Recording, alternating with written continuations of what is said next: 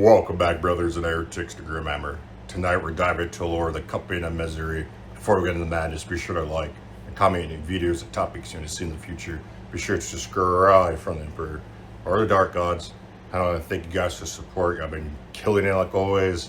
Now, let's get to the madness. Vallis Terminus turned beneath its ash clouds like a reliquary skull in the hand of a dead saint. From orbit, the world seemed less a planet than a monument to record keeping. Its continents were hidden beneath vault cities and archive ranges, its oceans reduced to black chemical reservoirs between plates of adamantium and ferrocrete. Hive spires rose in ranks like organ pipes for a corpse god, each one crowned with antennae, astropathic choirs, munition shrines, sensor chapels, and the watchful red eyes of orbital defense cogitators. Beneath them lay sealed catacombs filled with ammunition old enough to have killed rebels whose names had become dust, corpse shrines stacked with the bones of martyrs no living priest remembered, administratum vaults where parchment grew mold in sacred darkness, and mechanicus data crypts that whispered to themselves in machine cant. Nothing on Vallis Terminus was permitted to be forgotten. That was its sin. The outer auger web first sighted the vessel beyond the 7th Defense Halo. It came out of the void without translation flare, without escort, without the ritual declaration of approach demanded by the planetary navy. For 17 heartbeats, the orbital grid watched it in silence. Then the old recognition engines stirred, tasted the shape of its hull, read the pattern of its engine wakes, and found a match buried in archives older than most Imperial bloodlines. Gladius-class frigate, ancient loyalist pattern, surviving designation uncertain. Permission flags began to unlock. Defense servitors in the orbital bastions lowered firing solutions by fractions. Macro cannon crews received amber runes instead of red. Men who had drilled their entire lives to destroy the unknown hesitated because a machine older than their grandfathers had decided the approaching warship wore a familiar bone structure. Then the transponder coughed.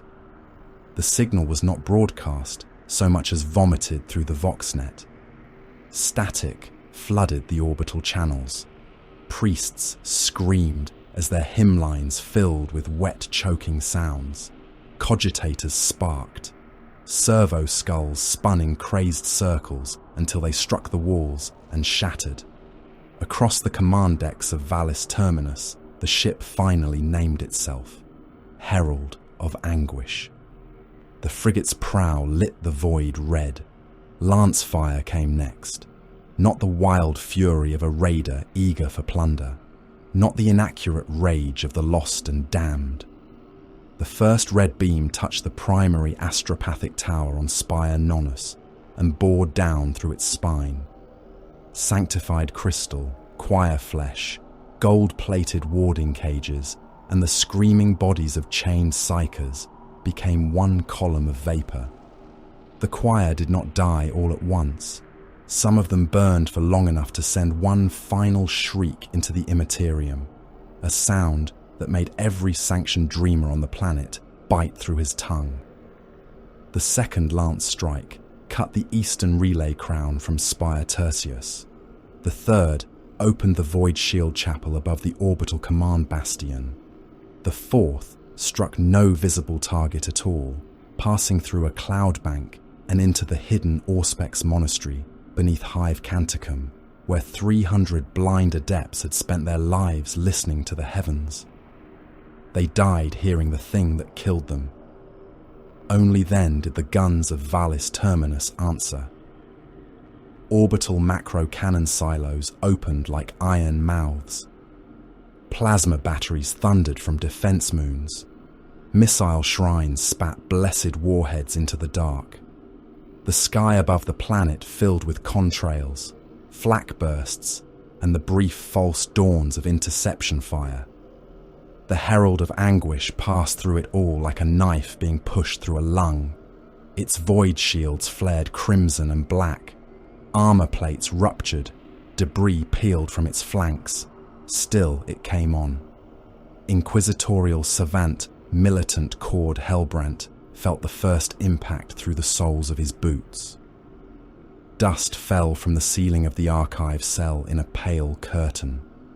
The lumen strips flickered, dimmed, then steadied into emergency red. Somewhere beyond the sealed doors, a warning bell began to toll. It was not the clear note of a cathedral. It was an industrial sound, huge and ugly, beaten from the throat of a dying machine. Hellbrant did not look up immediately. He was old, and age had taught him that panic rarely made death less patient. His left eye had been replaced with a dull brass augmetic that clicked when it focused. His right hand was flesh, spotted and thin. His left was a black, steel augmetic ending in quill fingers and a retractable data spike. He wore a storm coat of cracked leather over carapace armor, both marked with the rosette of the Holy Ordos. Around his neck hung a small iron aquila, worn smooth by thumb and prayer. Before him, locked beneath a stasis veil, lay the file he had spent 9 years requesting, 3 years locating, and 4 months being denied permission to open. Desolate Brotherhood. Reprieve petitions denied. The words glowed on the brass rim of the archive casket in thin green script. Hellbrant watched the letters while the bell continued to toll. His savant implants fed him fragments from the planetary noosphere. Orbital contact. Defense grid compromised. Astropathic relay loss. Command bastion breached. Unknown hostile vessel confirmed. Boarding signatures detected. Then came another sound, softer than the alarm, more intimate than the distant war. A vox burst whispered from every speaker in the cell. Reprieve denied. Hellbrant's right hand stopped above the casket seal. The voice had no anger in it, no triumph, no demonic distortion beyond the crackle of corrupted transmission. It sounded like a clerk reading from a sentence that had already been carried out. The words repeated. Reprieve denied. The archive doors unlocked as emergency protocols surrendered to higher command priority. 3 stormtroopers entered with hellguns raised, masked in black carapace, red lenses shining in their rebreathers. "Lord Hellbrant," said the squad leader. His voice came clipped through his helm grill. "You are to be extracted to sub-level Bastion Sanctum. Enemy boarding actions confirmed in upper vault districts." Hellbrant stared at the casket. "Who is the enemy?" "Traitor Astartes, Lord." That made the old interrogator look up. The squad leader continued, and despite the helm's distortion, Hellbrant heard the fear beneath the discipline.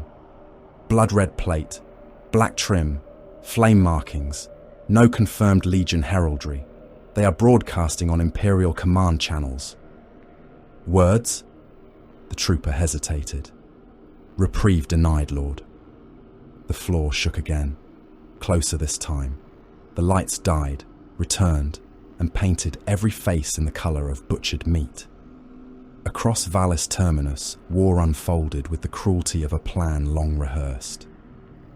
Boarding torpedoes struck the orbital command bastion in a staggered pattern, avoiding the thickest armour and punching instead through docking throats, gun crew chapels, air recycler stacks, and command transit arteries.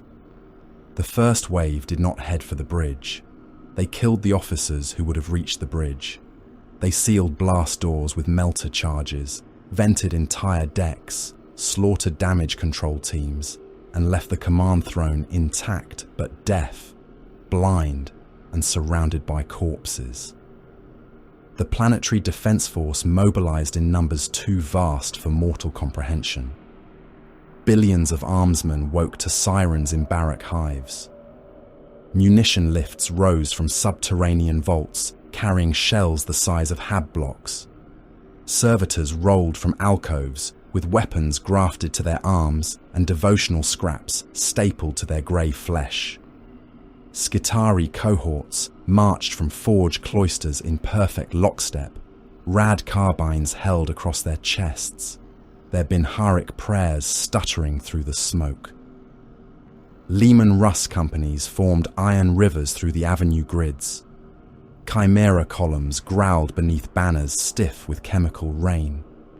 Void shield generators drank the output of reactor cathedrals and cast blue fire over the hive crowns. Valis Terminus was a world built to endure invasion. The Company of Misery did not invade it. They cut its nerves. Ammunition Shrine. Primus received a false order to seal itself against contamination, trapping 90,000 loaders inside with no air. Medicae vaults were flooded with corrupted casualty requests until triage engines began directing the wounded into corpse furnaces. Bridge nodes opened and closed in impossible rhythms, splitting regiments from their commanders, commanders from their artillery, artillery from their target sanctums. Vox traffic became a graveyard of repeated commands, denial codes, and the same flat phrase. Reprieve denied. The first traitors made planetfall beneath the marble aquila of the Administratum's western processional gate. There were fewer than 200 of them. For 3 minutes, every man who saw them believed there were thousands. They came through smoke and falling stone in blood-red power armor, their ceramite trimmed in black, their pauldrons marked with flame patterns that looked less painted than burned into the plate. Some wore ancient Mark IV helms with snarling Vox grills.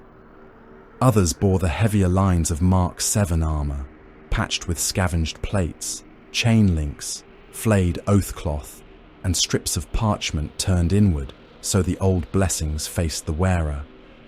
Hellbrant would later understand the obscenity of that detail. The words of imperial devotion had not been removed. They had been made private, worn against the traitors like wounds that would never close. Their weapons were a museum of murder, combi bolters with cracked casings and fresh kill runes, chain axes whose teeth had been replaced one by one across centuries, plasma guns that glowed with sick blue heat, heavy bolters slung like execution engines, meltaguns with muzzles blackened by bunker doors and tank crews, power fists with knuckles shaped like reliquary hammers, lightning claws that sparked as if impatient for flesh, combat blades etched with prayers that had been cut through and rewritten in smaller, crueler script. The PDF colonel at the Western Gate was named Odrin Hest. He had served Valis Terminus for 42 years and had never seen an enemy pass the outer bastions. He stood beneath the aquila with his chainsword raised and his greatcoat snapping in the wind of falling masonry. "Hold for the Emperor," he roared across the command vox. "Hold this gate, hold this ground, hold until your bones are dust and your souls stand before the throne." His men answered with lasfire. Red beams struck the advancing giants and flashed from ceramite. Some shots found joints and eye lenses. One traitor staggered when a lucky beam burned through the soft seal at his throat. He did not fall. He raised his bolter and fired once. The shell struck the nearest barricade and detonated inside a knot of men. Flak armor burst outward. 3 troopers came apart in a wet flash of ribs, lungs, and torn webbing. A 4th survived long enough to look down at the ruin beneath his chest before another round took his head from his shoulders. Heavy bolters opened. The barricade line ceased to be a line. Sandbags shredded. Rockcrete blocks burst into dust and shrapnel. Men became red vapor, spinning limbs, broken helmets with faces still inside them. The colonel saw one of his sergeants try to drag a wounded Vox operator back from the killing field. A bolt round hit the sergeant in the pelvis and burst him in half. The Vox operator crawled another pace, leaving loops of intestine on the marble before a second shell punched through his pack and scattered him across the Aquila's shadow. The colonel kept shouting, "Hold!" A new voice entered the Vox, calm, dead, close. "The Emperor held nothing for us." The colonel froze. The traitor who had spoken strode through the smoke with a chain axe in one hand and a combi bolter in the other. His helm was the colour of old blood.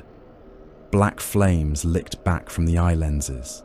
A strip of parchment hung from his chest plate, its script turned inward, its outer face stained brown by ancient rain or ancient blood. "The Emperor held nothing for us," the traitor repeated. Then he charged. The second gate became a slaughterhouse before the first had finished dying. Chain axes bit into shields, arms, skulls, and the meat beneath flak armour. Bolters fired at intimate range, detonating men from the inside. A company warrior with a power fist punched through the frontal plate of a chimera, withdrew his arm with the driver crushed around his gauntlet, and let the vehicle roll driverless into a crowd of fleeing infantry. Another traitor swept lightning claws through a rank of armsmen, cutting 4 men into falling portions before their bodies understood they were dead. Behind them came mortal serfs in scavenged void suits and ragged armour, dragging hooks, ammo chains, and buckets of black oil. They moved with the nervous devotion of slaves who had survived too long among demigods. When the chain blades clogged, the serfs went to work. They scraped bone fragments from teeth. They pulled strips of uniform and tendon from motor housings. They reloaded magazines with shaking hands while the giants stood over them like red statues in a storm of lasfire. Helbrant saw fragments of it through the archives failing. Picked feeds as the stormtroopers led him through descending corridors. Every screen they passed showed another piece of the world dying. A tower crown falling through cloud. Skitarii firing in perfect ranks until melter fire turned their formation into molten metal and cooked flesh. A munitions bridge collapsing under its own sealed blast doors. A chapel full of wounded men burning because the medici servitors had been ordered to sterilize the chamber. "Not conquest," Helbrant murmured. The stormtrooper squad leader glanced back. "Lord?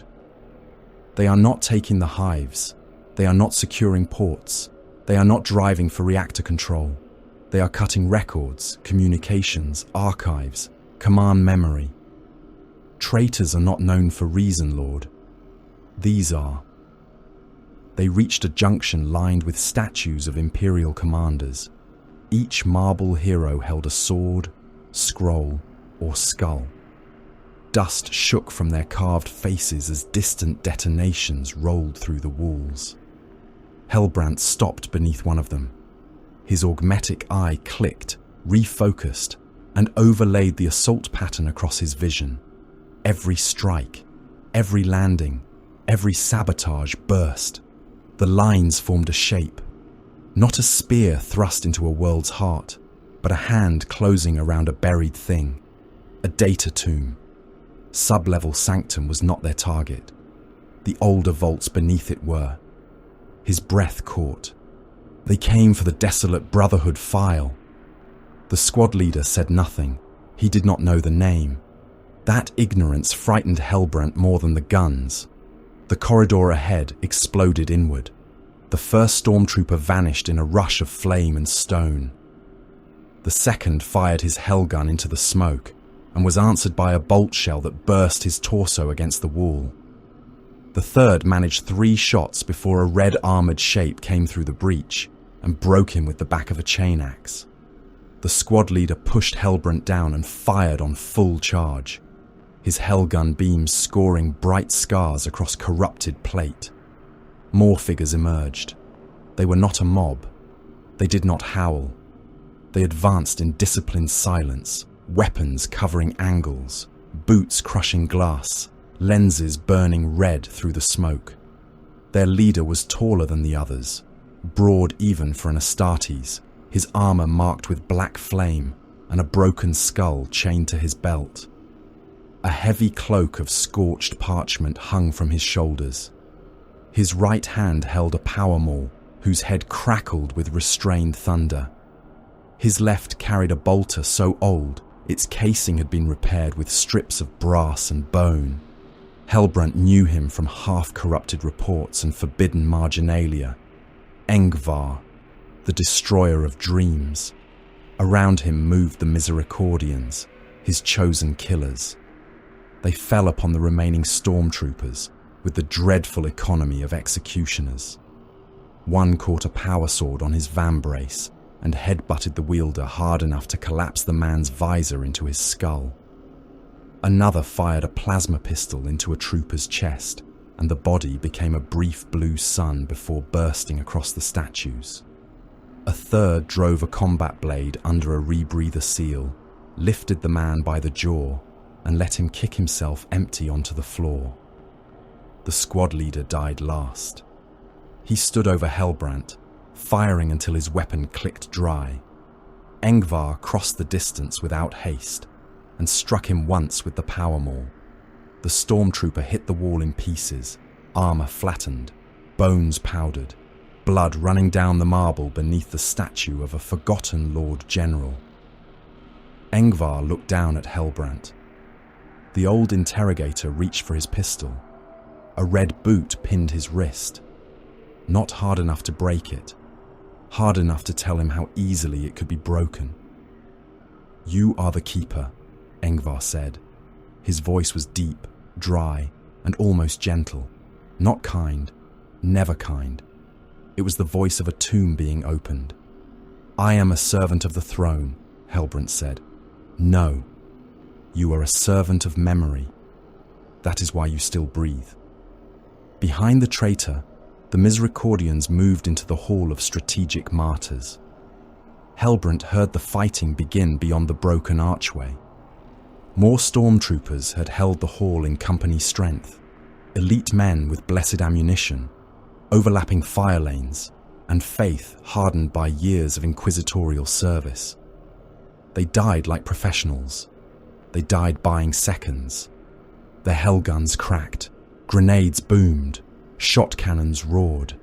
The Misericordians answered with bolters, blades, plasma, and the patient brutality of warriors who had spent centuries learning where men place their courage. Engvar removed his boot from Hellbrant's wrist. "Open it." Hellbrant understood. "No." The traitor tilted his helm. "You mistake refusal for strength.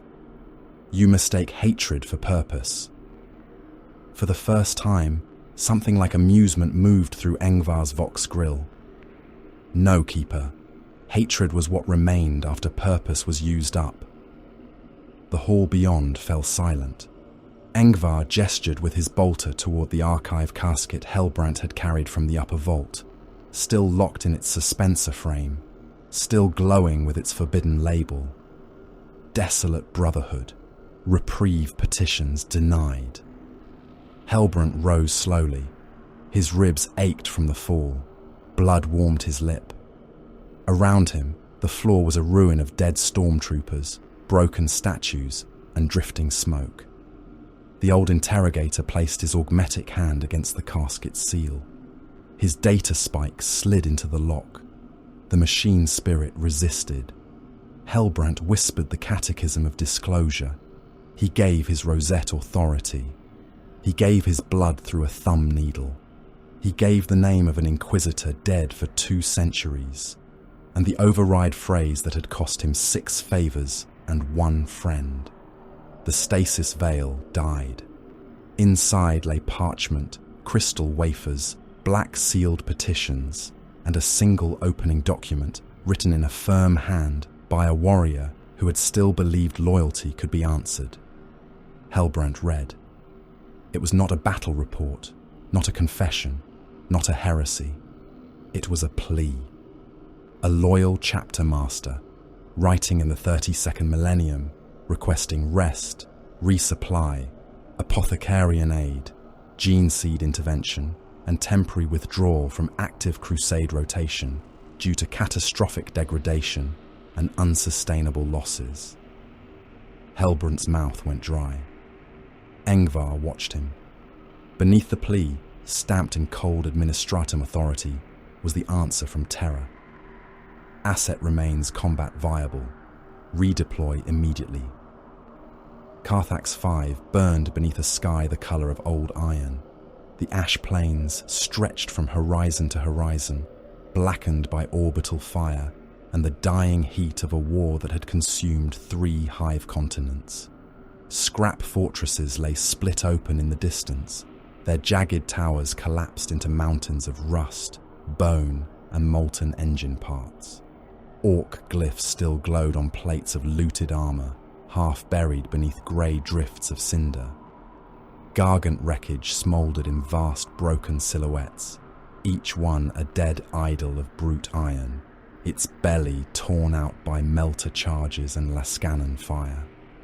The wind carried the stink of promethium, burned fungus flesh, hot metal, and the sour chemical rot of 10 million corpses cooking under a poisoned sun. The desolate brotherhood stood victorious upon that ruin. They did not cheer. Their banners were torn but upright, grey cloth and bone-white heraldry snapping in the furnace wind. The chapter badge, a cracked skull set within a ring of ash, remained visible beneath soot and blood. Their armour bore the scars of siege warfare. Ceramite plates were blackened by flame, scraped by shrapnel, dented by crude orc blades, and patched with field repairs performed by serfs whose hands still shook from artillery shock. Some brothers stood with bolters held across their breastplates in the posture of silent oath-keeping. Others knelt beside fallen battle brothers, while apothecaries worked with narthecium blades, extracting the progenoid legacy from the dead before the ash storms could claim what the orcs had failed to destroy. They had annihilated an empire. For 709 days, Carthax 5 had belonged to the greenskin. The orcs had come in a tide of smoke, belching engines and iron laughter, descending from the northern wastes in such numbers that the planetary tacticians had stopped counting and begun praying. 3 hive continents had fallen before the desolate brotherhood made planetfall. The guard had held where they could, died where they were ordered, and bled away in trenches beneath piles of their own dead. The planetary governor had sent 37 pleas for reinforcement.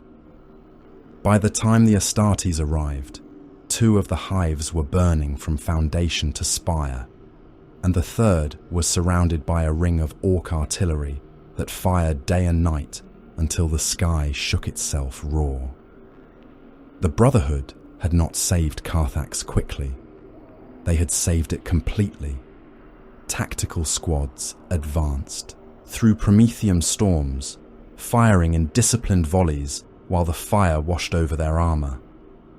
Devastator squads broke orc battle wagons with Lascanons from the ridgelines, bright beams punching through armour plates daubed in crude checks and glyphs, turning drivers and gunners into steam inside their own iron boxes. Assault squads descended from the ash clouds like judgment given jump pack flame, chainswords shrieking as they fell among mobs of greenskins and carved the creatures down in arcs of black blood and flying tusks. Dreadnoughts strode through shell bursts and wreckage, their sarcophagus hearts carrying the fury of ancient brothers who had outlived their flesh but not their oaths. Brother Relic Karen had killed the last warlord. The orc had been vast, taller than a dreadnought, its armour welded from the hull plates of Imperial tanks, its jaw bolted with iron, its claw large enough to tear a rhino open from roof to tracks. It had bellowed its challenge across the broken plain, drowning out the thunder of artillery. Karen had answered with a prayer. By the throne, I endure. The warlord charged. Karen met it head-on. The impact cracked the ground beneath them. The orc tore away the dreadnought's assault cannon and drove a power claw through one side of his sarcophagus casing. Sacred fluids spilled. Warning runes flashed across every command feed. Karen did not fall.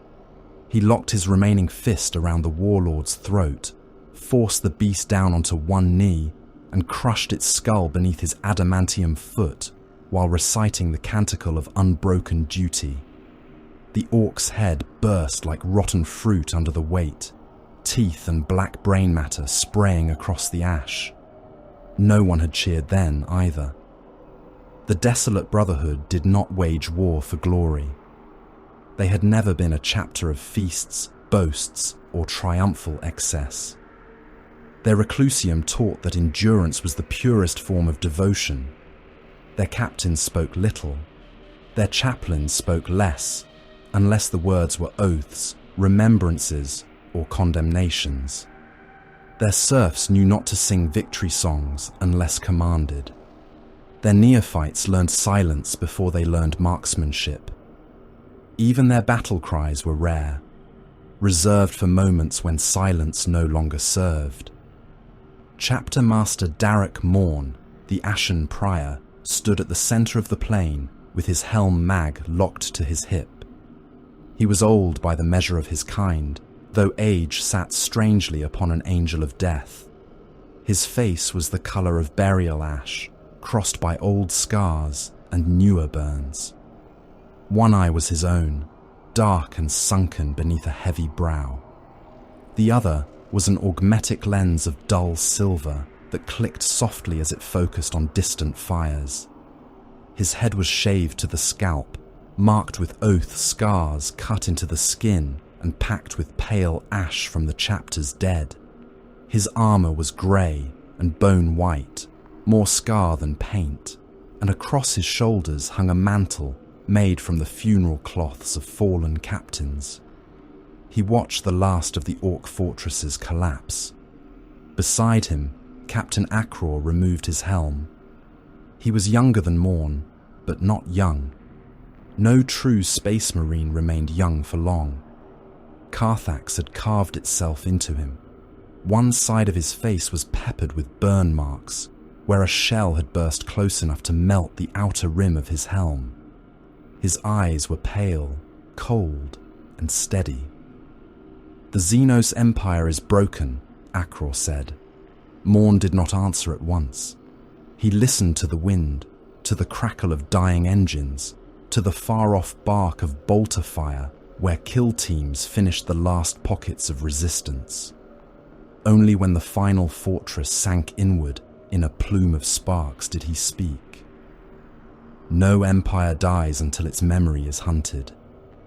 Akror inclined his head. The scouts are ranging north. The underground warrens will be purged by nightfall. Then Carthax will live. The hives will live, Akror said. I do not know if that is the same thing. Morn looked at him then. Some chapter masters would have rebuked such words. Morn did not. The desolate brotherhood prized truth, if only because truth could be endured. No, Morn said. It is not. Behind them, Apothecary Serekan Vol worked among the dead. He knelt beside Brother Tormund of the Fifth Company, whose breastplate had been opened by an orc chainblade and then sealed shut by fire. Vol's white armour was no longer white. It was streaked with grey ash, red blood, black Xenos gore, and the darker fluids of organs that should never have seen open air. His narthecium whirred as its sacred saw bit through fused ceramite. Servo arms unfolded from his backpack with insect precision. Incense burners swung from his belt, the smoke thin and bitter in the chemical wind. Forgive the blade, Vol murmured. His gauntlet entered the dead warrior's chest cavity. There was reverence in the motion, but no hesitation. Reverence without efficiency was indulgence. He extracted the first progenoid gland and placed it into a stasis file. The file's purity rune glowed amber, then flickered. Vol stilled. The rune should have burned green. He removed the second gland. Amber again. A pulse of black moved through the suspended tissue like ink through water. The apothecary said nothing. He sealed the files, marked them with a private cipher, and moved to the next body. Brother Iodin, fallen to shrapnel while defending a Lascanon nest. Chest intact. Throat torn. Progenoid recovery likely. The first gland came free, swollen, and dark. The second split under the extraction clamp, weeping a fluid that smoked against the tray. Vol closed his fist around the ruined sample until the ceramite of his gauntlet creaked. Later, within the field, apothecarian established in the gutted shell of an orc engine temple, the truth waited for morn in cold rows. Stasis files lined the examination altar. Some glowed green, too few. Many burned amber. Some pulsed red. A handful had gone black, their contents floating like dead seeds in preservative fluid. Nearby, aspirant records scrolled across a cracked slate, each line another failed implantation, another unstable organ growth, another promising boy dying on a slab before his second heart had fully taken root. Osmodular irregularity, biscopea rejection, neuroglottis malformation, Laraman organ failure, progenoid contamination. The words were clinical. That made them obscene. Morn stood before the altar. Acror stood behind him. Chaplain Orthan Bale waited in the shadows, skull helm held against his chest. His Crozius rested upright beside him, its eagle head chipped by shrapnel. Vol did not kneel. Apothecaries did not kneel before truth. "How many?" Morn asked. Vol's expression did not change. "Too many. That is not a number." "No, Lord. It is a sentence." Acror's jaw tightened. Vol touched the nearest file. The blackened gland turned slowly inside its prison of glass and sanctified oil. The degradation is no longer isolated to the reserve stocks. It is present in recovered progenoids from multiple companies. The failure rate among aspirants has exceeded tolerable limits. Several implanted organs are developing outside expected parameters. Some do not develop at all. Others develop aggressively, corrupting adjacent systems. We have aspirants dying before the second heart can stabilize.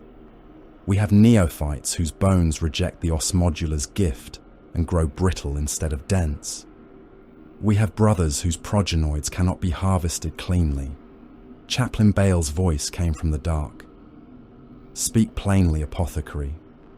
Vol turned his head. "Our future is rotting inside us." Silence settled over the field chamber. Outside, thunder rolled across Carthax 5, though there were no clouds left capable of rain. It was the sound of distant munitions cooking off in dead orc depots. Morn looked at the files for a long time. Can it be arrested? With Mechanicus assistance, perhaps. With access to primary gene vault comparison, certainly more than we can achieve alone. We require a stand-down of at least one company rotation. We require replacement surgical machinery, purified stocks, and time. Above all, time. Acror gave a short, humorless exhale. "We have won 3 hive continents and broken a greenskin empire. They will grant it." Vol looked at him. "Will they?" Acror said nothing. Morn's augmetic eye clicked. "They will hear the petition," the chapter master said. "They will weigh our service. They will understand." Vol's face remained still, but something in his voice changed. Not defiance, weariness. "My lord, we are bleeding tomorrow to win today." Morn turned from the altar. He was immense in the low red light, a warrior shaped by centuries of command and sacrifice. There was no cruelty in him. That was part of the tragedy. Cruel men could be resisted. Darek Morn was sincere. He believed pain could be mastered, that duty could redeem suffering, that the Imperium was harsh because the galaxy was worse. "Then we will win today," he said. The petition was sent with all proper seals. It bore the oaths of the chapter master, the findings of the chief apothecary, the casualty ledgers of the Carthax campaign, the aspirant death rolls, the recovered gene seed purity records, and a request for temporary withdrawal from immediate crusade rotation. It did not beg. The Desolate Brotherhood did not beg. It asked for what was necessary to preserve an instrument of the Emperor's will. The answer came through 3 authorities. The Administratum returned its judgment first, stamped in layered script and sanctified by the wax of a distant office whose clerks had never smelled a battlefield. The Brotherhood's losses were acknowledged. Its victories were acknowledged. Its operational value was acknowledged in the same tone used to count shell crates. The Mechanicus answered next. Amagos Biologis confirmed that full intervention would require resource diversion, genetic review, and transit priority. Current theatre demands rendered such diversion inefficient. Limited advisory support could be considered upon completion of subsequent deployments. The message ended with a blessing to the machine spirits of the chapter's remaining surgical engines. The inquisitorial envoy did not answer in writing at first. He came in person. Interrogator Malchior Ven was a narrow man in black robes and polished carapace beneath them. His scalp was inked with wards against falsehood. His eyes had the flat shine of a man who had watched too many condemnations to be moved by another. He entered the strategium of the strike cruiser Ashenvow with 2 stormtroopers and a servo skull carrying sealed authority. Morn received him standing. The bridge crew remained at their stations. Serfs moved in silence. The great viewing ports showed Carthax 5 below, still burning in places, saved and ruined in equal measure. Ven bowed shallowly. Not enough for respect, enough for protocol. Chapter Master Darek Morn. Interrogator. Your petition has been reviewed. And? Ven's expression did not alter. No evidence of spiritual corruption has been found at this time. Your chapter remains loyal, combat effective, and doctrinally stable. Akror stood at Morn's right hand, Vol at his left. Chaplain Bale stood behind them like a judgment carved from bone. Morn said, "That was not our question. It is the question that matters most." "To you," Vol said. Ven looked at the apothecary as one might look at a weapon left too near an open flame. The Imperium faces war on more fronts than any single mind can hold. Every asset must be assessed according to utility, risk, and necessity. The Desolate Brotherhood has suffered degradation, but remains capable of prosecuting extreme theatres. Your chapter is therefore classified as strategically expendable, but operationally reliable. No one moved. The phrase entered the chamber and stayed there. Strategically expendable, but operationally reliable. Akror's hand tightened around the pommel of his sheathed blade. Vol closed his eyes for the length of one breath. Chaplain Bale whispered something too low to hear. Morn did not react. He had taken wounds that would have killed mortal generals. He had stood beneath collapsing fortress gates. He had led boarding actions through vacuum with half his armor breached. Yet those words struck him in a place no blade had reached. He bowed his head. "We remain servants of the throne." Ven nodded, as if nothing else had ever been possible. "Then you will receive your next orders within the hour." Carthax 5 held parades for its living defenders. The Desolate Brotherhood did not attend. Their dead were burned in the lower launch cathedral of the Ashen Vow. The funeral pyres were small because too many bodies had been lost in battle and too many others had been opened for the chapter's future. Grey-armoured brothers stood in ranks while Chaplain Bale spoke the names. Not all of them. There were too many for one rite. The rest would be spoken during warp transit, hour by hour, until the list was finished or the next war interrupted it. Morn stood before the flames and watched the smoke coil upward. Each dead brother was more than a warrior lost. Each was a line of inheritance, broken if his progenoids failed. Each was memory, training, blood, history, and future reduced to ash. Mortal armies counted casualties in bodies. Astartes counted them in centuries. When the rite ended, no one spoke. That silence was different now. Once, the silence of the desolate brotherhood had been discipline. It had been reverence. It had been the shape of self-control. Now it had weight. Now it had teeth. The next order arrived before the last embers died. Barghest's crown, Death World classification, Toxin jungle, hostile megafauna, Mechanicus survey cohort missing. 3 Astra Militarum armies deployed across prior pacification attempts. 3 armies lost. Recovery and purge mandate assigned to available Adeptus Astartes asset. Available. Morn read the order twice, then a third time. Akror stood across from him in the Reclusiam, helm under one arm, face cut by firelight from the funeral braziers. "We should return to the chapter keep," Akror said. "We have orders. We have dead who cannot be replaced. We have orders. We have gene seed turning black in sacred glass." Morn looked up. Akror held his gaze. That was bold. More than bold, from a captain to a chapter master. But Carthax had burned away many softer customs.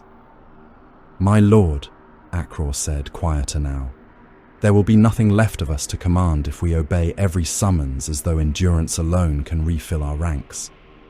Morn's voice was low. "Endurance is not alone. What stands with it? Faith." Akror looked toward the altar, where the Emperor's icon watched them in gold and shadow. "Then faith is hungry," he said. For a moment, Morn thought Chaplain Bale would strike the captain down for the words. The chaplain did not. Perhaps he had not heard. Perhaps he had heard too clearly. Morn dismissed them all before anger could become speech. When he was alone, the Ashen Prior walked to the altar and knelt. The Reclusiam was built from black stone taken from the chapter's fortress monastery, carried from war to war in the belly of the strike cruiser. Names were carved into every surface. Brothers, captains, dreadnoughts, serfs who had died at their posts, aspirants who had failed the trials but not dishonored themselves. The desolate brotherhood remembered its dead, because remembrance was another form of endurance. Morn placed his gauntlets on the step below the Emperor's icon.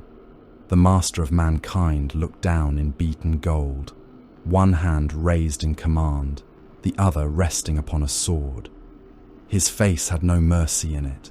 Imperial artists rarely gave him mercy. Mercy was too soft a thing for the age he ruled. Morn bowed his head.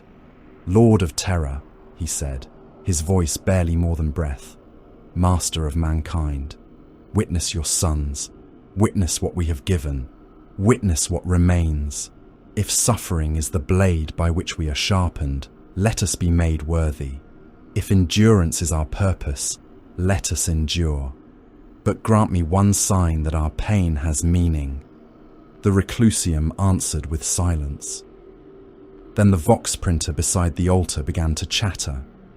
Parchment curled from its brass mouth in a long, pale strip. The machine spirit clicked and stamped. Morn did not move until the transmission finished. He already knew what it was. He knew before he tore the parchment free. He knew before his augmetic eye focused on the seal.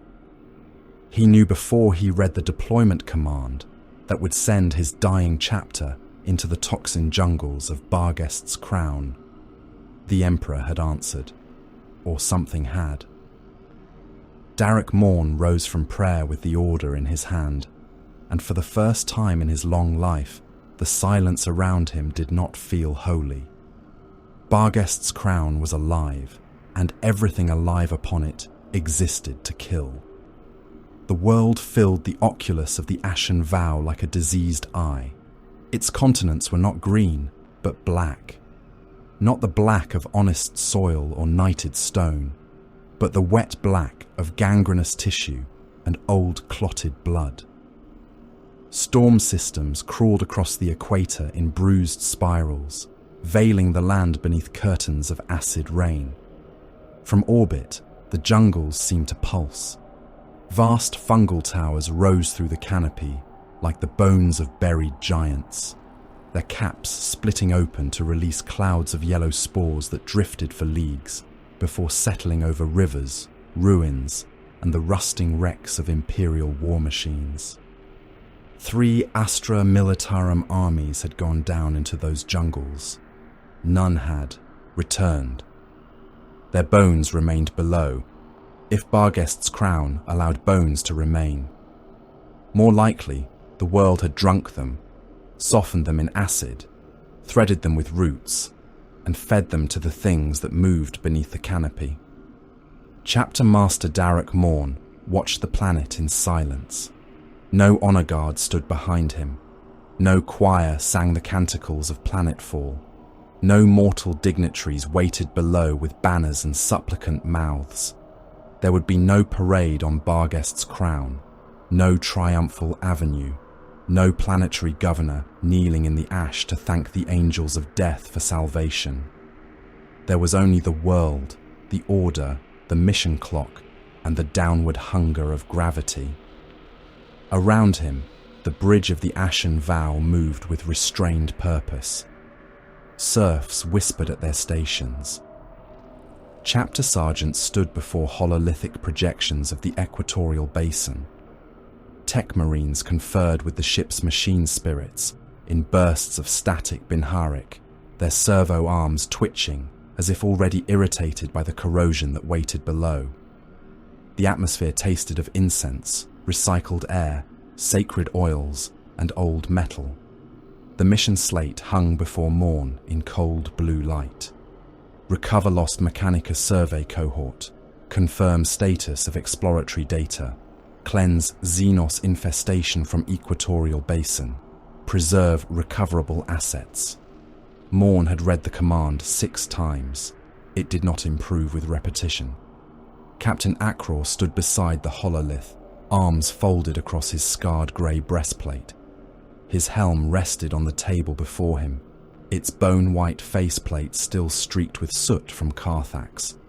Apothecary Serekan Vol stood opposite him, white armour repaired in places where it had been breached, his narthecium freshly sanctified, his expression as cold as the surgical tools folded along his forearm. "The basin cannot be cleansed," Akror said. No one contradicted him. The hololith showed a continent-wide jungle system ringed by toxin seas and cut through by rivers that glowed with chemical heat. Auspec's returns flickered and died as the projection tried to render movement beneath the canopy. The sensorium had identified migration patterns, thermal blooms, burrow networks, aerial predators, corrosive atmospheric density, fungal concentration, and seismic disturbances consistent with megafauna massing beneath the soil. "It can be burned," said Chaplain Orthan Bale from the shadows. Akror looked at him.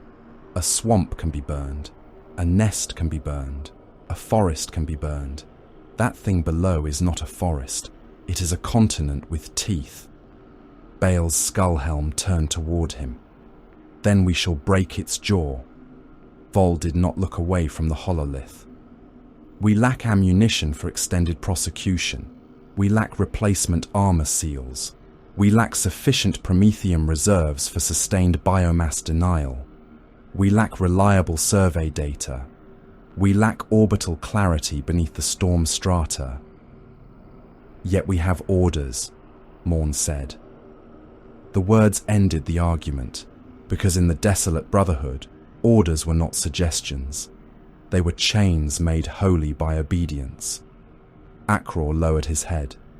"As you command, Lord." Morn heard what remained unsaid. He heard it because it had begun to echo in his own hearts. Refusal would be heresy. Delay would invite sanction. Petition had failed. Duty remained. So they descended. Thunderhawks tore through the upper atmosphere wreathed in fire.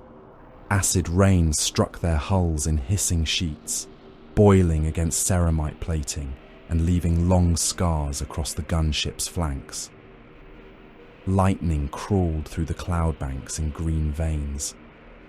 Below, the jungle opened in brief glimpses through the storm, a heaving sea of black leaves, thorn canopy, and fungal spires tall enough to scrape low cloud. The first landing zone vanished before the assault wing reached it. The ground split open beneath the marker beacon, swallowing the survey servitors that had deployed minutes before. The pict feed showed a mouth in the earth, not shaped like any beast, but like a wound lined with roots. Then the signal ended in static and screams. Morn changed the drop pattern without raising his voice. Secondary descent, burn corridors on approach, tactical squads in overlapping arcs, devastators to ridgeline stone, flamers forward, melter teams with me, scouts range for the cohort's last beacon. No brother advances alone.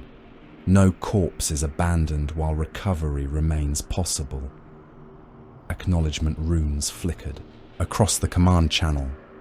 The Thunderhawks came in low, hurricane winds shredding the upper canopy beneath their engines.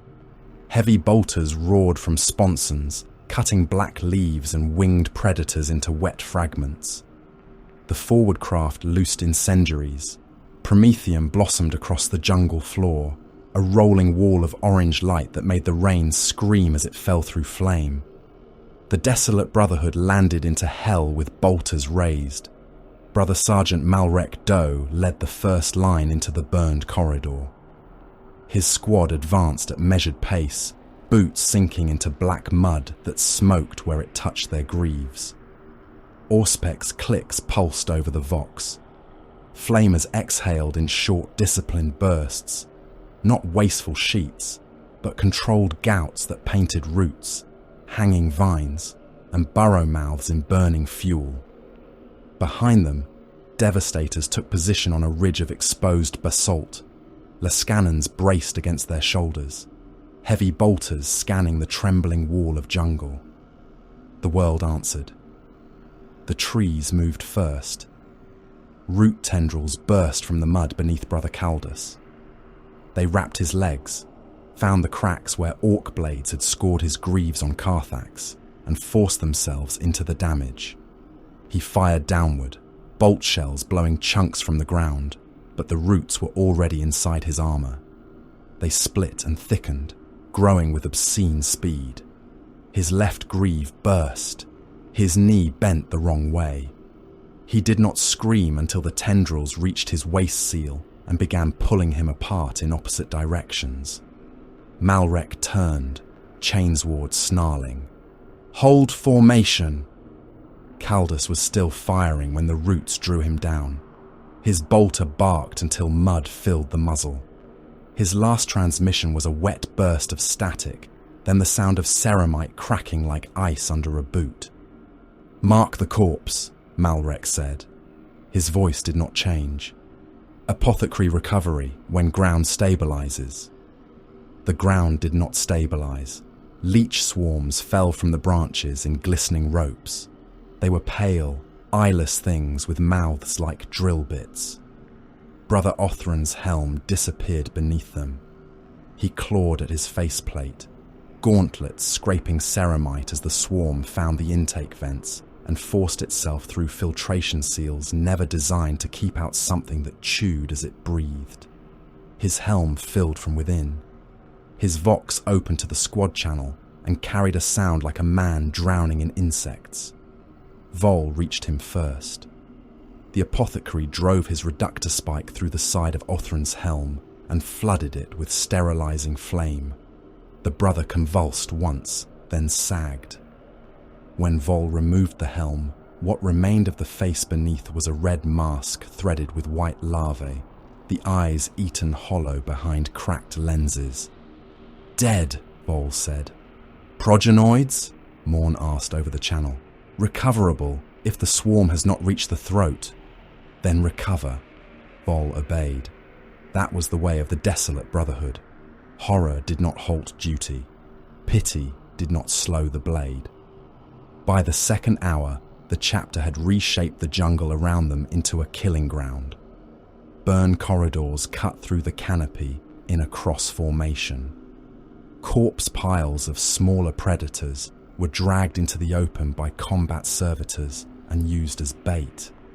Auspec's buoys were hammered into the mud, their signals relayed to the Ashen Vow through storm interference and prayer. Flamers maintained the perimeter. Bolters watched the fire lines.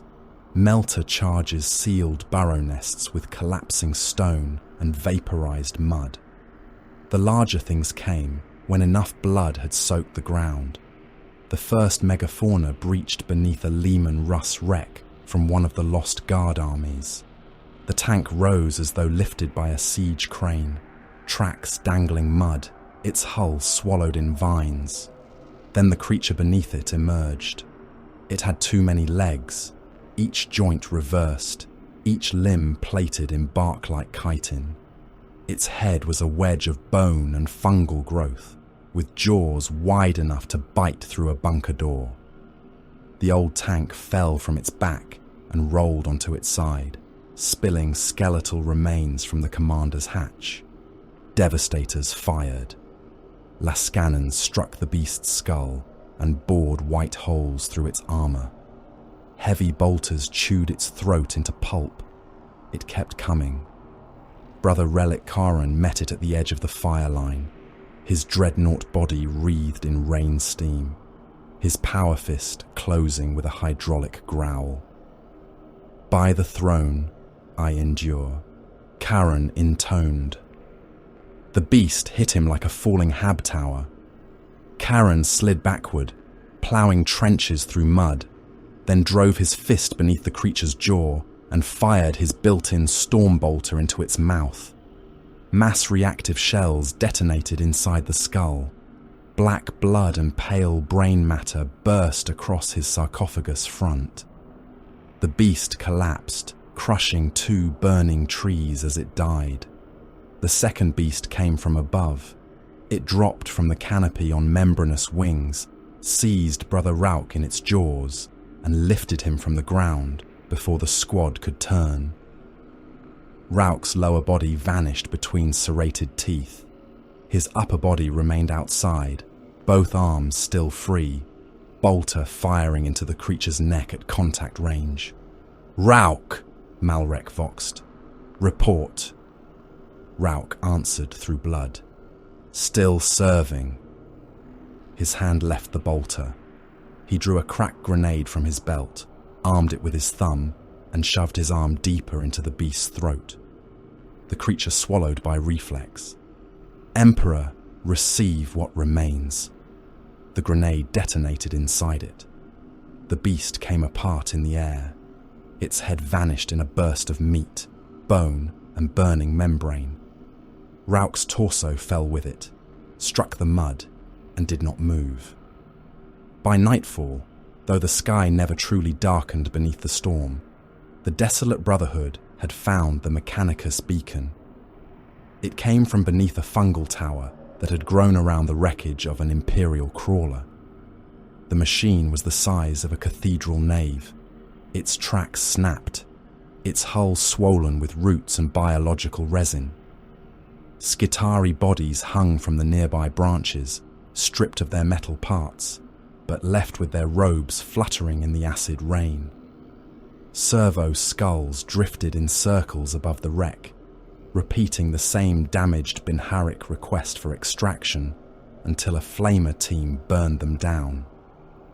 Morn led the breach himself. Melter charges opened the crawler's side. The heat washed back over his armor, turning rain to vapor. Inside, the air was foul with machine oil, rot, incense, and fear. The surviving Mechanicus cohort had barricaded itself in the engine sanctum. Fewer than 24 remained. Most were Skitari missing limbs, their augmetics patched with scavenged cabling. At their center stood Magos Explorator Threx Halix, suspended on 6 spidery limbs, his crimson robes sealed beneath layers of protective lacquer. His first words were not gratitude. "You have damaged the outer hull." Akror stared at him. Acid rain hissed from the captain's shoulders. Black ichor dripped from his chainsword. Morn said, "You are recovered, Magos." "My data slates," Halix replied. "Where are my data slates?" "The biological survey cores were located in the aft vault. Your melter breach has compromised the preservation field." "We crossed a continent of predation to reach you," Akror said. The Magos turned a cluster of green lenses toward him. "Then do not squander the purpose of that expenditure.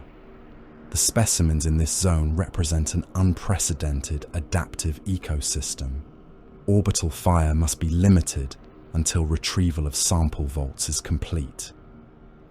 Behind Akror, one of the wounded brothers gave a sound that might have been a laugh if it had not been so close to a growl. Morn silenced him with a glance. "The breeding pits are beneath this site," Vol said, reviewing Auspec's ghosts from the scouts. "Deep structure, massive biomass, multiple heat signatures. If allowed to mature, this infestation will spread beyond the basin." "The samples," the Magos insisted, "are irreplaceable." "So are my brothers," Akror said. The Magos did not respond. Perhaps he did not understand the relevance. The scouts died finding the target. They ranged beneath the root layers through tunnels slick with digestive slime and old guard bones.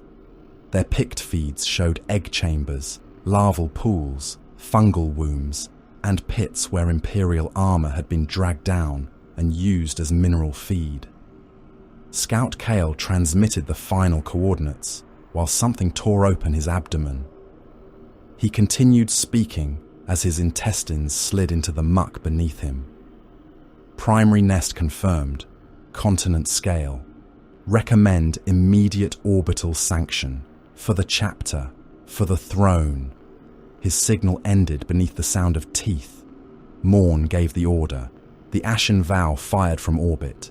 Lance strikes cut through the storm strata and stabbed into the jungle. The first beam turned the fungal tower, above the Mechanicus crawler, into a pillar of white fire. The second punched deeper, igniting methane pockets and root caverns beneath the basin. The third opened the primary breeding pit. What rose from the wound was not a scream, though every Vox channel carried it as one.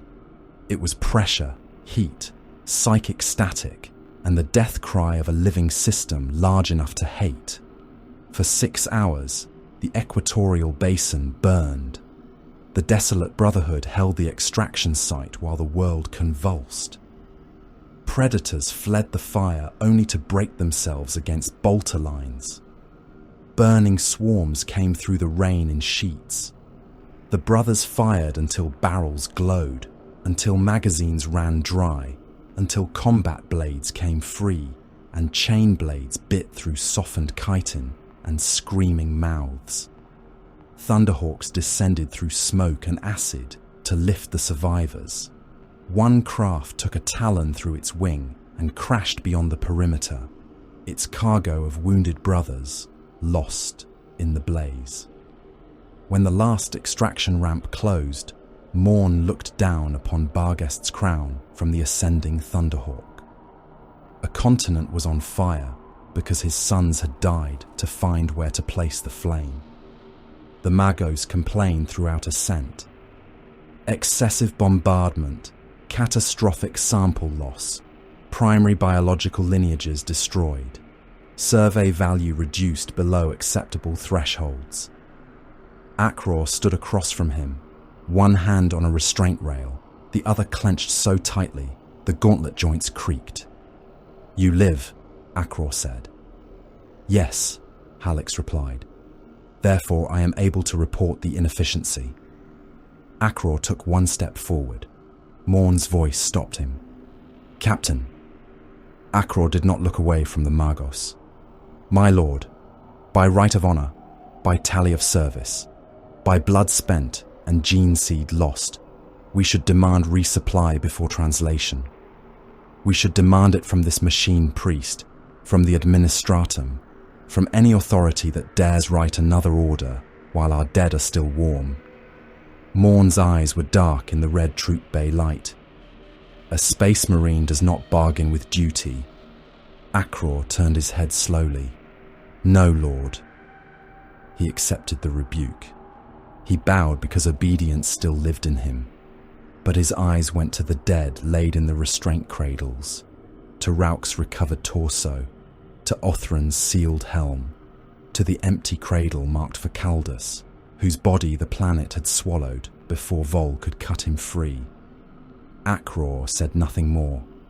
Silence returned, but it was no longer clean. In the apothecarian of the Ashen Vow, Vol opened the dead. He worked alone at first. Servitors attended him without speech, passing blades, files, clamps, and sanctified sealants. The fallen lay beneath cold lumen strips, grey armour removed, bodies massive and ruined upon the slabs. A mortal man would have seemed like a child beside them. In death, they looked less like angels than butchered statues, meat and divinity forced into the same broken shape. Vol extracted what could be saved. Some progenoids came free calcified, hard beneath the forceps, their surfaces crusted in pale growths like stone. Some wept black fluid that smoked when it touched the tray. One twitched after removal, flexing in the preservative field like a parasite remembering hunger. Vol stared at it for a long moment before sealing it in a black cipher file. He recorded everything. Then he encrypted the record. He did not trust the Mechanicus with the truth, not after Carthax. Not after the Magos looked upon dead Astartes and mourned only ruined samples. If the priesthood saw the full extent of the degradation, would they cure it or catalogue it? Would they save the chapter or declare the chapter a compromised resource to be studied until nothing remained but tissue and glass? A hand closed around his wrist. Vol looked down. Brother Rauk was not dead yet. The warrior's torso lay in suspension mesh, organs sealed beneath emergency gel, both legs gone, one lung collapsed, blood cycling through external pumps. His face was grey, his eyes moved with effort. Apothecary, Rauk rasped. I am here. Did we earn it? Vol knew what he meant. Reprieve, rest, a return to the chapter keep. Time for rites, repairs, gene seed review, and the mourning of brothers who had died across too many worlds without the dignity of remembrance. Vol's mouth opened. Truth stood ready. It had always stood ready. The Desolate Brotherhood valued truth because truth could be endured. But Rauk was dying, and endurance had already taken everything from him. Yes, Vol said. We earned it. Rauk's eyes closed. Good, he whispered. Then it was not wasted. He died before Vol could answer. The apothecary stood over him for a long time. The lie remained in the chamber after the life signs went flat. It did not feel like corruption. It felt like mercy. That made it worse. Before the dead were burned, before the funeral names were spoken, before the ash from Barghest's crown had been scraped from the armour of the living, the Vox printer in the Strategium began to chatter. Morn stood before it with funeral ash still wet on his gauntlets. The parchment emerged bearing sealed authority, fresh deployment codes, and a destination written in machine-precise script. Space Hulk, Crown of Carrion. Recovery priority extreme. Immediate translation required. No refit window granted. No gene seed review authorized. No resupply beyond local munition redistribution. No rest. Morn read the order once. Akror stood nearby, his face expressionless, eyes fixed on the ash staining the chaptermaster's hand. Vol said nothing. Chaplain Bale began a prayer, but the words sounded thin beneath the hum of the warship. Darek Morn pressed his blood-darkened thumb to the acceptance seal. The machine spirit received his obedience. Far below, Barghest's crown burned in patches beneath its acid storms, alive still, wounded, but not dead. It would heal. It would grow teeth again. It would forget the brothers it had eaten. The Imperium had already done the same. The crown of Carrion hung in the void like a continent of dead ships welded by nightmare. It turned slowly beyond the armoured glass of the Ashen Vow's strategium, a drifting mountain of broken hulls, frozen wreckage, shattered cathedrals, and alien geometries fused together by gravity, warp pressure, and the malign patience of the dark between stars. Imperial cruisers lay embedded beside orc hulks, plated in rust and crude glyphs. Pilgrim barges, once bright with devotional lanterns and corpse saint reliquaries, jutted from the mass like ribs from a butchered beast. Xenos vessels with crescent prows and bone-white keels had been crushed into manufacturing blocks whose smokestacks had not breathed for thousands of years. There were ships within that ruin whose architecture predated the Imperium, whose corridors had known human footsteps before Terra's dominion reached the stars, and whose machine spirits had either gone mad or learned to pray to nothing. It was not silent. Nothing that old and hateful was ever silent.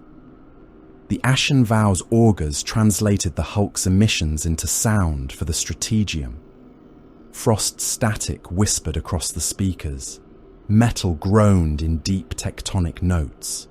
Vox ghosts chattered in scraps of dead language and broken distress calls. Somewhere inside the crown of Carrion, something screamed with lungs that had long ago become dust. Chapter Master Darek Morn listened to it without moving.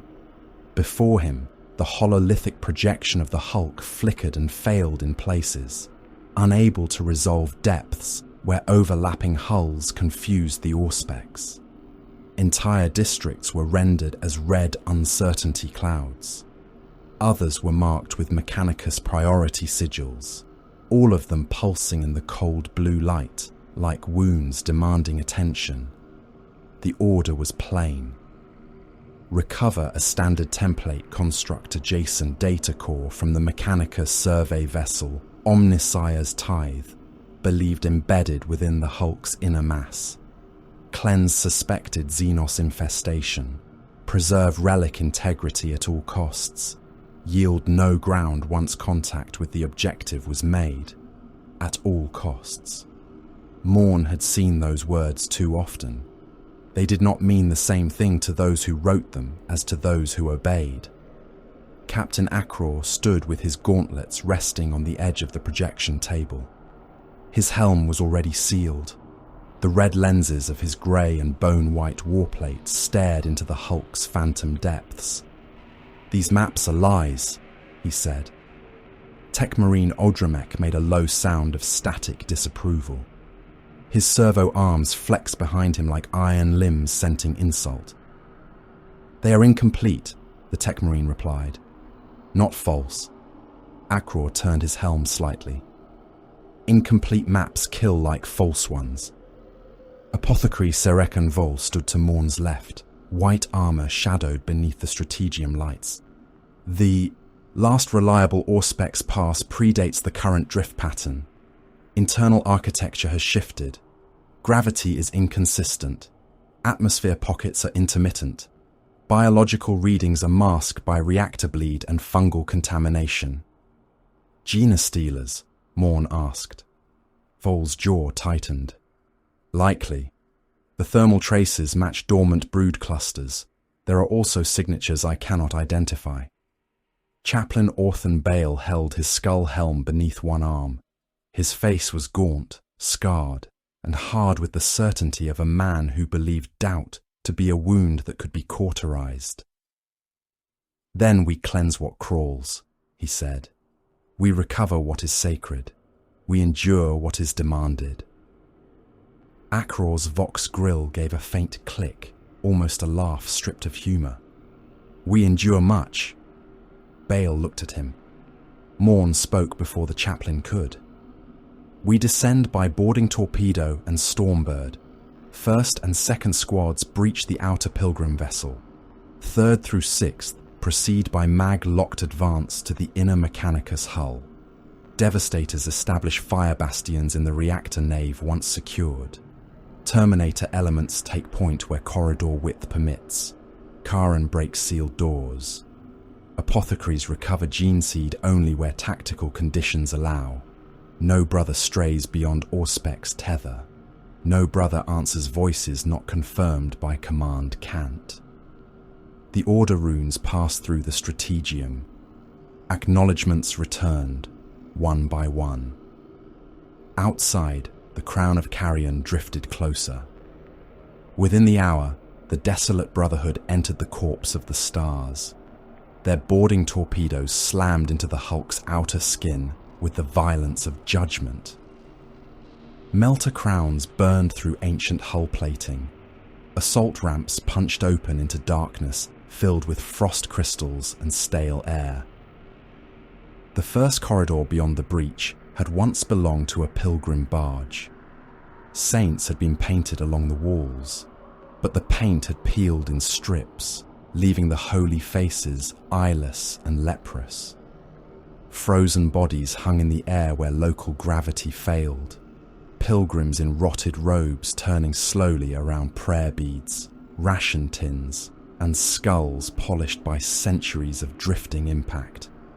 The brothers moved in single file, their boots mag locked to the deck with heavy clicks. Boarding shields led the advance, slabs of ceramite and adamantium scarred by earlier wars.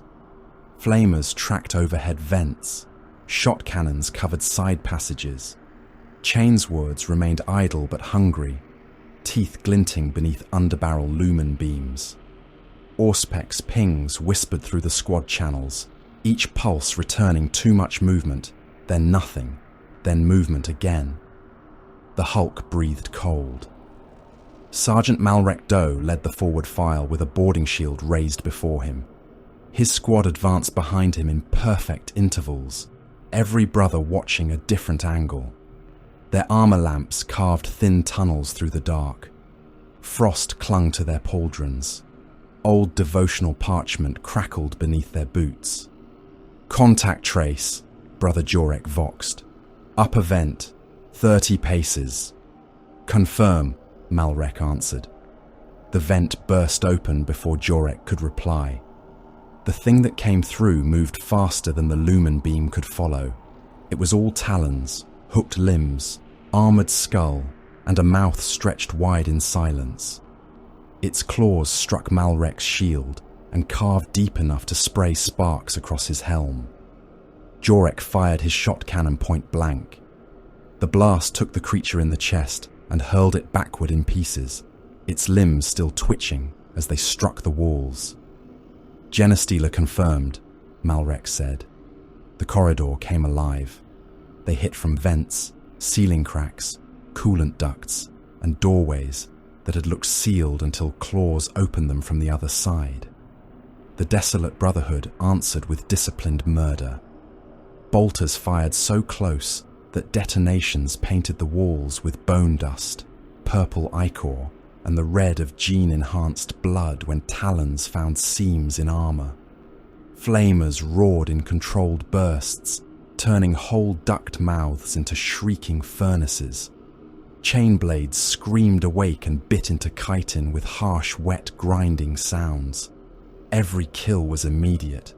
Every hesitation was punished. Brother Kale lost an arm at the elbow. He did not fall back.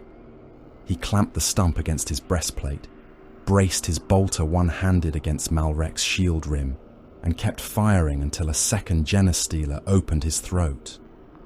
Malrek killed it with a shield bash that crushed its skull against the wall, then stamped down on its twitching body until the deck rang. "Apothecary," Malrek voxed. "Marked," Vol answered from 2 corridors back. "Hold until retrieval. Retrieval is unlikely. Then mark him anyway." They marked him. That was what remained of hope in the desolate brotherhood. Not rescue, not reprieve. A rune over the dead, promising they had not yet been abandoned completely. Deeper within the hulk, gravity failed and returned in sickening pulses. Squads crossed chambers where frozen corpses rained from the ceiling when the field reversed. They passed through an orc engine deck full of rusted machinery and skull totems, where spores still clung to the walls like green mold waiting for a century that would favour them. They cut through an alien gallery whose floor was translucent bone, beneath which shadows moved, though there was no space for anything alive. The Vox degraded with every 100 paces. At first, command cant remained clear. Then came echoes, then old voices beneath the brothers' own. "We are faithful. Open the gate. The reactor is breached. Mother of mankind, preserve us." Laughter in a language made of clicks and hunger. A child singing a hymn backwards. A dead captain ordering retreat from a war no one remembered. Morn's voice cut through it all. "Do not answer." No one did. Brother Relic Karen joined them at the first sealed bulkhead, leading into the inner Mechanicus vessel. The dreadnought came through the corridor like a walking shrine of iron and wrath, too large for the passage, tearing devotional arches from the walls as he advanced. His sarcophagus bore new repairs from Barghest's crown, plates still unpainted, seals still raw. The bulkhead before him was 3 layers thick and branded with cog-tooth sigils. "By the throne I endure," Karen intoned. His power fists struck once. The bulkhead dented inward. He struck again. The locking bars screamed. On the 3rd blow, the door tore loose from its frame and fell into the chamber beyond with enough force to shake frost from the ceiling. The reactor nave waited beyond. It was immense, a cathedral built around dead engines. Pillars of black iron rose into darkness. Walkways crossed above like ribs. Plasma coils lay dormant in cracked housings. The nave floor was layered with old Mechanicus dead. Their red robes faded brown. Their augmetics gnawed and rearranged into nest structures. Eggs covered the far wall in glistening clusters, each one pulsing faintly beneath a membrane stretched tight over something curled within. Devastator Squad Thamia entered first and formed a firing line. "Fire bastion established," Thamia voxed. "By your will, Lord." Morn gave the order. "Cleanse." The nave became thunder. Heavy bolters hammered. Lascannons speared across the dark, vaporizing egg clusters and burning white channels through pillars. Flamers swept the lower walls. The first brood wave came from beneath the dead, bursting upward through robes and bone, and died under mass reactive fire. The second came from the rafters. The third came from the reactor trench, crawling over one another in a living tide. The Devastators held for 6 hours. They held while ammunition carriers died behind them. They held while the left flank collapsed under rending claws and was restored by a countercharge from 3rd Squad.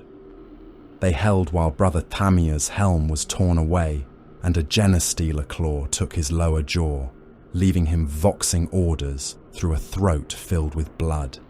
They held until the floor around them was knee-deep in chitin, shell casings, limbs, and steaming gore. Elsewhere, the Terminators were not so fortunate. Their squad entered a transit artery believed clear by the Mechanicus map. The artery was not clear. It was a brood throat. Hundreds of Genestealers waited in recesses along the walls, dormant until the Terminators passed beneath them. they fell as one. For a time, the Terminators were gods. Lightning claws met rending talons and won. Thunderhammers crushed skulls into paste. Storm bolters fired until the corridor became a storm of detonations and ichor rain. Tactical dreadnought armor turned killing blows aside again and again. Then weight became its own weapon. The brood did not need to pierce every plate. It buried them. It climbed over the dead. It jammed claws into joints. It pulled helms sideways until neck seals tore. It pried. Open chest plates with 6 talons at once. The warning runes on Morn's display flared one by one. Brother Halvek, armor breach. Brother Tor, left arm severed. Brother Garian, life signs unstable. Brother Garian, signal lost. Brother Tor, signal lost. Brother Halvek, signal lost. The last transmission from the squad was not a plea. It was Brother Sergeant Orvus laughing through a broken vox, not from joy, but from defiance, while he overloaded his armor's reactor. The explosion sealed the artery behind a wall of molten metal and cooked alien dead. Akror led the countercharge into the central nest chamber. The place had once been the data sanctum of the Omnissiah's tithe. Cogitator banks rose in tiers around a central shrine, their brass faces cracked, their cables dragged down into the egg mass like veins feeding a tumor. The floor was carpeted with eggs. They burst beneath the boots of the advancing Astartes, spilling translucent fluid and half-formed things that writhed until chain blades or flamers ended them. Akror went first, chainsword in one hand, plasma pistol in the other. "Forward," he voxed. "No pause, no mercy, no relic lost." His squad followed him into the teeth of the chamber. Genestealers rose from the egg field in a wave. Too many to count, too close for comfort, too fast for mortal thought. The desolate brotherhood met them with bolters at hip height and blades already swinging. Akror fired his plasma pistol into the brood leader at the center of the mass, burning its upper torso away in a sun-bright flash, then took the next creature's shoulder first, driving it down and sawing through its skull with his chainsword until the teeth spat bone chips across his armor. The data core was behind the central shrine. It was smaller than expected, a black cube sealed in a casket of silvered adamantium, humming with the weak pulse of a machine spirit that had survived centuries inside a corpse nest. 3 brothers died reaching it. One lost his head to a talon through the gorget. One was dragged beneath the eggs and came apart in a froth of blood and ruptured membranes. One planted both boots, held a Genestealer broodline back with his shield, and was split open from spine to sternum by a creature that came through the ceiling. Akror took the casket himself. Objective secured. Morn's reply came through static. Withdraw by Root Primus. The hulk shifted. Somewhere in the great corpse continent, gravity changed its mind. The corridor designated Root Primus folded as 2 ancient hulls ground against one another. Bulkheads collapsed. Deck plates buckled. A pilgrim chapel, an orc armory, and a Mechanicus transit spine crushed together in a scream of metal that travelled through the hulk, like the death cry of a god machine. The extraction route vanished. Morn saw the new tactical overlay and understood the price before any serf could say it aloud. A breach had opened behind them. The brood was coming through. The data core could be moved through a secondary maintenance shaft, but only if something held the nest chamber long enough for the relic and wounded to pass. Half a company remained in position to do it. Morn gave the order. No speech, no apology, no illusion. 5th and 6th squads hold. Karen anchors the breach. All others withdraw with the objective. There was no protest. Brother Relic Karen moved to the broken passage, one arm ruined, sarcophagus front scored by acid and talons. Around him, the remaining brothers of 5th and 6th, formed firing ranks in a chamber carpeted with eggs, corpses, and spent shells. Akror stopped at the maintenance shaft entrance. "My lord," Morn turned. Akror's helm faced the brothers staying behind. "We can hold longer if the objective remains with us." "No," Morn said. "The relic leaves. That is the order." For a heartbeat, Akror said nothing. Then he bowed his helm. "As you command." The last sight he had of Karen was the dreadnought standing in the breach, Stormbolter roaring, Power Fist rising and falling, his old voice chanting through a vox clogged with static. "By the throne, I endure. By the throne, I endure. By the throne, I endure." Then the Hulk swallowed the signal. The retreat was not escape. It was survival purchased in blood. The desolate Brotherhood fought through coolant shafts and maintenance arteries barely wide enough for power armor. Brothers dragged wounded with mag clamps. Vol cut progenoids from the dead in seconds when he could, and marked those he could not reach with ash runes he knew no one would return to honor. The data core passed from gauntlet to gauntlet as its bearers fell. When the final airlock came into sight and the boarding craft's beacon pierced the static, the surviving brothers did not quicken their pace. They had no strength left for haste. They left the crown of Carrion with the relic. They left too many of their brothers inside. The Ashen Vow received them in silence. Armor was blackened, rent, and slick with alien gore. Some brothers were carried. Some walked with their entrails held inside by emergency clamps. Some said nothing because their helms had sealed over faces too damaged for speech. The data core was placed in a sanctified containment field. Tech priests surrounded it immediately, clicking prayers of gratitude to the machine's spirit. No one thanked the dead. Not then. Not when the sealed Mechanicus addendum arrived. Morn read it in the Strategium with Vol, Akror, and Chaplain Bale present. The addendum had been attached to the original order, but locked behind priesthood's cipher until the objective was recovered. Odremek broke it with visible reluctance and visible anger, though his machine voice made both emotions sound like grinding gears. The message was brief. Infestation levels within Crown of Carrion assessed as catastrophic prior to deployment. Recovery attempt deemed viable only through Adeptus Astartes intervention. Projected casualty range acceptable given current chapter degradation status. Losses considered within projected degradation parameters.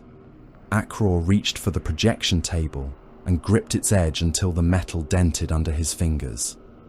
Vol looked as if he had been struck. Chaplain Bale turned towards Sergeant Malrek Doe, who stood near the Strategium entrance with dried blood on his face where his helm had been torn away. One of his teeth was cracked from battle trauma. His eyes were fixed on the words. "The Imperium does not remember," Malrek said quietly. "It spends." Bale crossed the chamber in 3 strides and struck him hard enough to snap his head aside. The blow cracked another tooth. Blood ran from Malrek's mouth onto the floor. "You will pray," the chaplain snarled. "You will scour that weakness from your tongue and pray until faith returns." Malrek slowly straightened. He did not reach for his weapon. He did not answer with anger. He knelt on the Strategium floor before the hololithic corpse of the Crown of Carrion and bowed his head. He prayed, but not to the Emperor. He prayed to Caldus, swallowed by roots on Barghest's crown, to Rauk dying with a grenade in a monster's throat, to Orvus laughing as the brood buried him, to Karen alone in the breach, still enduring after every signal had died, to brothers whose progenoids lay blackening in cold glass, to the dead who had paid for relics, maps, data, samples, and the decisions of men who would never learn their names. No one heard the words. That was mercy. The dead of the Crown of Carrion were too numerous for a single rite. Their names filled 3 parchment rolls. The Reclusium braziers were prepared, but before the first hymn could be spoken, the vox printer beside the Strategium altar began to chatter again. Morn stood before it. No one moved to stop him. No one needed to ask what it was. The new order bore quarantine seals, inquisitorial authority, and administratum deployment priority. A world named St. Harrow had fallen into plague, mutation, and psycho madness. Population unrecoverable by projected models, industrial capacity valuable, immediate intervention required, no refit, no extended mourning rites, no gene seed review, no rest. The Ashen Vow translated into the warp before the names of the dead had been sung. In the Reclusium, the funeral braziers remained cold. The parchment rolls waited beside them, heavy with ink, heavy with memory, heavy with brothers no living world would thank. For the first time in the history of the desolate brotherhood, there were too many dead to chant before the next war began. St. Harrow had died before the desolate brotherhood arrived, but the Imperium had not yet finished using the corpse. The quarantine world turned beneath the Ashen Vow in a shroud of diseased cloud and funeral smoke. Its hive domes were sealed, beneath layers of stained glass, ferrocrete, and void shield haze. Each one a trapped lung filled with billions of frightened souls, and whatever they had become in the 3 months since the first distress call. Corpse canals cut black lines between the domes, choked with bodies, medical waste, drowned servitors, and the pale, bloated remains of pilgrims who had thrown themselves into the water when the bells would not stop ringing. Plague pyres burned around the manufactorum belts. Their flames were green in places, blue in others, fed by bodies too infected for burial and too numerous for names. Witch signs covered the outer walls of the cathedrals. Some had been painted in blood. Some had been scratched into stone by fingernails. Some glowed with a light that hurt the eye, even through picked feeds and tactical filters. The basilica spires were barricaded from within. Their great bronze doors had been welded shut, chained, blessed, and then hammered outward by whatever had taken root inside them. The ruling clergy of St. Harrow were displayed across the highest towers as skin banners, stretched between vox masts and statues of weeping saints.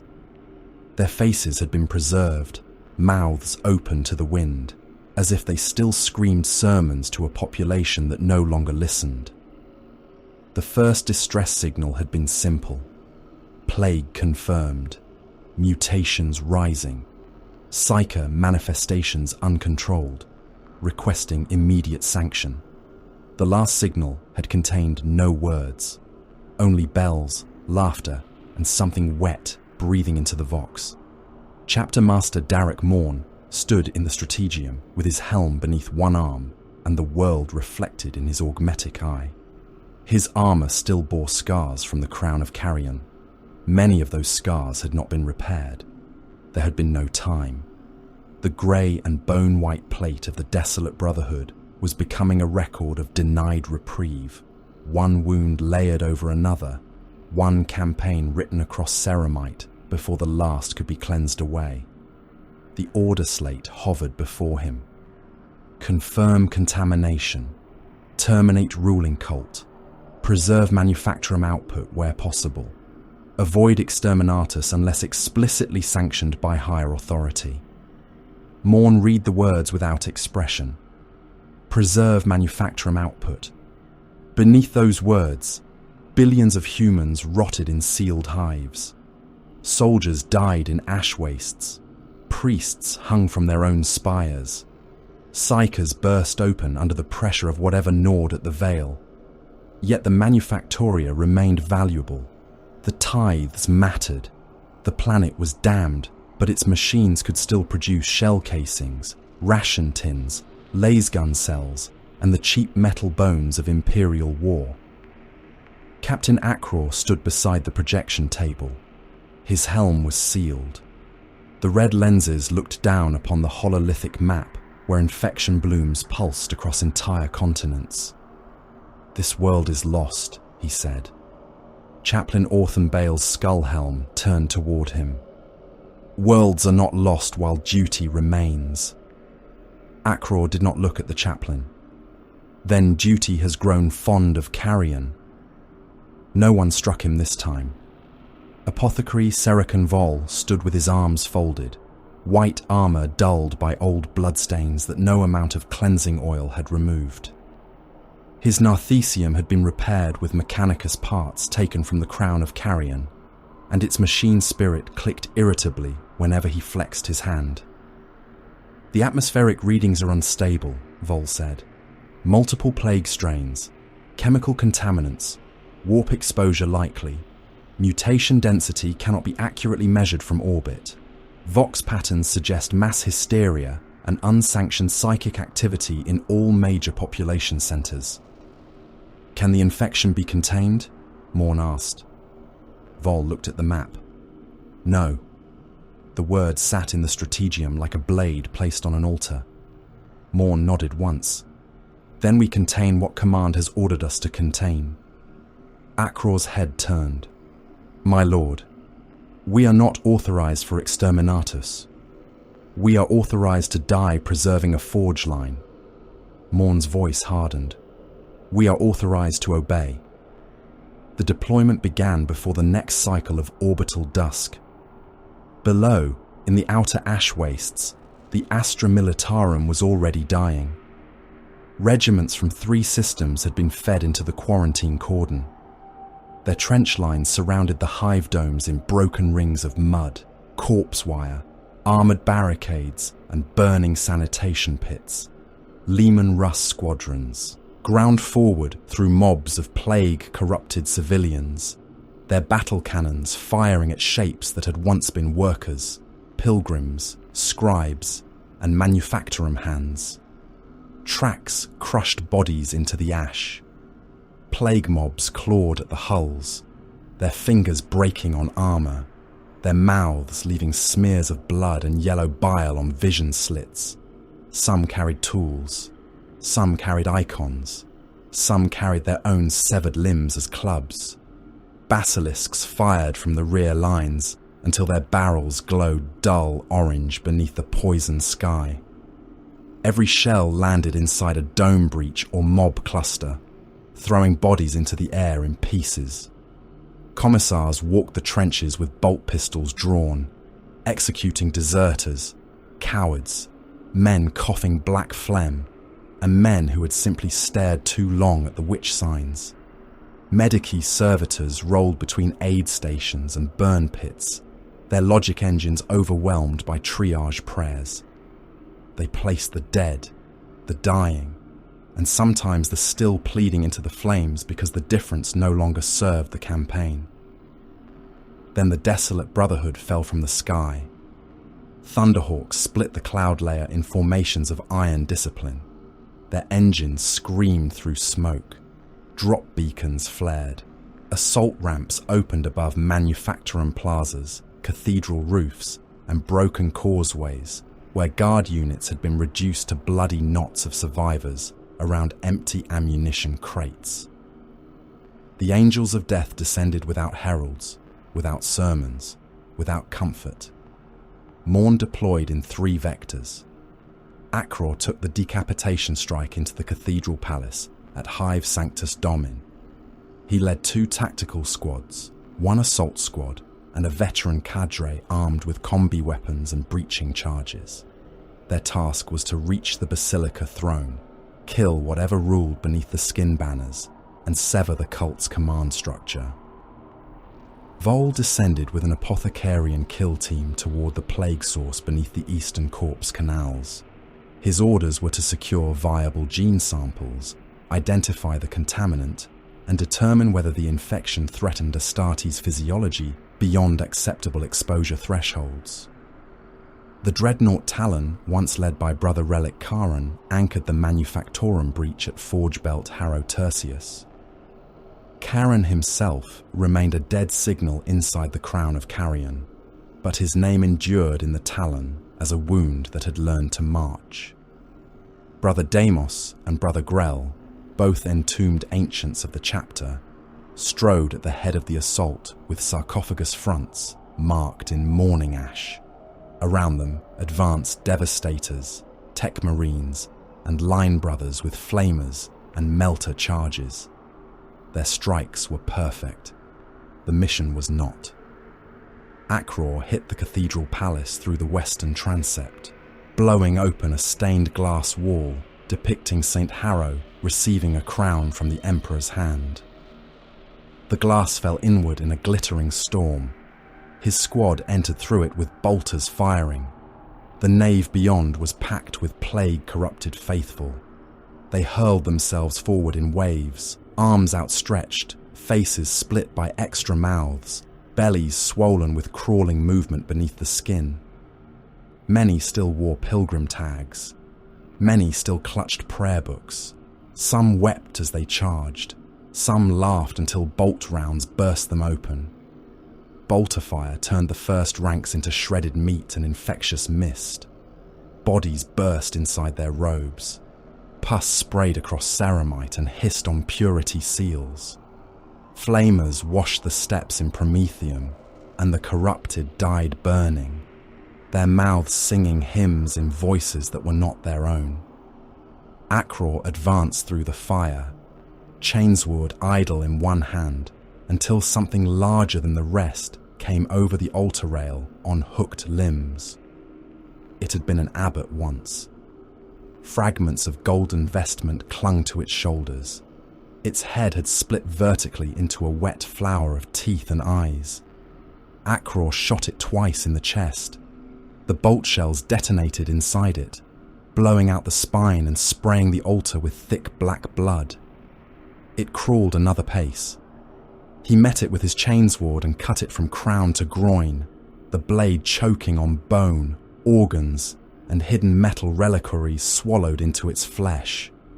Forward, he voxed. The throne lies beneath. In the ash wastes below Hive Sanctus Domin, a sanctioned psyker attached to the guard command trench began screaming.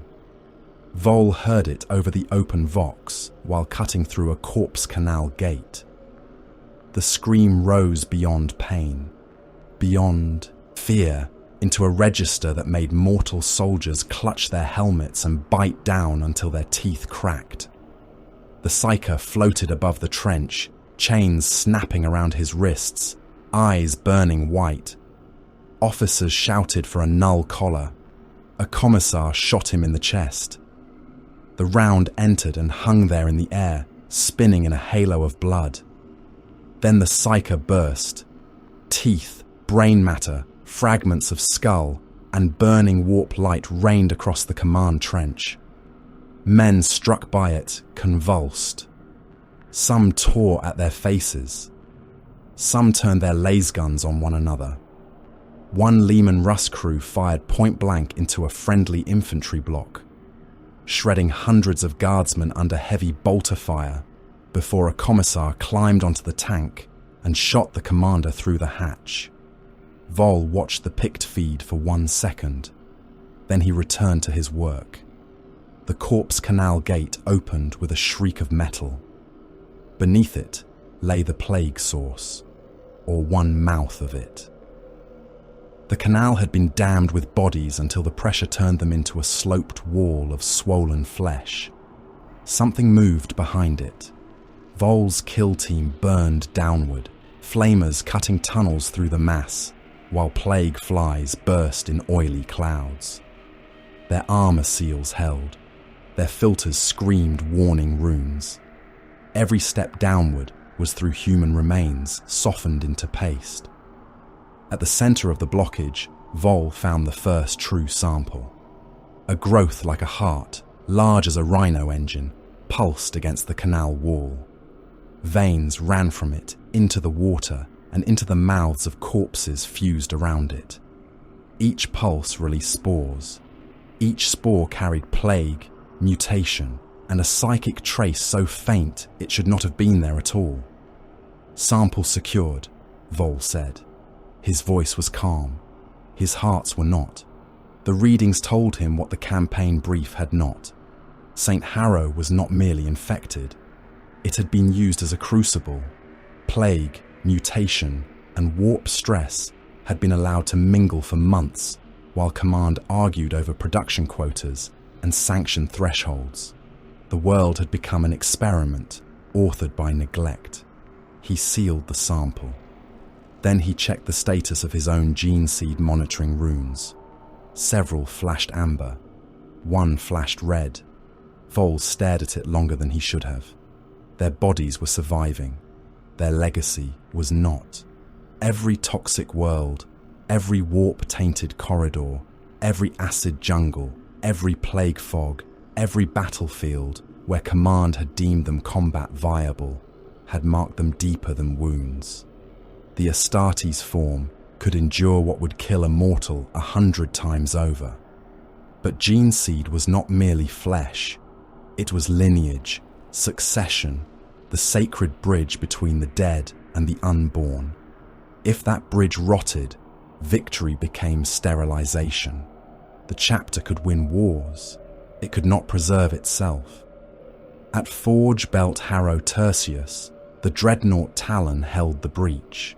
Brother Deimos strode through a storm of lasfire, plague vomit, and falling masonry, his multi-melter turning infected siege engines into molten slag. Brother Grell fired his assault cannon until the barrels glowed, and the air before him became a red mist of torn bodies. Around them, devastators cracked open corrupted hab crawlers with lascannons, and tech marines sealed production halls with adamantium locks and prayer codes. Mutants with too many mouths gnawed through guard barricades, chewing men apart in wet crowds until the Brotherhood's flamers turned them into screaming pillars. The Manufactorum survived. Thousands died to keep its engines warm. Beneath the cathedral palace, Akror found the sealed vaults. The entrance lay behind the basilica throne, down a stairway painted with blood handprints and smeared prayers. The cult leader was dead by then, pinned to the throne by Akror's blade, its body twitching beneath the last electrical spasms of whatever had worn it. The deeper vault doors were uncorrupted, their seals remained intact. Their internal atmosphere was clean by Auspex reading. Inside were civilians, thousands, labourers, scribes, maintenance crews, manufactorum clans, and juveniles wrapped in workhouse cloth. They had barricaded themselves below when the plague bells began. Their food stores were almost gone. Their water recyclers were failing. They were frightened, starving, filthy, and uninfected. For a moment, Akror did not speak. The civilians saw his armour and began to kneel. Some sobbed. Some lifted their hands. One old labour foreman pressed his forehead to the floor and whispered thanks to the Emperor for sending his angels. Akror opened a direct line to Morn. "My lord, survivors, clean by Auspex, significant number. They require extraction." Morn's answer came after a pause. "Hold position." The pause that followed was longer. Then came the voice of Imperial High Command through command relay, thin, distant, and layered with encryption.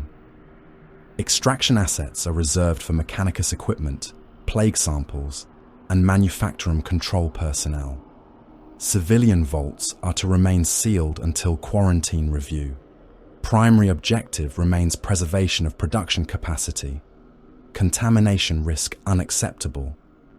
Akror looked at the kneeling civilians. "They are clean," he said. The command voice did not change. "Contamination risk unacceptable. They will die in there." Noted. The word struck harder than any orc claw, any genestealer talon, any plague beast's bite. Akror turned away from the Vox. Morn arrived minutes later, armour burned, helm sealed, cloak torn by shrapnel. He stood beside Akror before the vault entrance. The civilians waited beyond the threshold, silent now, because even mortals could hear judgment in silence. Akror spoke without looking at him. "We are the Emperor's angels. Why does he only send us where mercy has already died?" Morn looked into the vault. Old faces, young faces, hollow cheeks, hands raised in prayer. Imperial citizens who had obeyed quarantine, sealed themselves away, and waited for salvation that had arrived wearing grey and bone-white armour. "Because angels are sent to hell," Morn said. He meant it as comfort. Akror heard only confession. Morn ordered the vault sealed. Akror obeyed. He never forgave him. The Desolate Brotherhood broke the plague cult before the third day ended. Akror's strike force decapitated the cathedral hierarchy. Vol identified the plague heart and burned its lesser growths. The dreadnought Talon held Forge Belt Harrow Tertius until the Manufactorum engines were stabilized and the outer hordes reduced to ash. St. Harrow did not survive, but its production ledgers did. That was enough for the Imperium. From orbit, the order came beneath inquisitorial and administratum seal. Civilian vault clusters beneath Hive Sanctus Domin, compromised by proximity. Potential contamination unacceptable. Orbital fire authorized for sterilization. Morn stood on the bridge of the Ashen Vow as the bombardment began. The lance batteries fired in disciplined sequence. Below, beams of white fire stabbed through the diseased atmosphere and into the cathedral district. The Basilica Palace vanished beneath the first strike. The spires became ash. The skin banners became sparks. The sealed vaults beneath the throne endured the first tremor, cracked under the second, and disappeared under the third. The pict feeds died before showing anything more. Akror stood beside Morn and watched until there was nothing left to watch. No one spoke. Vol entered the bridge after the bombardment, carrying a sealed data slate against his chest. His armour bore plague scorch marks. His Narthesium was empty of fresh files because he had run out of uncontaminated storage. "My lord," he said. Morn did not turn. "Report. Our exposure has accelerated the degradation. The recovered progenoids from St. Harrow show further instability. Several living brothers now present markers consistent with future gland failure. I can maintain operational readiness. I cannot preserve continuity indefinitely." Akror's voice was low. "Say it plainly." Vol looked at him. "We are becoming a chapter of endings." Morn closed his eyes. Below, St. Harrow's atmosphere continued to burn. The orbital fire spread in rings, sealing districts, purging vaults, collapsing the dead and the uninfected alike beneath the same sanctioned flame. In the ash wastes, guard regiments cheered because they believed the worst was over. In the Manufactoria, the machines restarted one by one. Their production hymns rose through the smoke. Before the final fires dimmed, the Vox printer on the bridge began to chatter. No one moved at first. The sound had become familiar. Familiarity made it obscene. Parchment spilled from the brass mouth of the machine. A serf tore it free with trembling hands and brought it to Morn. The chapter master took it. Funeral ash from the reclusiam still marked the joints of his gauntlet. Plague soot marked the rest. Destination, misery, acid swamp world, Imperial survey stations silent, inquisitorial convoy lost, recovery and purge mandate assigned, immediate redeployment required, no munitions allotment beyond current stocks, no replacement armor authorized, no aspirant tithe granted, no gene seed review sanctioned, no mourning interval recorded. Morn read to the end. Then he signed acceptance. The ashen vow turned from St. Harrow, while the world still burned beneath it. No hymns rose in the reclusium. No full roll of the dead was spoken. Too many names from the crown of Carrion still waited in ink. Too many from St. Harrow had already joined them.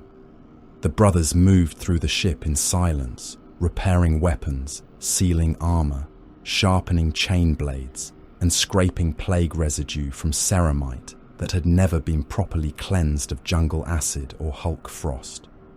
In the strategium, Akror stood alone after the others had gone. He looked at the fading image of St. Harrow and thought of the sealed vault beneath the cathedral. He had heard prayers from within when the doors closed. He heard them still. Misery was not merely a planet, it was a sentence. It waited below the ashen vow in bands of bruise-coloured cloud, turning slowly beneath storms that never ended. Acid rain fell in sheets across its continents, hard enough to scar ceramite and patient enough to eat through adamantium given centuries to work. The swamps boiled with chemical rot. Fog crawled low over the mire in thick grey banks that stripped flesh from bone wherever armour seals failed. The sky was the colour of old contusions. Every pool reflected the warriors who looked into it as twisted red ghosts, as if the world knew what they would become and was eager to show them. Chapter Master Darek Morn stood before the oculus and watched the rain. The bridge was silent around him, not disciplined silence, not the holy restraint of warriors preparing for righteous war. The silence aboard the ashen vow had become a thing with its own pulse. It moved through corridors, sat beside armor cradles, lingered in the reclusium where funeral rolls still lay unfinished, and pressed itself against every brother who had begun to understand that obedience was a pit with no bottom. Misery's mission slate hovered before the command throne in cold light. Recover lost inquisitorial quarantine convoy. Confirm status of sealed assets. Purge hostile presence. Limited resistance expected. Limited resistance. Morn read those words and felt nothing. That was new. Once, absurdity had angered him. Once, waste had wounded him. Now the words slid across the iron of his mind and found little purchase. Captain Akror stood beside him, helm under one arm, his scarred face marked by the grey exhaustion of a transhuman warrior who had gone too long without anything resembling peace. Apothecary Serekan Vol waited nearby, white armour patched with replacement plates. His Narthesium rebuilt so many times that its original machine spirit had become more memory than mechanism. Chaplain Orthan Bale stood behind them, skull helm sealed, Crozius held upright like a judge's staff. "The briefing is false," Akror said. No one contradicted him. The auger maps showed acid marshes, broken survey stations, low heat blooms, intermittent vox ghosts, and movement beneath the swamp too large to be dismissed as weather. The inquisitorial convoy's last known coordinates lay in the equatorial mire, surrounded by fog banks that twisted the Auspex returns into impossible shapes. Something beneath those swamps sang through the vox static, not in melody, but in repetition. Long, low pulses that trembled beneath every channel. Vol's eyes did not leave the data. Predatory biosphere confirmed, human enclaves detected, multiple unregistered machine signatures. Several traces match servitor locomotion patterns, but the movement is erratic. Plague-wrecked servitors, Akror said. Likely. Renegades. Likely. Warp contamination. Vol looked up then. Certain. Chaplain Bale's voice came through his skull helm with grave clarity. Then the test is clear. Akror turned toward him. Everything is a test to you. Everything is a trial by which the Emperor proves his sons. Akror's eyes narrowed. And when his sons are gone? Bale's Crozius head clicked. Against the deck. Then they have passed beyond failure. Morn spoke before the old anger could rise between them. We deploy by Thunderhawk. Armor columns follow once landing zones are secured. Vahol takes 3rd and 4th squads to the convoy wreck. Akror secures the eastern approach and eradicates human resistance. Karen anchors the central advance. At the mention of the ancient's name, several bridge serfs lowered their eyes. Brother Relic Karen had been dragged from the torn outer hull of the Crown of Carrion after 3 days of dead signal and 1 hour of impossible Auspex return. He had not spoken during extraction. He had spoken only once after being sealed into repair rites, his voice crawling from the sarcophagus vox in a rasp of static and agony. By the throne I endure. That had been enough for Morn. Now Karen would descend again. The first landing zone died before the first boots touched it. 3 Thunderhawks descended through acid storm and corrosive spore clouds, engines screaming, hull plating hissing beneath the rain. The ground below appeared stable by Auspex, a broad shelf of black stone rising from the swamp like a drowned fortress roof. The lead craft hovered to disgorge its cargo. Assault ramps opened. Grey and bone-white warriors moved toward the drop. The stone breathed. It sank, not crumbled, not collapsed. Sank, as though the world had opened a throat beneath it. The entire landing shelf softened into acid mire and swallowed the first Thunderhawk to its wing roots. Its engines flared, choked, and burst as corrosive spores flooded the intakes. The gunship slewed sideways, crushing 3 brothers beneath its ramp. Acid water rushed over them. One rose with his armor smoking, hands clawing at the mud, before something beneath the surface pulled him down by the legs. His vox carried one strangled curse and then the wet crackle of failing seals. The second Thunderhawk tried to climb. A bloom of spores burst against its starboard engine, bright yellow against black rain. The intake clogged. The engine detonated. The craft rolled, smashed into the mire, and split open. Flames burned briefly upon the swamp, then guttered as acid water poured through the wreck. Warriors crawled from the breach into waist-deep sludge, bolters held high, armor-warning runes flashing crimson across their visors. The third craft landed hard on a ridge of bone-coloured stone and held. Morn came down its ramp into rain that screamed against his armor. Formation, he voxed. Bolters above the water, flamers forward.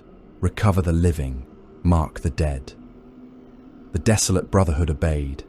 They entered misery, as they had entered every hell before it, not with panic, not with rage, but with brutal discipline. Tactical squads formed interlocking fields of fire in the mire. Devastators climbed to the half-drowned wreck of the second Thunderhawk and established overwatch from its broken spine.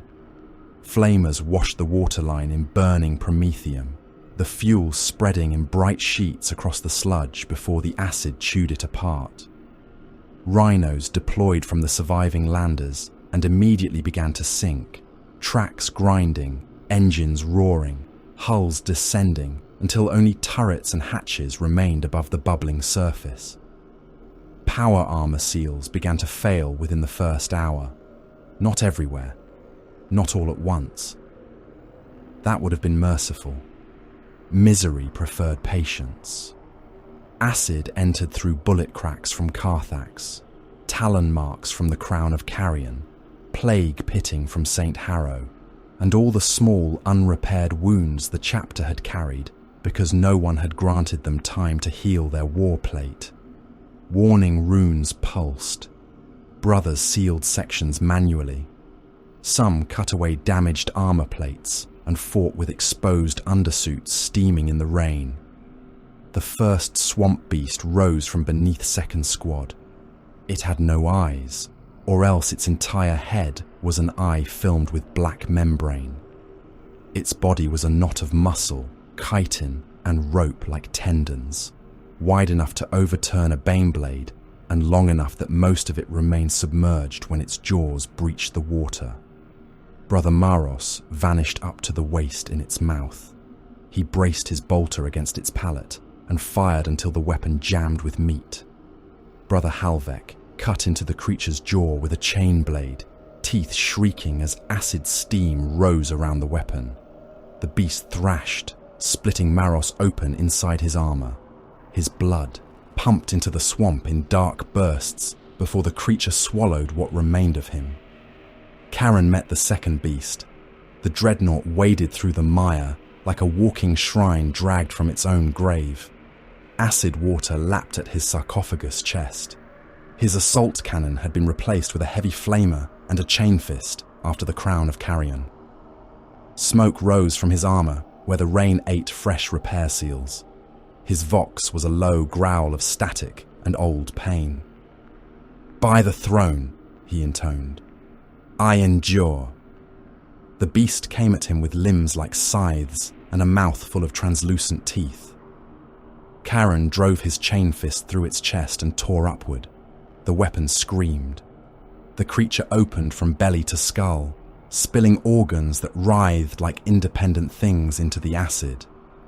Its death convulsions hammered against the dreadnought, cracking one side of his sarcophagus seal. Poison swamp water began to flood the sacred coffin within. Karen did not stop. He burned the remains with his heavy flamer and turned toward the next movement in the fog. "By the throne," he said again, weaker now. "I endure." The convoy lay 12 kilometers from the landing zone. It took them 9 hours to reach it. They fought every meter. Renegade human enclaves attacked from stilt villages half hidden in fog. Gaunt men in ragged flak coats and sealed scavenger masks, carrying autoguns, mining lasers, rusted grenade launchers, and icons made from broken Imperial aquilas hung upside down. They were not soldiers.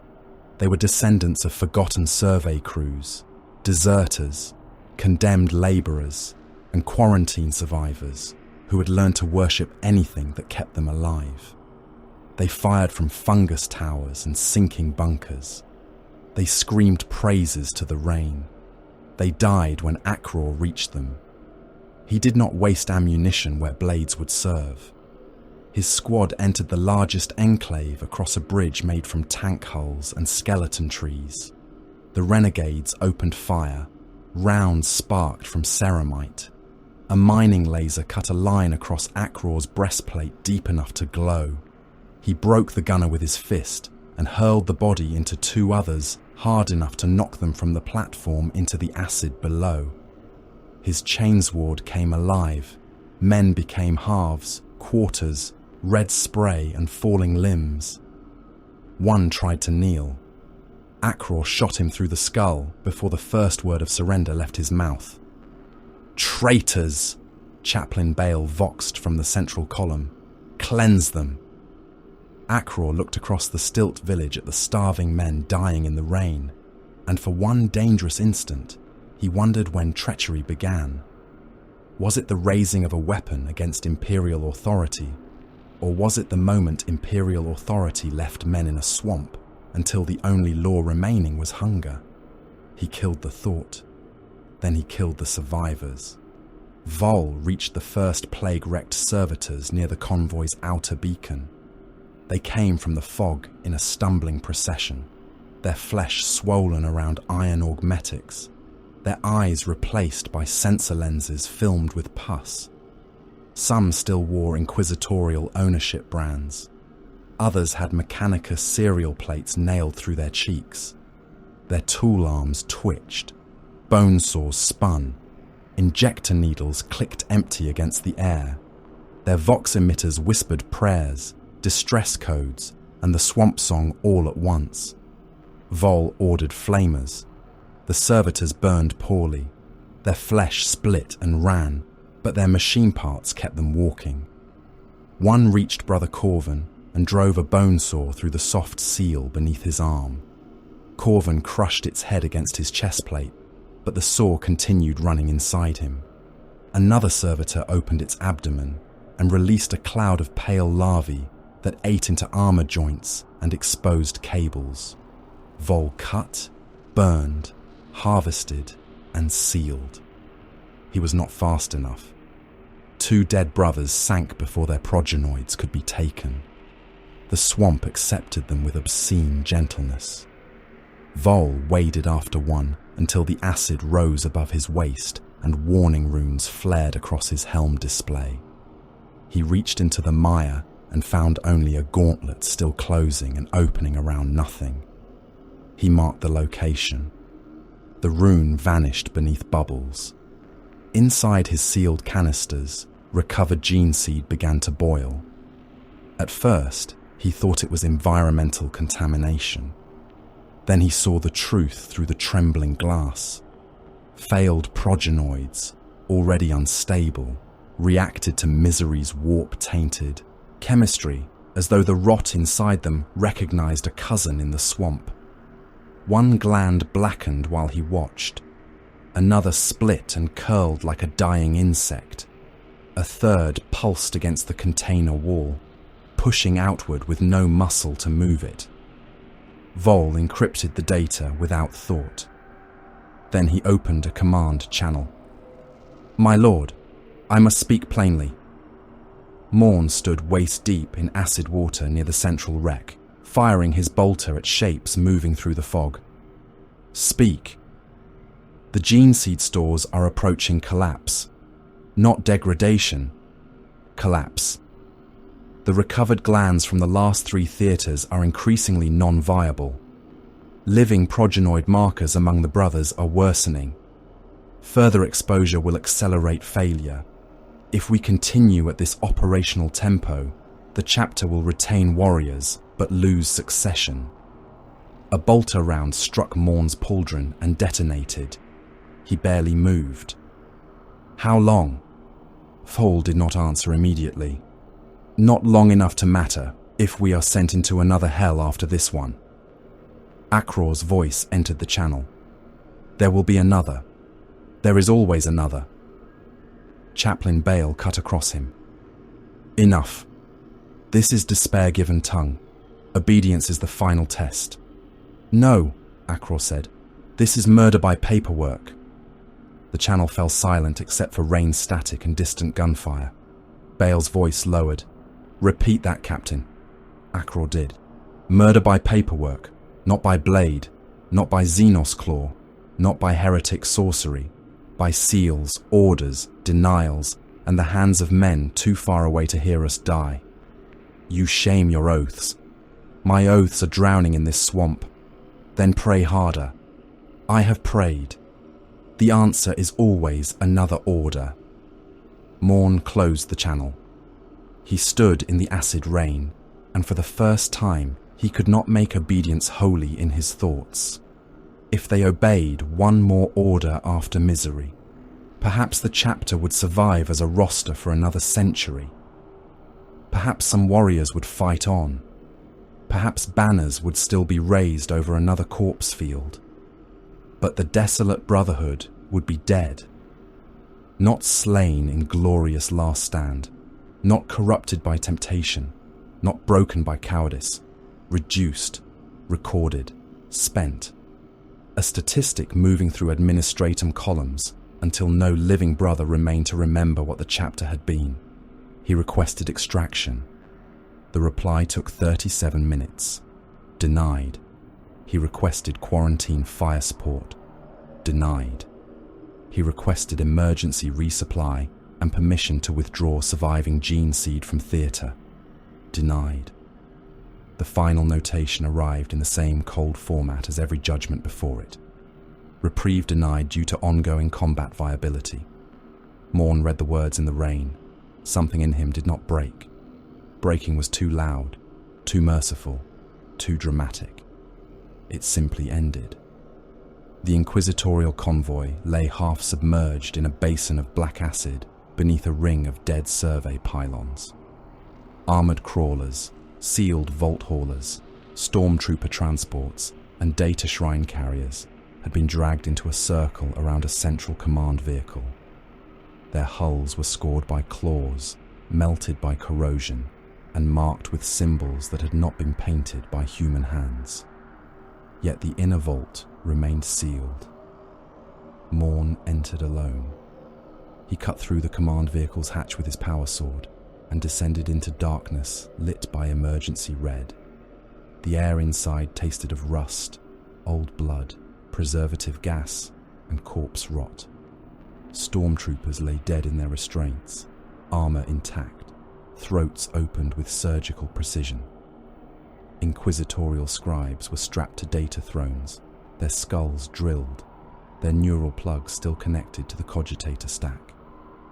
A dead interrogator sat at the central console, one hand fused to the activation room. Morn moved past him to the sealed asset vault. It opened to his chapter master authority. Inside was not a weapon, not a relic, not a prisoner, not a cure. It was an archive, rows of data crystals, parchment copies, biologist records, deployment histories, casualty forecasts, gene seed monitoring, psychological endurance assessments, combat viability metrics, transcripts of every denied petition, every request for refit, every plea for apothecarian aid, every assignment to impossible war zones, Carthax, Barguest's Crown, Crown of Carrion, St. Harrow, Misery, all connected, all observed, all measured. The desolate brotherhood had not been unfortunate. They had been studied. The repeated deployments, the withheld resupply, the impossible theatres, the denial of rest, the lack of intervention for their gene seed degradation. It had all been tracked. The Inquisition had wanted to know how long a degrading Astartes chapter could remain useful under escalating stress before collapse. The Mechanicus had wanted data on biological decay under extreme combat exposure. The Administratum had wanted proof that depleted assets could be redeployed without strategic loss until final exhaustion. Their suffering was data. Morn stood in the vault and read until the words blurred behind his eyes. Then he laughed once. It was a small sound, dry, dead, without joy. When he emerged, Akror was waiting in the rain. The captain saw his face and lowered his bolter. "My lord," Morn walked past him. "Call them in. All brothers, all who remain." They gathered beneath black rain on a shelf of stone that rose above the acid swamp. Around them, misery boiled and smoked. Dead Astartes lay in rows where they had not yet been swallowed. Wounded brothers stood with armor breached, flesh exposed, blood thinning in the rain. Dreadnought Karen knelt half-submerged, sarcophagus flooded with poison, still alive by hatred or miracle. Thol held a cracked gene seed canister in both hands. Chaplain Bale stood before the burned remains of a banner pole, Crozius raised, skull helm turned toward Morn. The chapter master carried the old banner of the desolate brotherhood, grey cloth, bone-white heraldry, the cracked skull in the ring of ash. He held it over a brazier filled with promethium.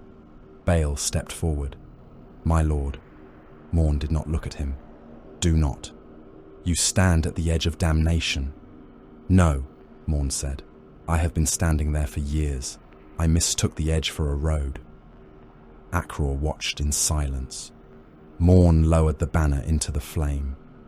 The cloth caught slowly at first, rain hissing against the promethium, then fiercely. Grey became black. Bone white curled and vanished. The chapter badge burned until it was only ash moving in the storm.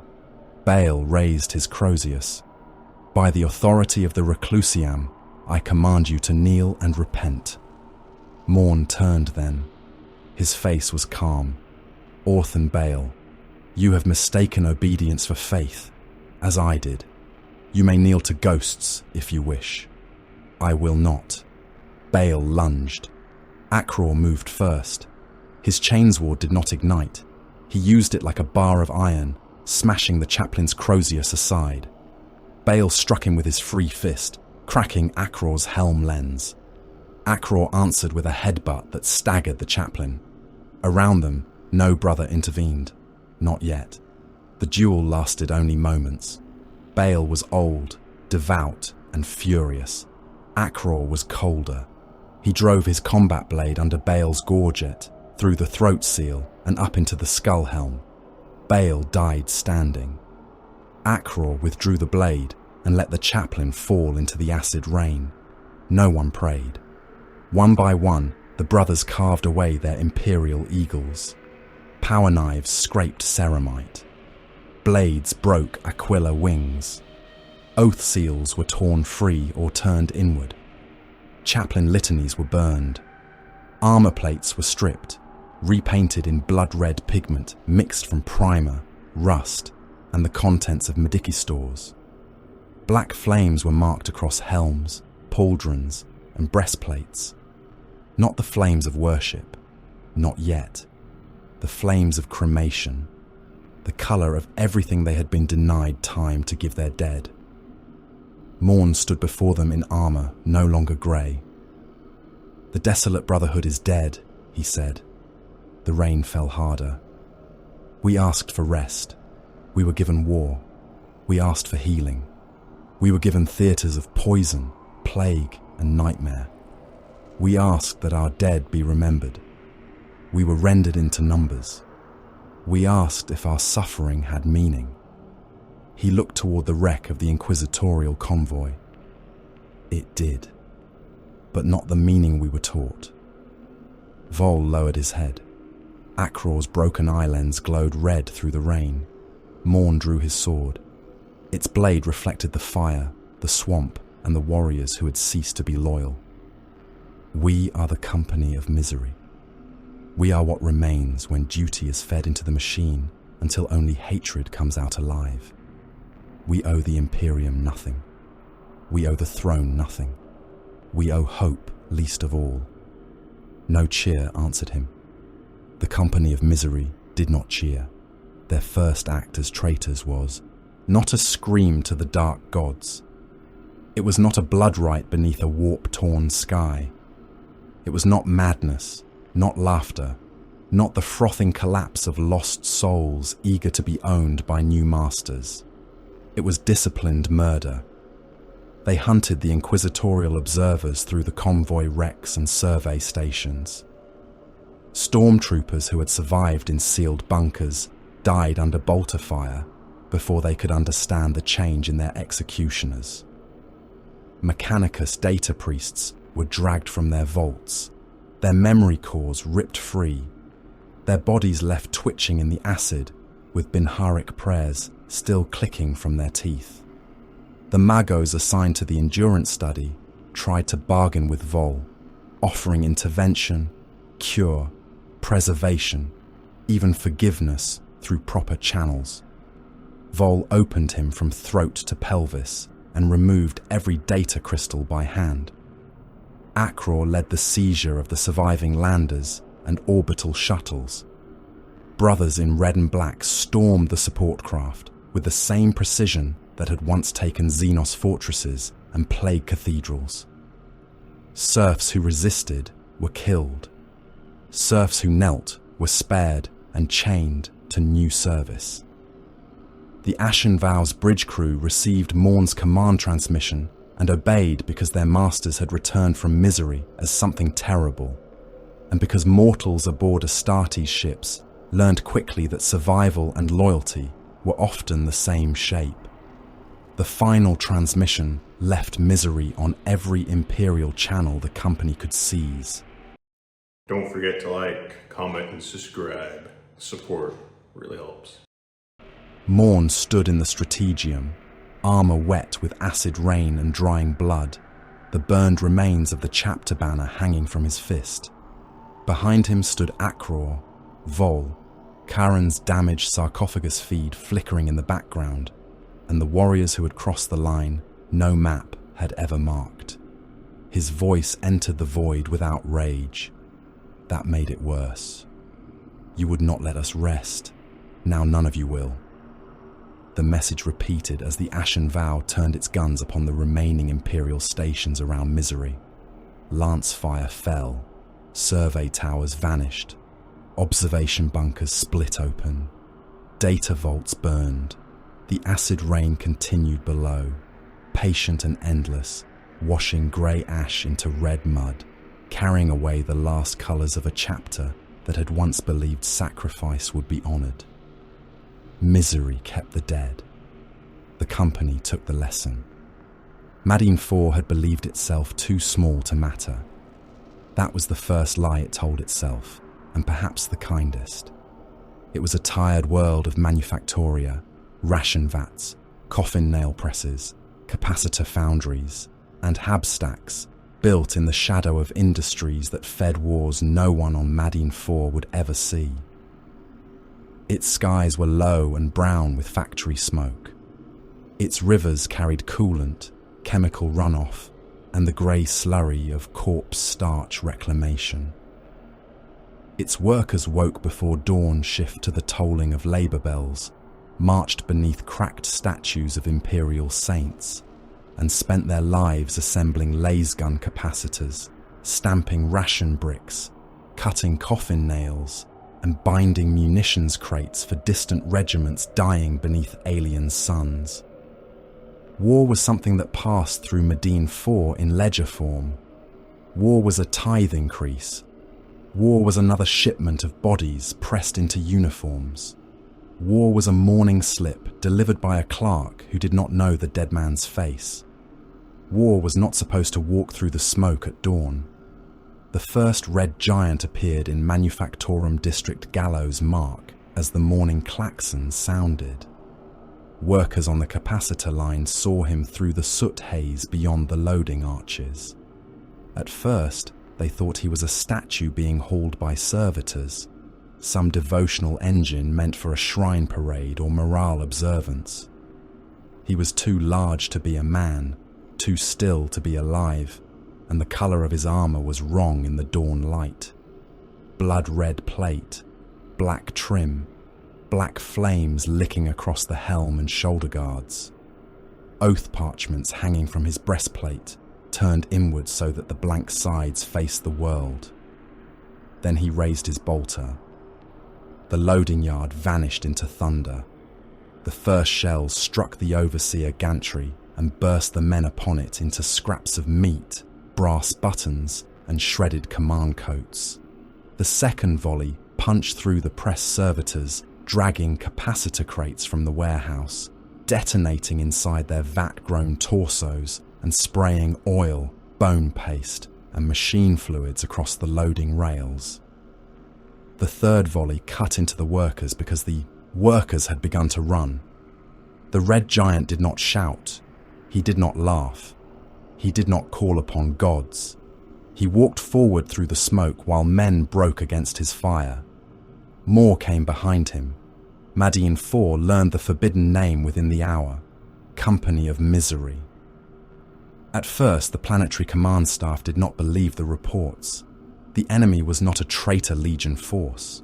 Their heraldry did not match the ancient records of the Black Legion, the Death Guard, the World Eaters, the Iron Warriors, or any of the infamous damned hosts catalogued in the sealed annexes of the War Room. They were not cult rabble.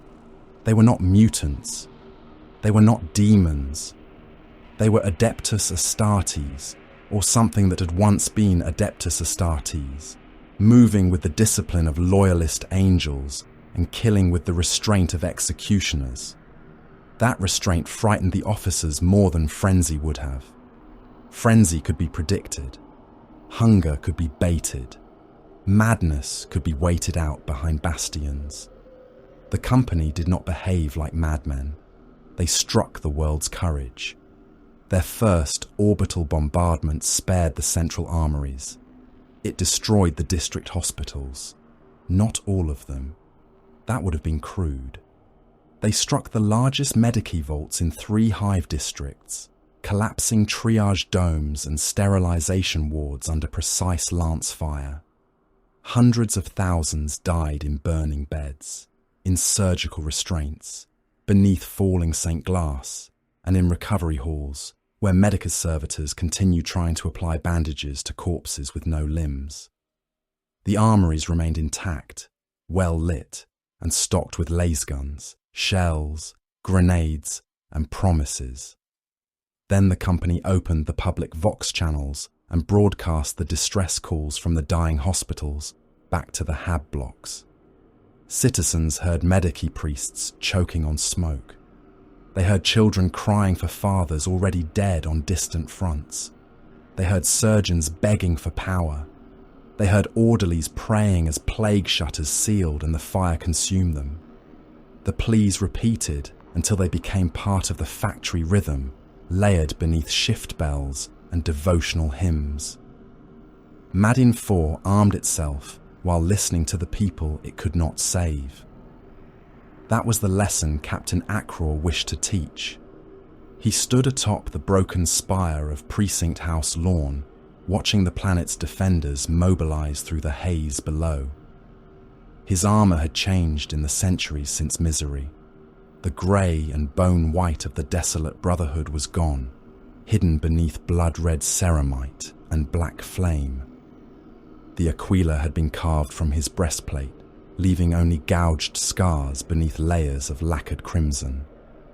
His helm hung at his hip, its cracked lens repaired with a sliver of dark glass. His face was older, harder, and colder than it had been beneath the acid rains. The burn scars from Carthax remained. The wounds of St. Harrow remained deeper. Around him waited younger renegades, warriors gathered across decades from broken chapters, condemned crusades, failed garrisons, and the refuse of imperial wars. Some had been born into treachery, some had chosen it. Some had merely survived long enough to discover that survival itself could become heresy. They looked to Akror because he did not rant, and because he did not promise them glory. He promised understanding. Below, the streets filled with planetary defense force columns. Chimeras rolled between manufactorum stacks. Infantry formed in frightened blocks behind barricades of cargo haulers and shrinestone. Arbite's precinct forts sealed their gates and trained heavy stubbers on the streets. Macro hauler militias armed themselves with industrial cutters, shotguns, and weld torches. Emergency Astra Militarum reinforcement signals screamed into the void, begging any nearby regiment to answer. A younger renegade named Vardas watched the mobilizing defenders and flexed his chain axe. "Let us fall upon them now, Captain. They are gathering in the open." Akror did not look at him. "Slaughter alone is crude." Vardas hesitated. The Vox grill of his helm clicked as he considered whether correction required apology. Akror continued. "Kill a man, and his fear ends. Kill his faith in rescue, and he dies before you touch him. The corpse is only the afterword." Vardas looked down at the streets. "Then what do we kill first?" Akror's pale eyes moved to the horizon, where evacuation beacons were rising from the upper hive. Docks. Relief. The company's havocs began the next phase from the roofs of Coffin Nail Manufactoria. They had spent the night dragging heavy weapons into place, while mortal auxiliaries rewired power lifts and smeared auspex baffling unguents across the towers. When the first column of emergency guard reinforcements entered Gallows Mark Avenue, the havocs opened fire. Autocannons stitched the street from end to end. Heavy bolters chewed through troop carriers, rupturing fuel cells and reducing infantry packed behind them to pulped meat and torn flak armor. Missile launchers struck the lead and rear vehicles first, turning the column into a trapped iron serpent. Lascannons found the command tanks. The first Baneblade died when a melter team emerged from a drainage culvert beneath its left track, placed charges against the belly plate, and vanished before detonation. The blast lifted the super-heavy tank half a meter from the street. Its ammunition stores cooked off with a roar that cracked windows 3 districts away. Turret, crew, armor, and sacred engine parts climbed into the sky in a pillar of fire and came down as burning rain. The second Baneblade tried to reverse. Raptors descended into the artillery park before the order could be relayed. They came howling on jump packs, black contrails spilling behind them, red armor flashing through smoke. Not demonic shrieks, not the mindless screams of the lost. Vox amplified war cries, clipped and brutal, each one a blade hammered into the nerves of the men below. Basilisk crews looked up as the giants fell among them. Chainswords ignited, bolt pistols fired. Men lost heads, arms, and the fronts of their bodies before they understood the sky had betrayed them. One artillery officer stood his ground and drew a saber. A raptor landed on him with both boots, crushing him flat inside his command coat. The warrior did not even look down. He fired his bolt pistol into the open breech of a basilisk and turned the gun crew into fragments when the shell detonated in the chamber. Still, Madine IV fought. It fought because the Imperium had taught it no other virtue. The Planetary Defense Force formed secondary lines around the shrine square of St. Elanius the Unyielding. The square was vast, paved in cracked white stone, surrounded by hab chapels and munition offices. Statues of saints lined the approach, each one holding a weapon, scroll, or martyr's flame. Civilians had gathered there by the hundreds of thousands, driven from lower districts by fire and Vox terror. Priests stood among them, shouting litanies through loud hailers. Arbite's marshals forced order at shotgun point. PDF colonels tried to make the square a rallying ground. Akror allowed them to gather. Then he struck the approaches. The company came through the smoke at walking pace. The defenders opened fire from sandbag walls, shrine steps, and hab balconies. Lasfire struck red armor in a glittering storm. Autocannons barked. Heavy stubbers hammered. Akror's warriors advanced beneath it with shields raised and bolters idle, conserving ammunition. Behind the PDF lines, civilians began chanting.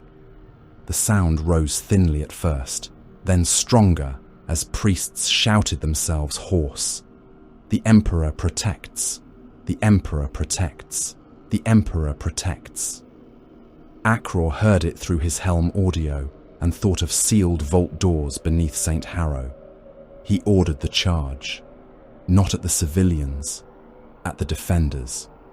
The company hit the PDF line with chainswords, chain axes, and power mauls. Men vanished under red ceramite. Akror drove his shoulder into a barricade and broke it inward, crushing the soldiers braced behind it. Vardus swung his chain axe in wide, savage arcs, opening men from shoulder to hip. A warrior with lightning claws moved through a squad of militia like a butcher through hanging meat. Each strike, leaving bodies to fall in wet portions across the shrine steps. The defenders broke backward. That was when the trap closed. The soldiers tried to retreat through the civilians they had sworn to protect. The crowd panicked. Men in flak armor shoved laborers aside. Arbites fired warning shots that killed the first rank of refugees. Priests screamed for order. Children were trampled. A PDF sergeant tried to raise his laser gun over the crowd and fire back at the company. A civilian grabbed his arm. The sergeant struck him down with the weapon butt. The chant became screaming. Akror waited until the square had become a knot of terror. Uniforms and work clothes and priestly robes tangled together. Then he gave the order. Bolters opened. Flamers followed.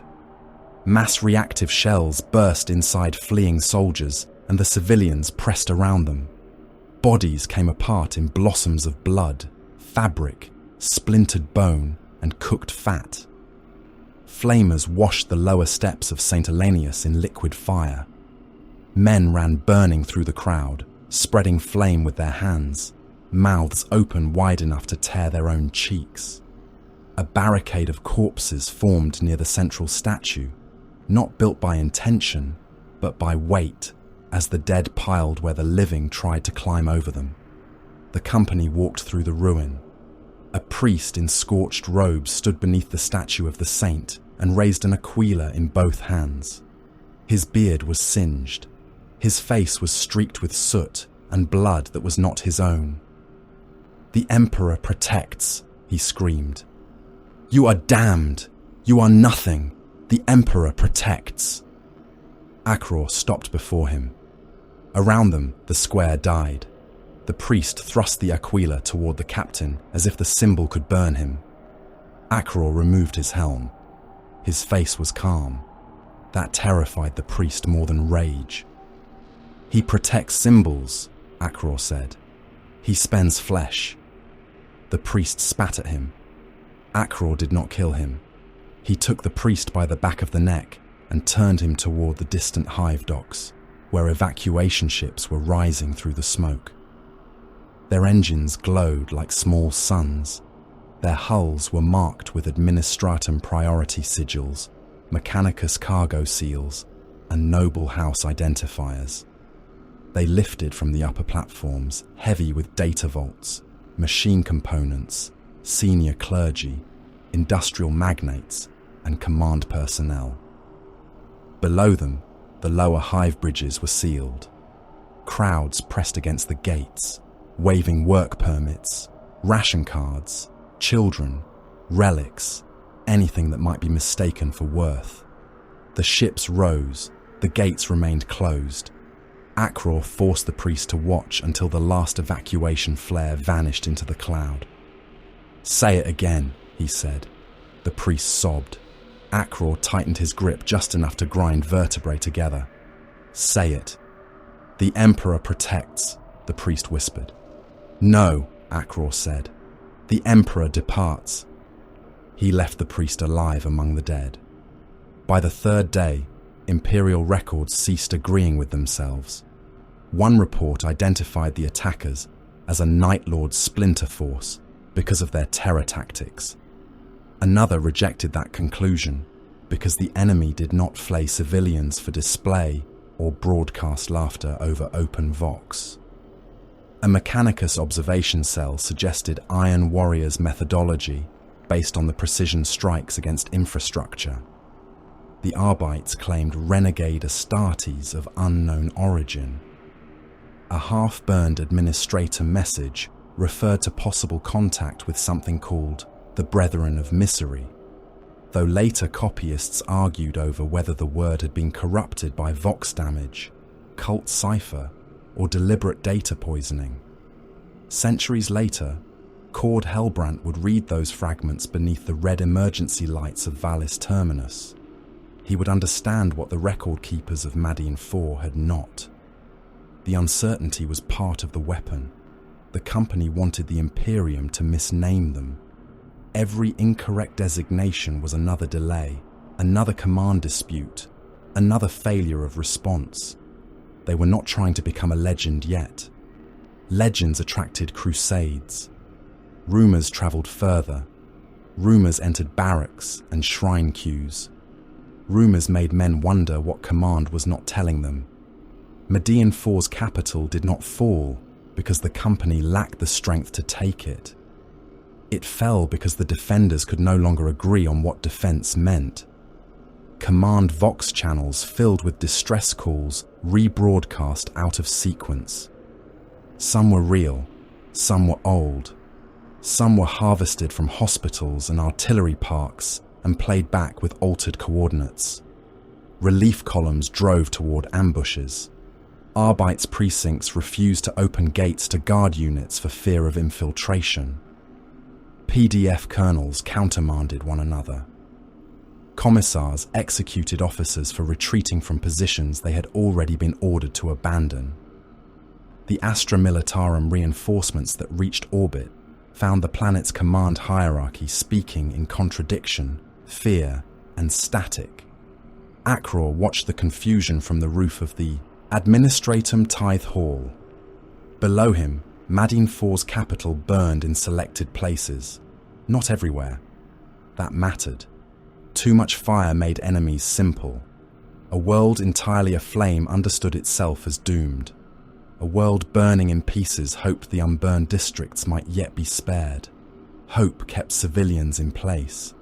Hope made commanders hold impossible lines. Hope made evacuation lists meaningful until the last shuttle departed without the masses. Varda stood beside him, armor spattered with dried blood and ash. "We could take the palace," the younger warrior said. "Yes, we could break the remaining regiments. Yes, we could make this world ours." Akror looked at him then. Why would we want it? Vardas had no answer. Akror gestured to the streets below, where smoke drifted through shrine avenues, where citizens gathered around silent vox towers, where priests preached with trembling voices to crowds that no longer answered in unison. "This world will remember us longer, because we leave it alive." The withdrawal began before a full Imperial crusade could translate into system. The company took ammunition, slaves, fuel, data, and selected prisoners. They destroyed the upper command archives, but left the casualty ledgers intact. They spared several armories after placing false plague warnings upon them, causing local commanders to seal their own munitions away for weeks. They killed the brave officers whose names might have become rallying cries, and left the cowards in charge because cowardice was more useful than corpses. They withdrew by night under cover of burning hospitals and false evacuation orders. The last Vox transmission from Akror entered every public channel on Madine IV. Relief is a word used by those far enough away to survive the promise. Then the red-armoured giants were gone. The world did not die. That was the cruelty. Madine IV continued to produce lasgun capacitors, ration bricks, and coffin nails. Its manufactoria restarted beneath soot-black ceilings. Its priests repaired the statues in Shrine Square and scraped the melted dead from the steps. Its governors sent falsified stability reports upward through the administratum chain. Its citizens returned to dawn shift because hunger left little room for trauma. Yet every siren sounded different after that. Every evacuation drill became a panic. Every hospital carried armed guards. Every promise of reinforcement tasted like ash. The Company of Misery had not conquered Madine IV. They had taught it abandonment. On Valis Terminus, centuries later, Hellbrant sat amid dying lumen strips and burning data incense, while the archive casket projected the Median records into the air before him. The battle reports flickered around his old face. In one picked capture, blurred by smoke and radiation damage, a red-armoured giant held a priest by the neck and forced him to watch evacuation ships rise. Hellbrant replayed the image once, then again. Engvar stood nearby in silence, the destroyer of dreams framed by the shattered archway of the Hall of Strategic Martyrs. The dead stormtroopers still lay where they had fallen. Somewhere beyond the archive, Valis Terminus was dying by nerve strikes, false orders, and the repeated whisper of reprieve denied. Hellbrant understood at last. Madine IV had not been a raid. It had not even been vengeance in its simplest form. It had been a proof of concept. The desolate brotherhood had begged for reprieve and been denied until the denial became the shape of their souls. The Company of Misery had taken that wound and sharpened it into doctrine. They no longer sought merely to kill Imperial soldiers, burn Imperial worlds, or shame Imperial saints. They had learned to weaponize the absence of mercy. They had learned to make rescue terrifying. They had learned to make hope rot before the body died. Hellbrant looked from the picked capture to Engvar. You made abandonment into a weapon. The traitor Marine's red lenses burned in the dark. No, Engvar said. The Imperium forged the weapon. We only learned to aim it. In the 13th year of the 41st millennium, Kezia fell beneath an eclipse that no astropath had foreseen and no Mechanicus calendar had sanctioned. The forge moon had always been ugly. It had been born from industry rather than nature, a tidally locked sphere of iron canyons, manufacturum continents, plasma, stacks, slag seas, crane forests, conveyor cathedrals, and machine shrines older than the petty dynasties of the Agathon system. Its surface was a wound of labour made permanent. Furnace light bled from chasms wide enough to swallow hive districts. Rail arteries crossed the plains in adamantium webs. Factorum towers rose in ranks like black teeth, their upper galleries wreathed in sparks and poisoned steam. Every hour of Keziah's existence had been measured in output, heat tolerance, servitor depletion, sacred maintenance cycles, and the holy arithmetic of production. Then the black light came. It spilled across the moon like oil poured over a corpse. The eclipse moved against the paths charted by orbitals, augur shrines, and priesthood logic. No stellar body explained it, no void object cast it. Something simply passed between Keziah and the light of reality, and where its shadow touched the manufactoria, machines kept working while the souls around them began to break. The alarm choirs sang first. They did not wail. They harmonized.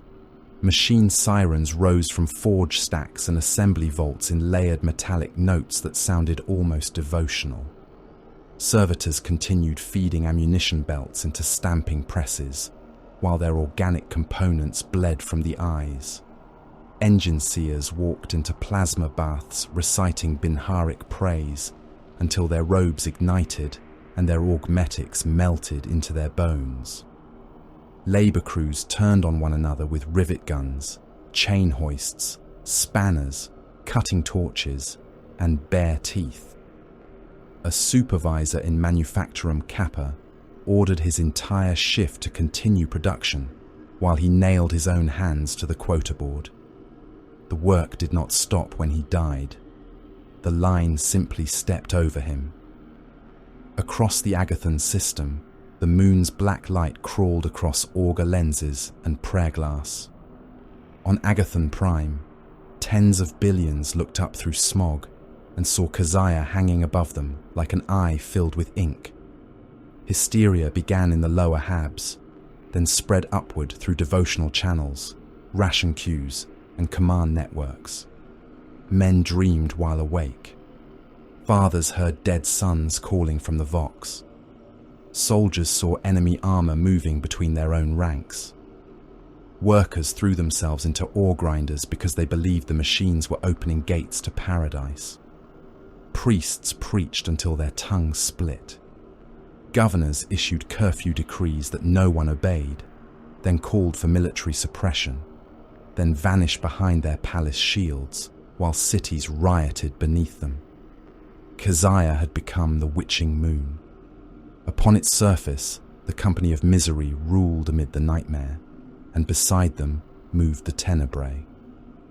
They were not allies in the manner of brothers. The damned rarely shared brotherhood cleanly. The Tenebrae were shadows in armor, a host of whispering killers and warp-marked war engines that preferred darkness, terror, and the slow unmaking of sanity. Their banners were not raised so much as hung, black cloth suspended from gantries and crane hooks, moving even when no wind passed through the metal canyons. Their mortal cult scrawled spiral sigils across factory floors, with blood drawn from their own wrists. Their sorcerous adepts spoke to the eclipse and received answers in screams from the mouths of machine alarms. The company of misery did not kneel to the shadow, they used it. Akror had commanded the first phase. He had taken the Western Forge arc with disciplined strikes, killing the senior Magi only after forcing them to unlock defense protocols. Ingvar had claimed the central canyon districts, where the manufactoria were stacked in vertical layers across cliffs of black metal.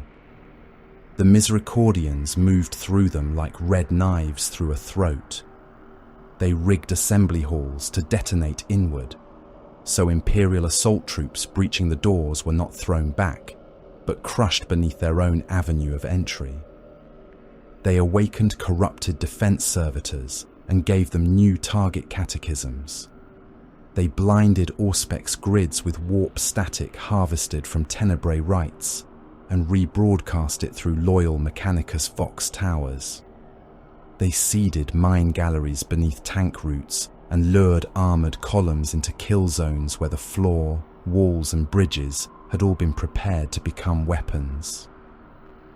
The company was not numerous enough to defeat the Imperium in open arithmetic, so they made the moon fight for them. The first Imperial response came fast and died faster. Astra Militarum mass landings struck the outer slag plains beneath the protection of Battle Fleet Ultima squadrons. Dropcraft descended in burning ranks through flak storms and black light, disgorging regiment after regiment into furnace dust. Lehman Russ tanks rolled from bulk landers, their tracks grinding through ash and bone scrap. Basilisk batteries deployed in artillery grids. Commissars established execution posts. Priests raised portable shrines and screamed that the Emperor's light would banish the false eclipse. The moon listened. Then it opened. The first tank columns entered Canyon Morvain beneath crane spines that had once hauled reactor casings between forge districts. Auspex reported clear approaches. Command Vox confirmed no hostile armour presence. The lead Lehman Russ squadron advanced in good order, battle cannons elevated, sponson heavy bolters panning across gantries and shadowed freight doors. The canyon walls flashed. Lascanon nests, buried behind armour shutters and slag camouflage, fired from above and below. The first beams cut through command tanks, slicing turret rings and igniting ammunition racks. Mines detonated beneath the rear vehicles, lifting them on pillars of flame and broken track. Factorum bridges collapsed in sequence, not falling away from the column, but folding downward over it. Tanks disappeared beneath tons of rusting steel, machine parts, and screaming infantry. Those that survived tried to reverse, only to find corrupted rhinos racing from side tunnels, red and black hulls roaring beneath dangling chains, combi bolters spitting fire into exposed crews and fleeing foot soldiers. Havocs of the company held the upper ledges. They fired with patience. Heavy bolters raked the infantry that tried to climb from wrecked transports. Missile launchers struck medici crawlers and ammunition haulers. Autocannons punched through the side armour of chimeras until the men inside became shredded meat in a coffin of rivets and sparks. When Imperial officers rallied survivors behind a fallen bridge segment, Ingvar ordered the bridge charge detonated. The metal wall they hid behind became 1,000 spinning blades. Men were cut apart so thoroughly that the canyon floor looked as if it had been painted red by rain. Gunship duels raged above them. Valkyries screamed between manufactorum stacks, rocket pods firing into shadowed platforms. Helldrake, like silhouettes from the Tenebrae's packed engines, tore through cloud and smoke, their wings clawing at the air, their mouths vomiting warp fire across landing zones. Storm Talons and Thunderbolt fighters answered with Lascanon and autocannon bursts, chasing demon engines through crane forests and between furnace plumes. One Imperial gunship clipped a chain suspension line and spun into a cathedral stack, bursting through stained glass windows before detonating in the nave. The machine chapel rang like a bell. Burning men fell from the rupture into ranks of Skitari advancing below. the Skitarii did not slow. They came in maniples through scrap blizzards, red robes snapping in forge winds, rad carbines and galvanic rifles raised in perfect formation. Their marshal transmitted correction cant through a voxnet that fought the eclipse with logic and prayer. Binharic bursts flashed between them. They stepped over the burning pilots. They stepped over their own dead. Arc weapons spat blue-white fury at corrupted barricades. Plasma calivers boiled traitor armor. Transuranic arquebuses found helm lenses in the dark and punched clean through skull and ceramite alike. For a time, the priesthood soldiers advanced.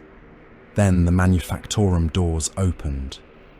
The defense servitors came out in their thousands.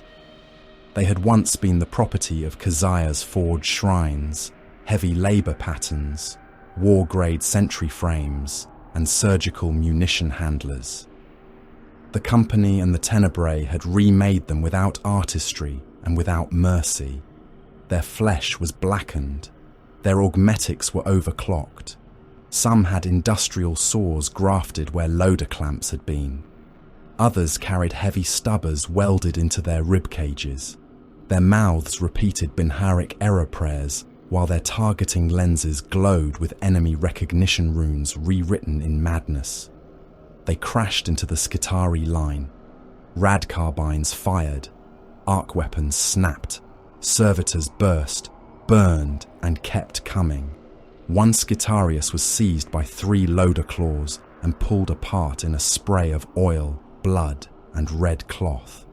Another rammed his shock, prod through a servitor's skull, only for the corpse machine to continue forward and crush him against a conveyor pillar until his augmetic lungs burst from his back. Chamber by chamber, the assault became a slaughter of machines wearing pieces of men. The company moved through the chaos like red executioners. They did not waste shells on those already broken by the black light. Guardsmen who tore out their own eyes were left to scream. Men who fired on Allied tanks were allowed to live long enough to be noticed. Platoons that collapsed into prayer were stepped over. The company saved ammunition for officers, disciplined squads, heavy weapons teams, vox operators, priests whose voices steadied men, and any warrior whose courage might infect the line around him. Engvar taught his Misericordians the same doctrine with every kill. Fear was useful. Madness was useful. Hope was the enemy. In Manufactorum Nave Solace, the renewed loyalist assault struck hardest. The charnel guard came with them. They descended through smoke in drop pods blackened by atmospheric fire, masked and silent in the manner of warriors who carried death as both duty and heraldry. Their armor was dark, their presence funereal, their advance supported by relic bearers and kill teams from other loyalist Adeptus Astartes forces, whose heraldry vanished quickly beneath blood, ash, and forge dust. The Imperium had understood too late that mortal regiments were not enough. It answered transhuman damnation with transhuman wrath. The nave was vast, its ceiling lost behind hanging chains and heat haze. Assembly altars stretched in rows. Conveyor belts carried half-built macro shells through dead workstations. The machines still moved, still stamped, still welded, though their operators were corpses hanging from their harnesses or crawling under the belts with broken hands. Binharic alarms chanted error prayers in overlapping cycles. Engvar met the loyalists at the center of the nave. He wore blood-red armor edged in black, his helm marked with flames that rose from the jawline like a cremation pyre.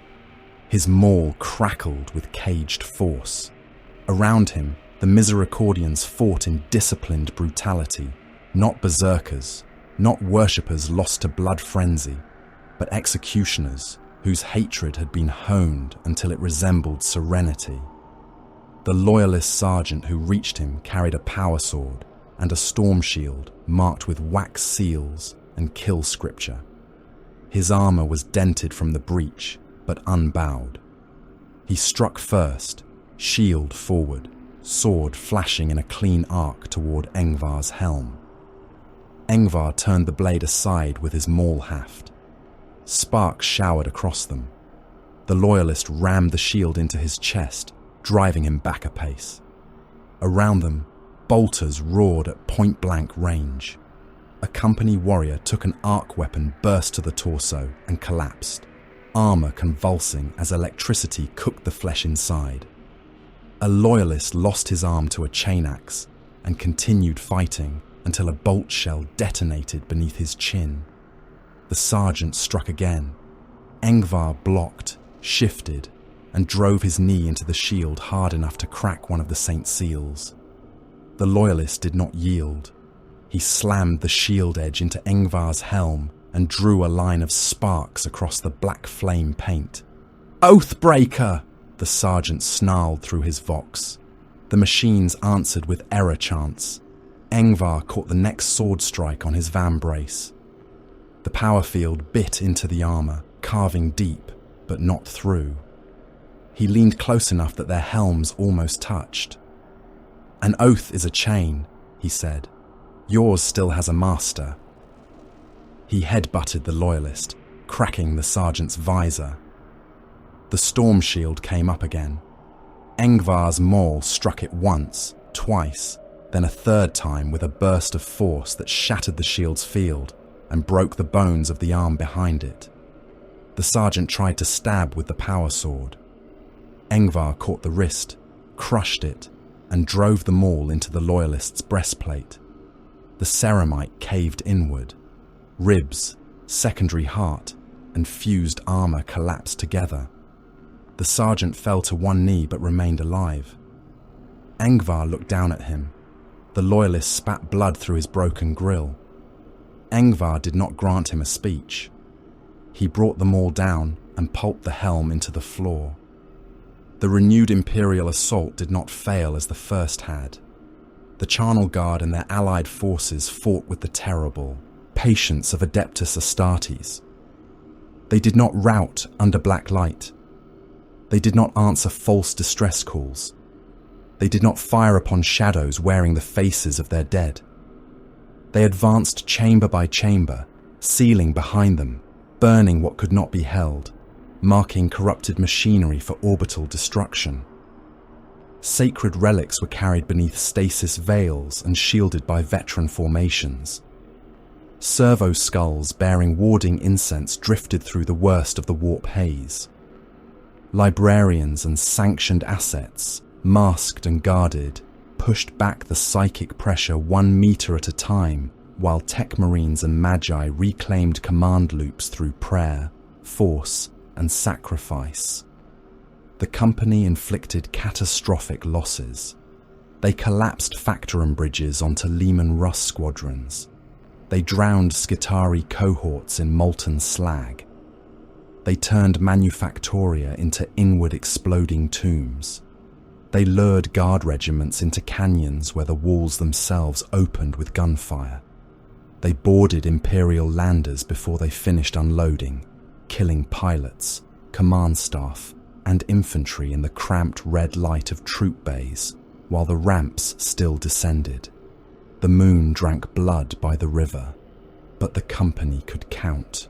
Akror could count. Ingvar could count.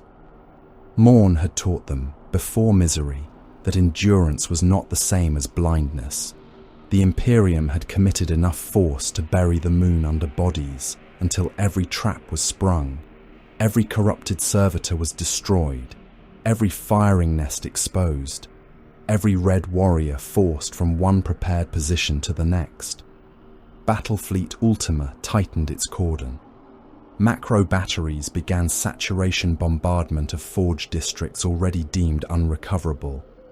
The Tenebrae's shadow rights flickered beneath the pressure of relic wards and orbital fire. Kazaya was no longer a fortress. It was becoming a grave.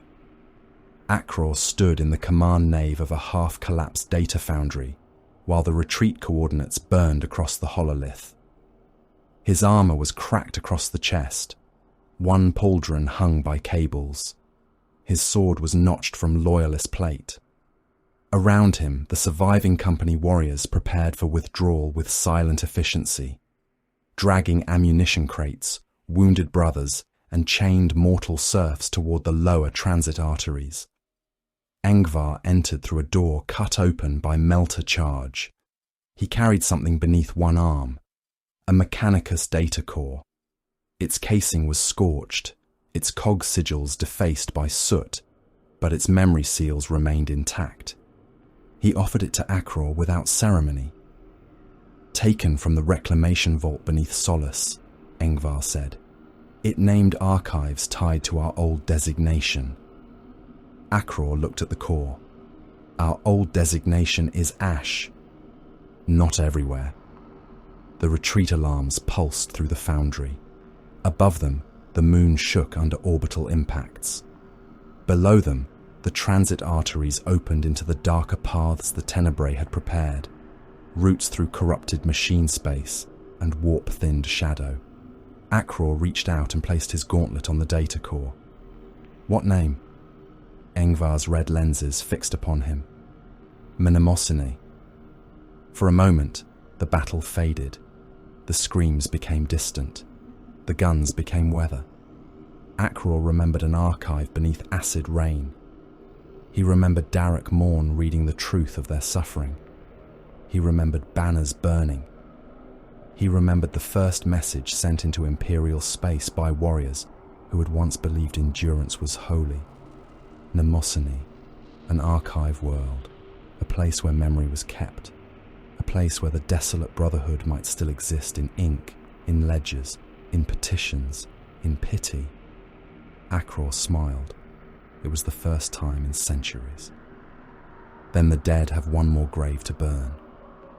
The company of misery withdrew into the deeper darkness before the Imperial noose fully closed. They did not rout. They abandoned positions by sequence, detonating what they left behind, collapsing corridors, murdering prisoners who had heard too much, and taking only what served the next wound. The Tenebrae vanished with them into black light and warp shadow, their banners folding into darkness like funeral cloth sinking beneath water. Keziah remained behind. The Imperium reclaimed a moon that could no longer be trusted to exist. Its manufactoria were silent at last. Its alarm choirs had broken into static. Its machine spirits babbled in corrupted cant. Its floors were layered with guard dead, Skitari parts, loyalist blood, traitor, fragments, servitor carcasses, and enough spent shells to pave a saint's road. The black light lingered in mirror steel and coolant pools. Men who survived the assault still woke screaming, clawing at their eyes, whispering that the moon had looked back at them. Reclamation became purge. Purge became sterilization. Life upon Keziah, what remained of it, was burned out by decree. Far from the dying Forge moon, aboard a vessel whose name had changed with its masters, and whose halls still smelled faintly of acid rain no cleansing rite could remove, Akror stood before the sealed Mechanicus data core. Mnemosyne waited in its memory. So did the old petitions. So did the last fragile possibility that the Imperium might remember the desolate brotherhood as victims rather than monsters. Akror rested one hand on the core and whispered to no god at all. No. Mnemosyne did not make tanks. It did not make guns. It did not breed regiments in the dust, raise fortresses from iron, refine promethium, stamp ration tins, or press men into uniforms beneath cathedral bells. No macro cannon towers crowned its mountains. No Titan foundries shook its mantle. No munitions canals carried shell casings from furnace to shrine. By the standards of the Imperium, it was almost useless. That was why it was precious. Mnemosyne manufactured continuity. Its continents were libraries, its cities cathedral stacks. its oceans crossed by pilgrim barges carrying sealed ledgers beneath glass roofs and incense smoke. Scribe fortresses rose in rows of black granite and brass, each one windowless, each one sealed behind gates large enough to humble a super-heavy tank. Memory vaults sank kilometers beneath the crust, guarded by oath-bound archivists, servitor choirs, autoquill engines, and data reliquaries whose machine spirits had done nothing but remember for longer than most dynasties had ruled. Every corridor smelled of dust, sanctified oil, old parchment, wax seals, and the faint human rot of men who spent their lives breathing air that had passed over too many dead records. Its priests believed that as long as something was recorded, it had not truly died. Akror hated them for that. He stood in the assault bay of the Herald of Anguish, with 49 warriors around him, and watched Mnemosyne grow large upon the picked screen. His armour was blood-red and black, scarred by Keziah's furnace light and the acid ghost of older wars. Black flames crawled across his helm. His breastplate still bore the gouged wound where the Imperial Aquila had once spread its wings.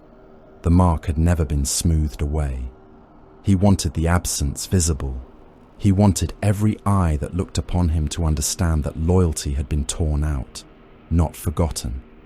The warriors around him were not many. 50 Chaos Space Marines against a world of archives, planetary defense regiments, fortress scribes, Arbite strongpoints, and the blind arrogance of Imperial memory. 50 against Archeo, capital of Mnemosyne, city of parchment towers and bell domes and vault stairs deep enough to swallow daylight. Enough. Akror had learned long ago that the size of a blade mattered less than where it entered. The objective sat beneath the capital's central cathedral, sealed inside the great librarium. The records of the Desolate Brotherhood remained there, copied from older administratum channels, and preserved because some archival priest had considered tragedy worth indexing. Petitions, deployment orders, gene seed degradation ledgers, denials, reclassification notes, misery, the truth of what had been done to them, preserved by a machine that had no pity and a priesthood that mistook preservation for mercy. A younger renegade, Vardas, stood beside him with a chain-axe mag locked across his back. "We burn the archive," Vardas said. "No," Akror replied. "We burn the possibility of forgiveness." Vardas turned his helm. Akror did not look at him. There are men in that city who would read what was done to us and call it sorrowful. They would write sermons. They would say the Desolate Brotherhood endured nobly. They would make our ruin useful again. Let them know the truth. The truth in Imperial hands becomes another chain. The assault bay shook as the Herald of Anguish took fire from Mnemosyne's orbital defense web. Void shields flared across the picked feed. Macro shells blossomed into brief suns. Akror watched them die against the frigate's shields. "No scholar will pity us," he said. "No priest will redeem us. No commander will point to our corpses and tell his soldiers to suffer beautifully." The deck rune changed from red to black. The boarding craft launched. Archeo woke to bells. The first impact struck the capital's northern Scriptoria quarter. Dropcraft punched through a roof of stained armor glass and landed among copious cloisters, where 10,000 scribes worked in silence. Red-armored giants came from the smoke before the emergency hymns finished their first verse. Bolter fire shattered desks, bodies, quill engines, and prayer lecterns. Men died with ink on their fingers and scripture chains at their waists. Servo skulls spun madly through the air, their parchment scrolls catching flame as they tried to record the attack that destroyed them. The second landing struck the PDF mustering yard below the statue of St. Archeo the Remembering. Planetary Defense Force companies formed with commendable speed. Laser rose in disciplined ranks. Heavy weapon teams dragged autocannons into place. Officers shouted range orders beneath the clangor of bells. The first volley flashed against corrupted ceramite and burned black scars into red plate. One company warrior staggered as a lucky beam cut through his gorget seal. He tore the helmet from his head, exposed a face like old butchered stone, and kept advancing while blood steamed down his chest. The company answered. Heavy bolters mounted at the dropcraft ramps opened first. The PDF line disintegrated in segments. Men burst inside flak armor. Autocannon crews vanished under detonations that left their weapons sitting beside piles of meat and smoking boots. A command banner fell when its bearer lost both arms and most of his ribs to one mass reactive shell. The banner pole remained upright for a moment, caught between corpses, then toppled into the spreading blood. Akror came down last. He walked through the mustering yard without haste, bolter in one hand, power sword in the other. A lieutenant tried to rally the defenders around a stone plinth. He had a strong voice. Akror shot him first. A priest began shouting that memory itself would condemn the traitors. Akror left him alive for 3 heartbeats longer, enough for men nearby to hear the words and lift their heads. Then Akror cut him in half. The upper body slid from the lower body with a wet slap against the paving stones. The priest's mouth continued moving after he fell. No sound came out, but blood. "Forward," Akror voxed. The capital Archeo fell inward around them. The company did not occupy districts. They crossed them. They did not hold ground unless ground served the killing of what came next. PDF lasfire flashed from balconies, archive bridges, scribe towers, and reliquary gates. The red giants moved through it like a storm-given armor. Meltagans opened vault doors. Flamers turned parchment halls into firestorms. Chainblades screamed through barricades made from desks, statues, and bodies. Scribes fled with data reliquaries chained to their wrists, believing the records more important than their own flesh, because Mnemosyne had taught them no other religion. Akror's warriors butchered them when they carried what he sought. Those who carried tax rolls, devotional copies, census slates, saintly genealogies, or dead noble bloodlines were ignored unless they stood in the way. Those who carried chapter histories were killed.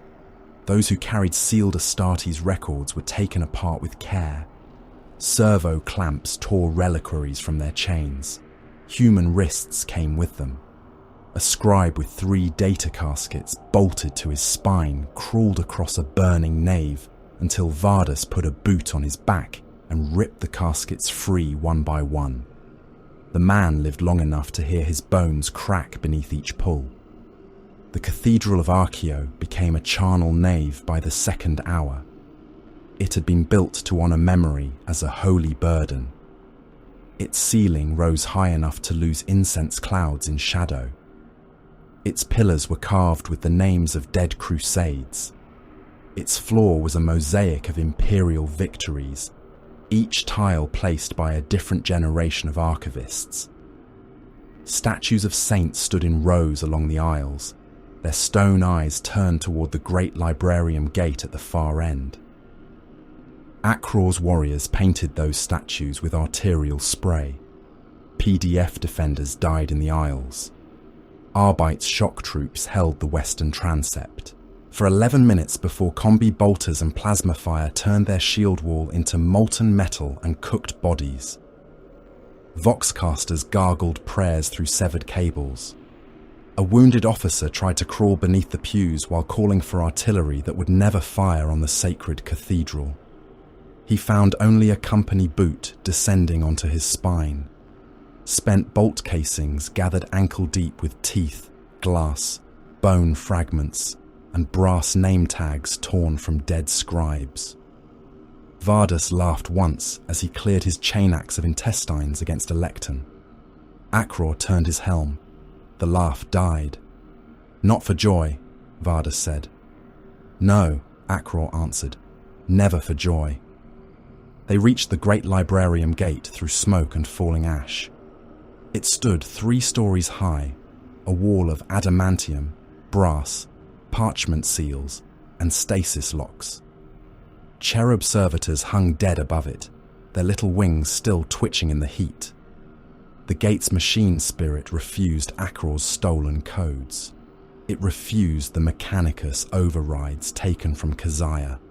It refused the blood of the senior archivist dragged screaming to its threshold. So the company used melter charges. The gate wept before it opened. Streams of molten metal ran down its surface like tears. When the final lock failed, the doors fell inward and crushed the archivist beneath them. He screamed once, briefly, then became another stain under sacred weight. The great librarium waited beyond. A cathedral beneath a cathedral. Endless shelves, cogitator pillars, suspended parchment bridges, memory engines stacked like organ pipes, servo skulls drifting in patterns of archive logic, stasis reliquaries glowing with cold blue light. At the chamber's heart stood a vault dais surrounded by chained scribes who had been ordered to flee and refused. They knelt around data caskets, chanting preservation litanies through trembling mouths. Akror stepped inside. He felt nothing. That troubled him. He had expected rage. He had expected triumph. He had expected misery's reign to return in his blood, expected the old wound to open cleanly. Instead, there was only a pressure in his chest, not sorrow, not pity, not doubt, but something like recognition. The great librarium smelled like the reclusium of the Ashen Vow had once smelled before the funeral rolls grew too many to chant. Dust, incense, names. He hated it more for that. "Find them," he voxed. The warriors spread out. Then the temperature changed. The fires burning in the broken gate went blue. Not hot blue, cold blue. Frost formed across blood on the floor. Smoke halted in the air. Vox channels fell silent so completely that every warrior heard the internal workings of his own armor. No static, no distant command bursts, no dying prayers from the cathedral behind them. Nothing. Akror raised his bolter. Contact. They appeared between the company and the fleeing scribes. Black-armored apparitions, wreathed in ghost fire, their forms at once solid and uncertain. Their armor was scorched, ancient, and marked by bones and flame. Their helms glowed with corpse light. They carried bolters, blades and weapons whose edges burned with the color of funeral pyres. They did not arrive in drop pods. They did not teleport with thunder. They were simply there, standing in the path as if they had always been waiting. The Legion of the Damned did not speak. They did not threaten.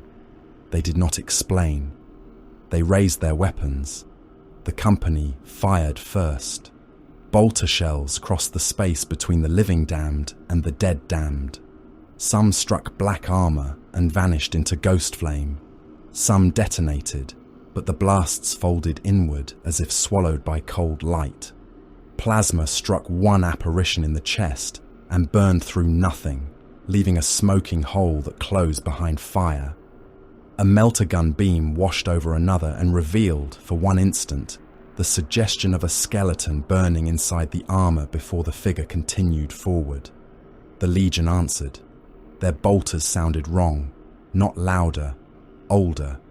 Each shot cracked like a grave seal breaking. A company warrior beside Vardas took a round through the helm. The shell detonated and ghost fire poured from the wound instead of blood. He fell without a sound, his armor burning cold. Another raised a chain axe and charged, only for a black-armored blade to pass through his weapon, his arms, and his chest in one slow motion that left him standing. He looked down as his torso opened, in a line of blue flame, and his organs fell out as ash. Akror attacked. He reached the first damned warrior with sword raised, striking for the neck. The blade met armor and sparks flew, but the resistance felt wrong, like cutting into memory rather than matter. The damned warrior struck back with the butt of his bolter. Akror blocked, pivoted, and rammed his shoulder into the apparition's chest. It moved half a step, only half. That unsettled him more than any wound. The company could break morale. That was their doctrine. They could turn courage into doubt, doubt into panic, panic into collapse. They could make men fear rescue, hate command, mistrust symbols, and die understanding abandonment. But these warriors had no morale to break, no fear, no hope, no command structure that could be severed, no future to threaten. The Legion of the Damned stood in the great librarium like the Emperor's dead refusing to move, and Akror felt his certainty fracture along an old scar. He drove his sword through the apparition's abdomen. Ghost fire spilled around the blade. The damned warrior looked down at the wound, then back at him. It placed one black gauntlet around Akror's wrist and squeezed. Ceramite cracked. Akror snarled and headbutted the helm before him. Flame burst across his faceplate. He tore free and fired his bolter point blank into the apparition's chest until the magazine ran dry. The damned warrior staggered, its outline flickering. Not enough. Around him, the great librarium became a nightmare of impossible war. Chain blades bit armor that might not fully exist. Lightning claws raked ghost fire from black plate. Red warriors died without understanding how blood could freeze while their hearts still beat. Scribes cowered beneath data reliquaries while the dead fought the damned over records that no mortal hand could carry quickly enough. Varda struck a damned warrior with his chain axe. The weapon passed through the apparition's shoulder and jammed in a shelf behind it. The legionary placed a hand on Vardas's helm. Fire entered through the eye lenses. Vardas screamed once, and when the hand pulled away, his skull remained inside the helm as blackened powder. Akror saw the central dais. A black armoured warrior stood before it, taller than the others, a bolter held low in one hand and a blade of pale flame in the other. Behind him, chained scribes dragged data caskets toward a descending vault shaft. One casket bore the sigil Akror had come to destroy. Desolate Brotherhood. He charged. The damned warrior met him without haste. Their blades struck. Akror's power sword howled against pale fire. The impact threw frost across the floor and blew ash from the shelves in circular waves. Akror struck again and again, each blow driven by centuries of denial. Misery's reign.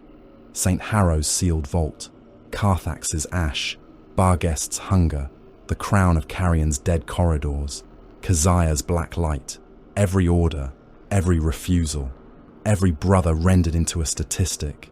Every petition preserved in this sanctified tomb, so some future imperial priest could weep safely over what others had endured. The damned warrior blocked him. Again. Again. Again. Akror roared through his vox. "Why do you defend their lies?" The damned warrior said nothing. Akror hammered his blade down, forcing the apparition back one pace. "Why do the dead stand for an empire that spends the living?" The pale blade caught his sword and locked it there. For the first time, the damned warrior spoke. One word. "Witness." Akror froze, not from fear, from hatred so sudden and pure that it felt like clarity. Witness. The word struck deeper than oathbreaker, traitor, monster, or heretic ever could. It suggested judgment. It suggested memory. It suggested that what had happened to them could be seen, understood, weighed, and still not belong to them alone. It suggested that the desolate brotherhood had not been erased enough, that somewhere, in the ledgers of the dead, their suffering remained available to meaning. Akror refused that more than he refused the throne. "No," he said.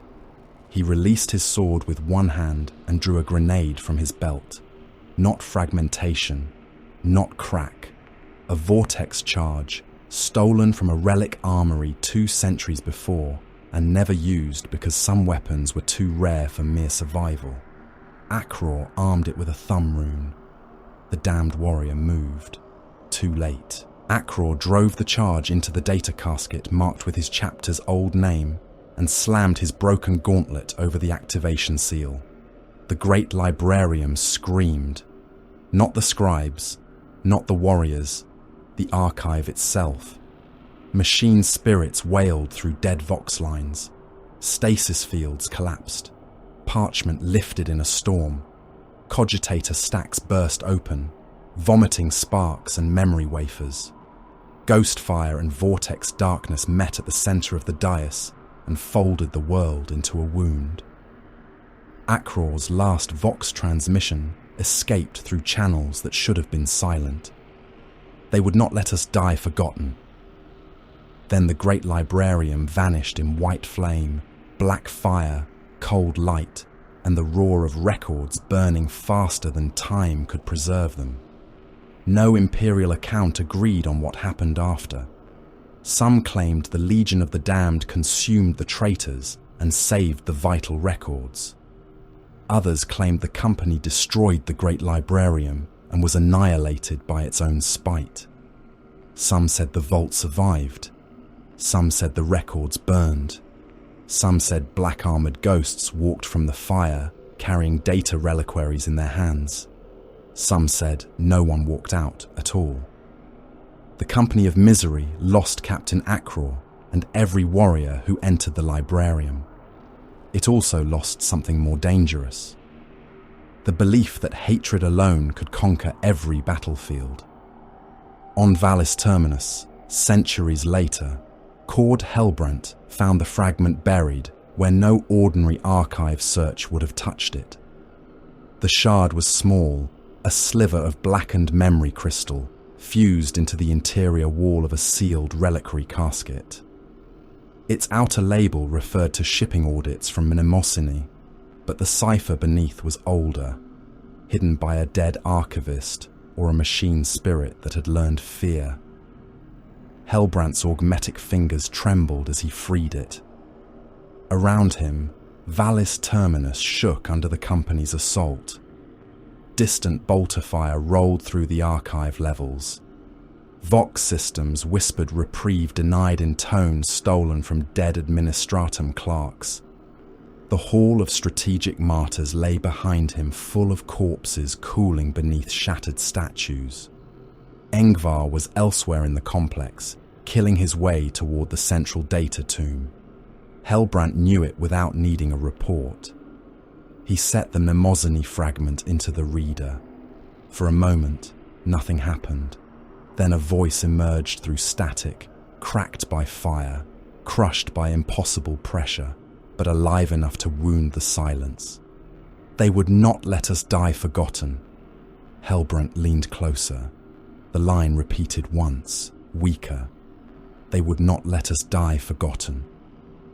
Then the fragment died. The old interrogator sat back in the red emergency light, and understanding settled over him like ash.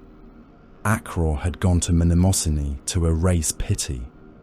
He had died discovering that even damnation could be witnessed. The company had spent centuries trying to murder memory, because memory threatened to make them human in the eyes of those they hated.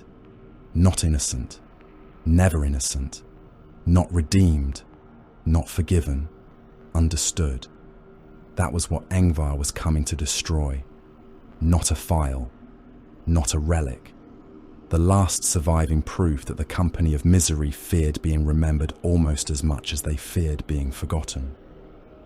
The decephamine system had been dying long before the Company of Misery came to claim it. It lay beyond the secure arteries of Imperial relief, a chain of shrine moons, mining worlds, prison manufactoria, tithe stations, and corpse-crowded orbital habitats scattered beneath a sky made unreliable by warp storms. Astropathic messages reached the wider Imperium as fragments, screams, devotional echoes, or not at all. Supply convoys arrived late if they arrived alive. The administratum still demanded quotas. The ecclesiarchy still demanded obedience. The black ships still demanded psychers. The guard still demanded bodies. Dicephamine gave all of these things, because the Imperium had never needed a world to be healthy before it could bleed. Dicef 1 was a furnace moon whose chapels were built into exhaust stacks. Dicef 3 was a mining carcass, its crust hollowed by generations of convict labourers who lived and died beneath seismic alarms. Dicef 5 held prison manufactoria, where men assembled artillery shells with manacled wrists while armed servitors watched from gantries. Dicef 7 was a shrine station built around a saint's fingerbone, though the reliquary glass had been cracked for centuries, and no priest agreed which finger it was. Dicef 9 was the system's beating heart, a world of fortress cities, psyker tithe vaults, astropathic choirs, sanctioning chambers, and armor depots built around a planetary capital whose highest towers were crowned with black iron cages. The cages were for those who heard voices before the Scholastia Psychana could judge them. They were always full. Relief had not come for Dicephamine in years. Only orders came. Orders and quotas. Orders and condemnations. Orders and prayers written by men far enough away to believe obedience could replace ammunition. Then the Herald of Anguish translated from the warp, and the system learned that absence could be worse than abandonment. The company of misery did not arrive as raiders. Raiders came hungry. Raiders came fast. Raiders took what they could carry and fled before the hammer descended. The company came with landing coordinates, siege schedules, corrupted compliance broadcasts, and a war engine walking beside them like a nobleman entering a conquered hall. Hatred of Krastellan strode through the smoke of Dicef 9 beneath banners made from the skins of dead heralds and the chain-wrapped remnants of old house colours. The Chaos Knight was not a beast on a leash. It was not a crude engine of appetite to be pointed at walls until they fell. It was a walking aristocratic atrocity, a lord of iron whose every step declared ownership over the dead ground beneath it. Its carapace was blackened crimson, edged in tarnished gold and crawling with names scratched by trembling hands. Its helm was shaped like a snarling nightly death mask, one optic burning amber, the other a furnace red that swept across the battlefield with contemptuous intelligence. When hatred of Krastellan sounded its war horn, it did not roar like an animal. It sounded like a cathedral collapsing with the congregation still inside. The first note rolled across the bunker districts outside Fortress City Malricund and broke mortal courage before the thermal cannon fired. Men dropped their weapons and clutched their helmets. Servo skulls fell from the air. Voxcasters screamed feedback. Priests lost their place in the litany of iron resolve and began again from the first verse. Then again. Then again. Unable to remember what came after the Emperor's name. The thermal cannon spoke. A bunker district became molten glass. Ferrocrete bastions ran like wax. Men inside them flashed into silhouettes against glowing walls before they ceased to be flesh. Ammunition stores detonated beneath the heat, throwing tank turrets, sandbags, limbs, and burning scripture banners into the sky. The shockwave rolled through the outer trenches and pulped the lungs of soldiers who had survived the light. Hatred of Krastellan walked through the settling fire, its ion shield shimmering beneath artillery impacts, its reaper chainsword dragging sparks from the road. Then the sword rose. It cut open a hab block from roof to foundation, not struck, not shattered, cut. The chained teeth screamed through plasteel, prayer murals, water pipes, sleeping quarters, stairwells, ration halls, and the bodies of those still trapped within. The building split slowly, spilling furniture, masonry, and people into the street. Some fell whole. Some came down in pieces. Some remained caught on exposed rebar, kicking as the two halves of the structure leaned away from one another like a carcass opened for inspection. Behind the night came the company of misery. They advanced under the shadow of that atrocity with the quiet discipline that had survived their damnation. Red armor, black trim, black flame markings, oath scrolls turned inward, bolters held low until required, chain blades resting silent, havocs already marking firing nests.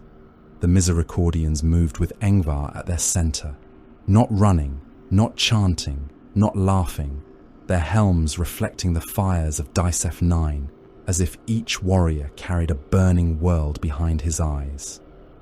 Engvar, the destroyer of dreams, had become the face of the warband after Akror's death at Mnemosyne. He was not the captain Akror had been. Akror had possessed anger cold enough to teach, hatred articulate enough to sound like judgment. Engvar had gone beyond that. There was a hollowness to him that made lesser warriors uneasy. He did not rage because rage implied something living still resisted the emptiness. He spoke rarely, and when he did, his words fell with the weight of doors sealing over tombs.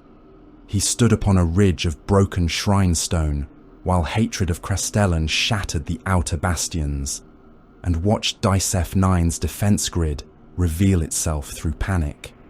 "Note their eyes," he told the Misericordians. A warrior named Sulan turned his helm slightly. "My lord?" They watched the giant.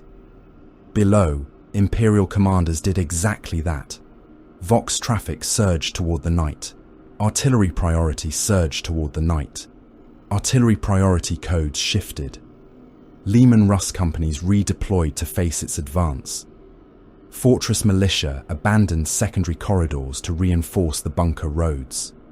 Navy interceptors were vectored against the towering engine, while ground control screamed for melter teams, shadow swords, night support, anything that could pierce the walking horror before it reached the city wall. Engvar watched the lines thin around the Psyker districts. "A dream is just a lie with armor around it," he said. Dicef 9 dreams that the greatest threat is the largest shape. He raised one gauntlet. The Misericordians vanished into smoke. The company used hatred of Crestellan as siege weapon and symbol, but never as the true blade.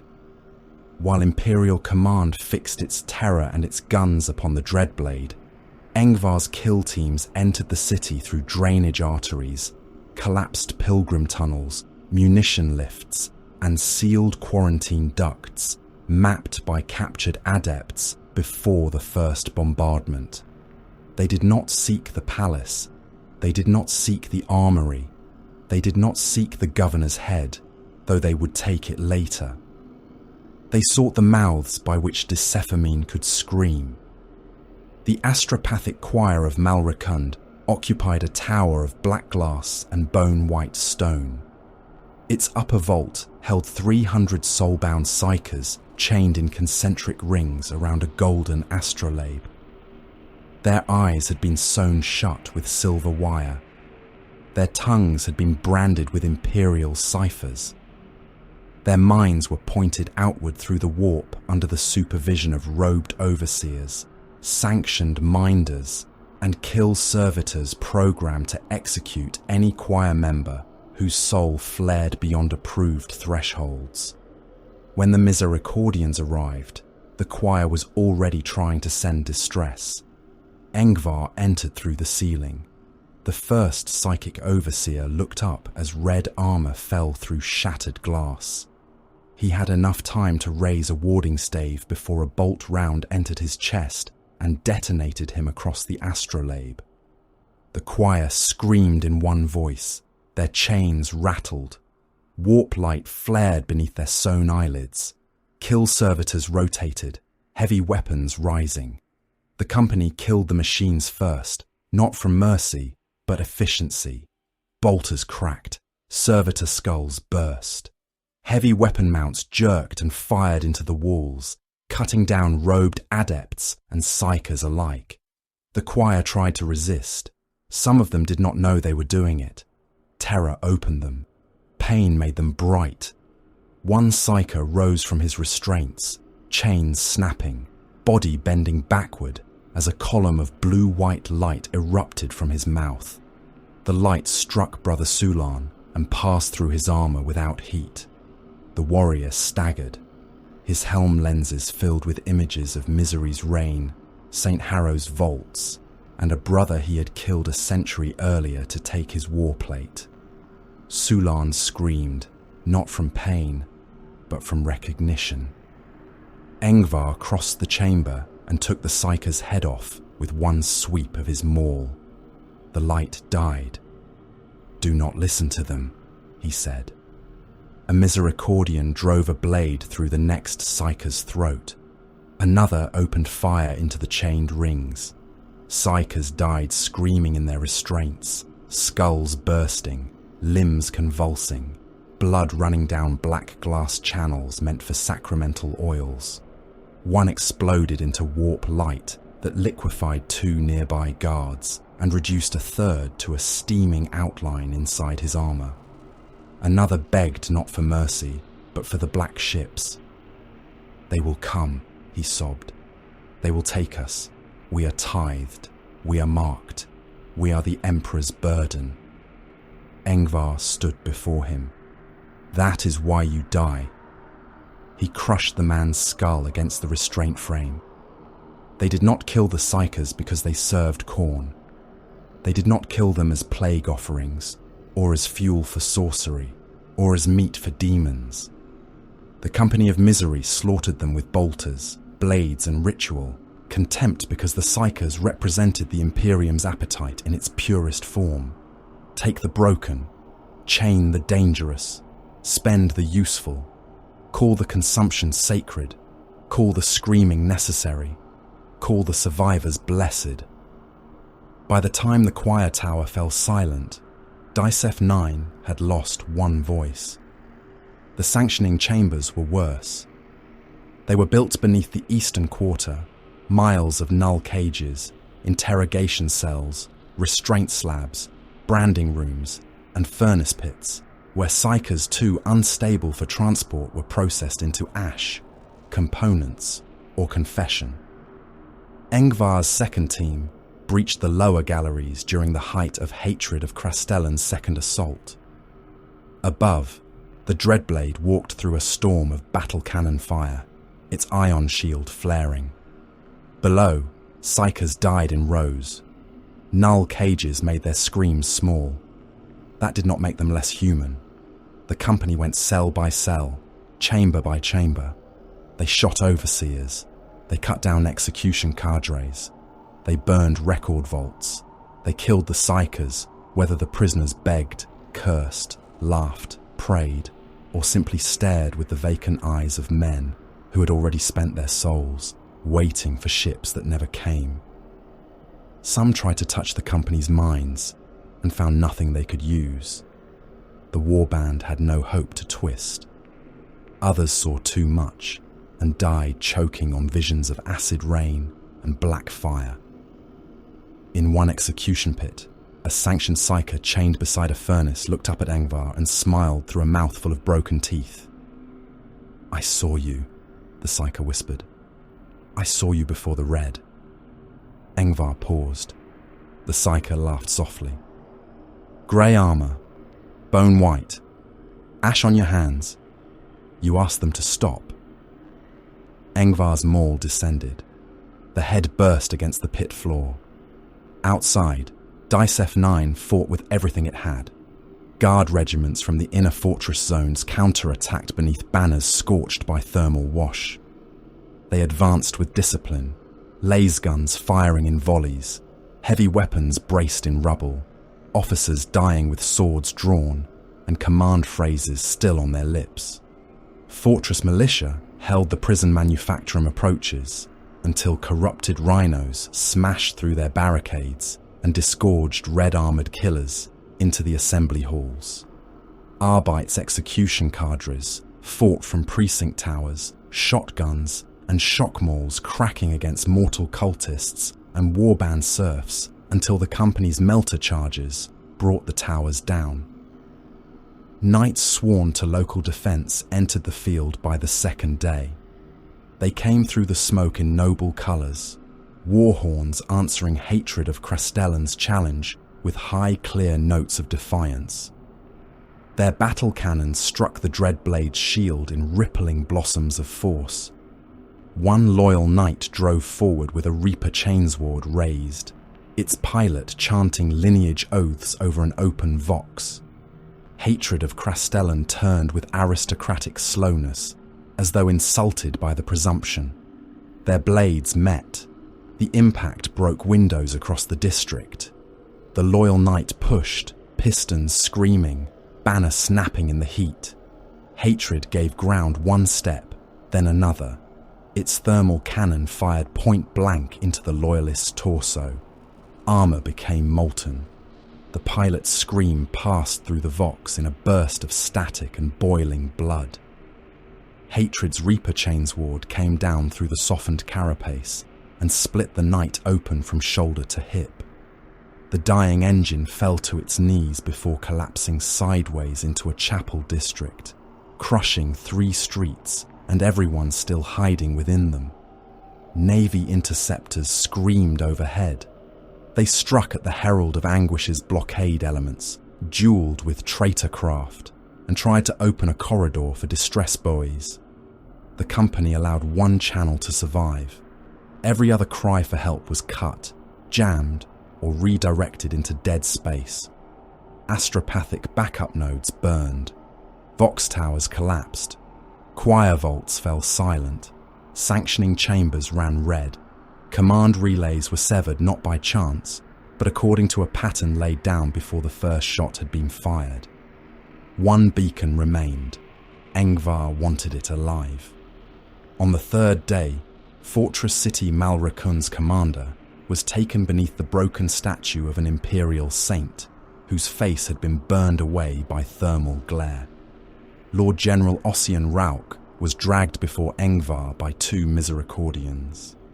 He was an old man in carapace armour, his right arm severed at the elbow, his chest plate cracked, his face grey with blood loss and hatred. He had held the western wall for 19 hours after every adjacent bastion fell. Engvar respected that enough not to kill him immediately.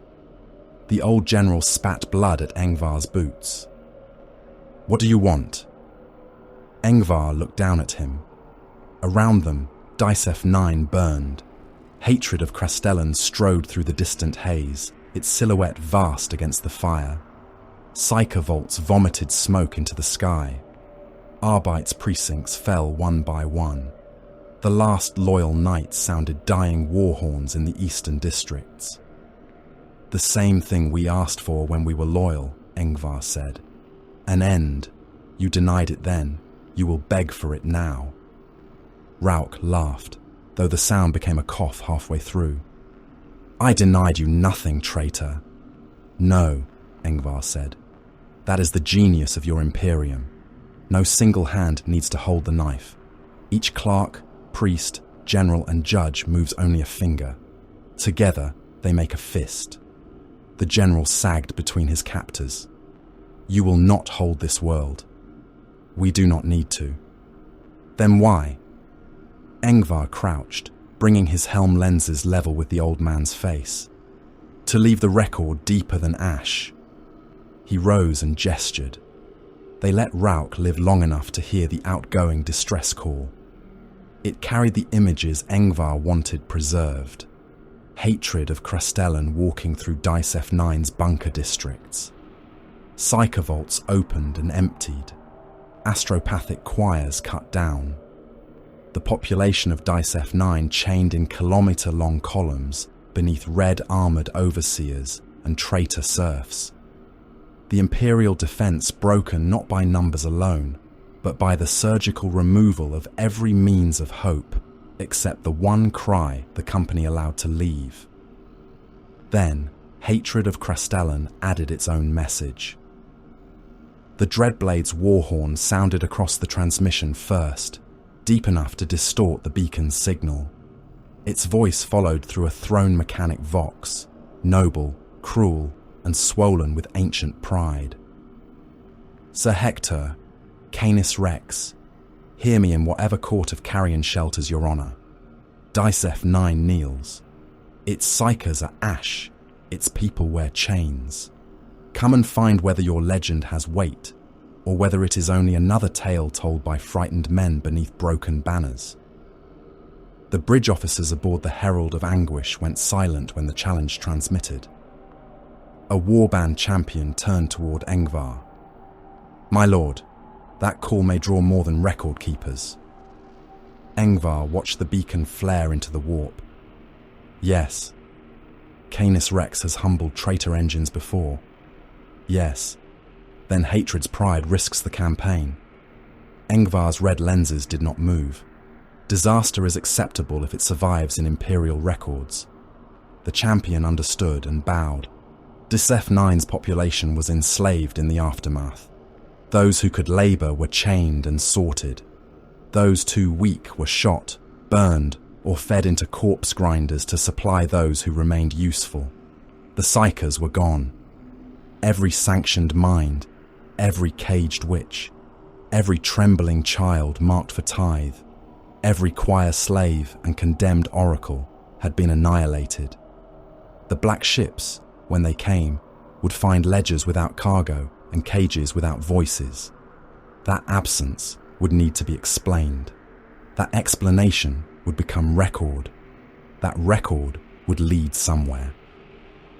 On Valis Terminus, in the present war, Cord Hellbrant found the Decephamine thread inside a sealed archive spindle beneath the Mnemosyne fragment. The data was scorched, cross-referenced, half-corrupted, and buried under false Mechanicus categorization. He read it while the world shook around him, while distant macro shells pounded the upper hive, while the Vox whispered reprieve denied through every broken speaker. The company's path became visible at last. Madine 4, Kezia, Mnemosyne, Dicephamine, Valis Terminus. Not random, not merely raids, not a warband wandering from atrocity to atrocity in search of blood, slaves, and ammunition. The company of misery was following memory. Every world struck had touched their old name, preserved a fragment, misfiled a petition, stored a denial, studied their degradation, or repeated the lie that their suffering had been necessary. Hellbrant looked up from the data spindle. Engvar was not attacking Valis Terminus because it was weak. He was not attacking because it was valuable. He was attacking because, somewhere beneath the archive forge world, beneath the munition catacombs, corpse shrines, Mechanicus data crypts, and administratum vaults, there remained one more record of what the desolate brotherhood had been. The company was not coming to conquer the archive. It was coming to finish the chain. Valis Terminus burned in layers. The lower hives burned first, because the lower hives always burned first. Their habblocks became furnaces beneath the weight of falling archive stacks and misdirected artillery. Their avenue shrines collapsed under the feet of armor columns.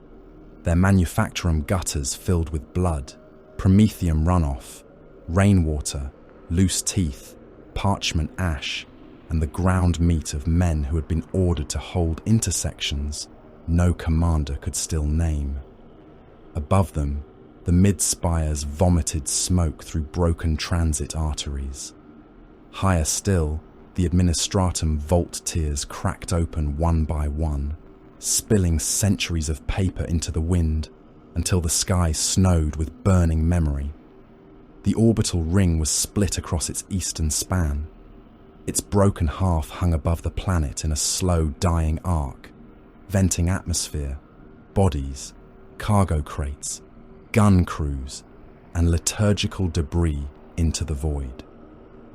Defense platforms fired until their reactors failed, or their crews were butchered in boarding actions. Burning landers fell from the upper atmosphere like iron rain. Navy interceptors chased traitor craft through clouds of flak and powdered glass. Thunderhawks cut black paths through the smoke. Drop pods screamed down from loyalist strike cruisers, their descent trails glowing like judgment strokes written across the sky. Debris fell everywhere. Pieces of ships, pieces of towers, pieces of men, all of it drawn downward into the immense gravity of the war. Valis Terminus had become what it had spent 10,000 years recording: a battlefield without mercy. Cord Hellbrunt limped through the subarchive beneath the Hall of Strategic Martyrs, with blood drying in his beard and one hand pressed against the wound in his side.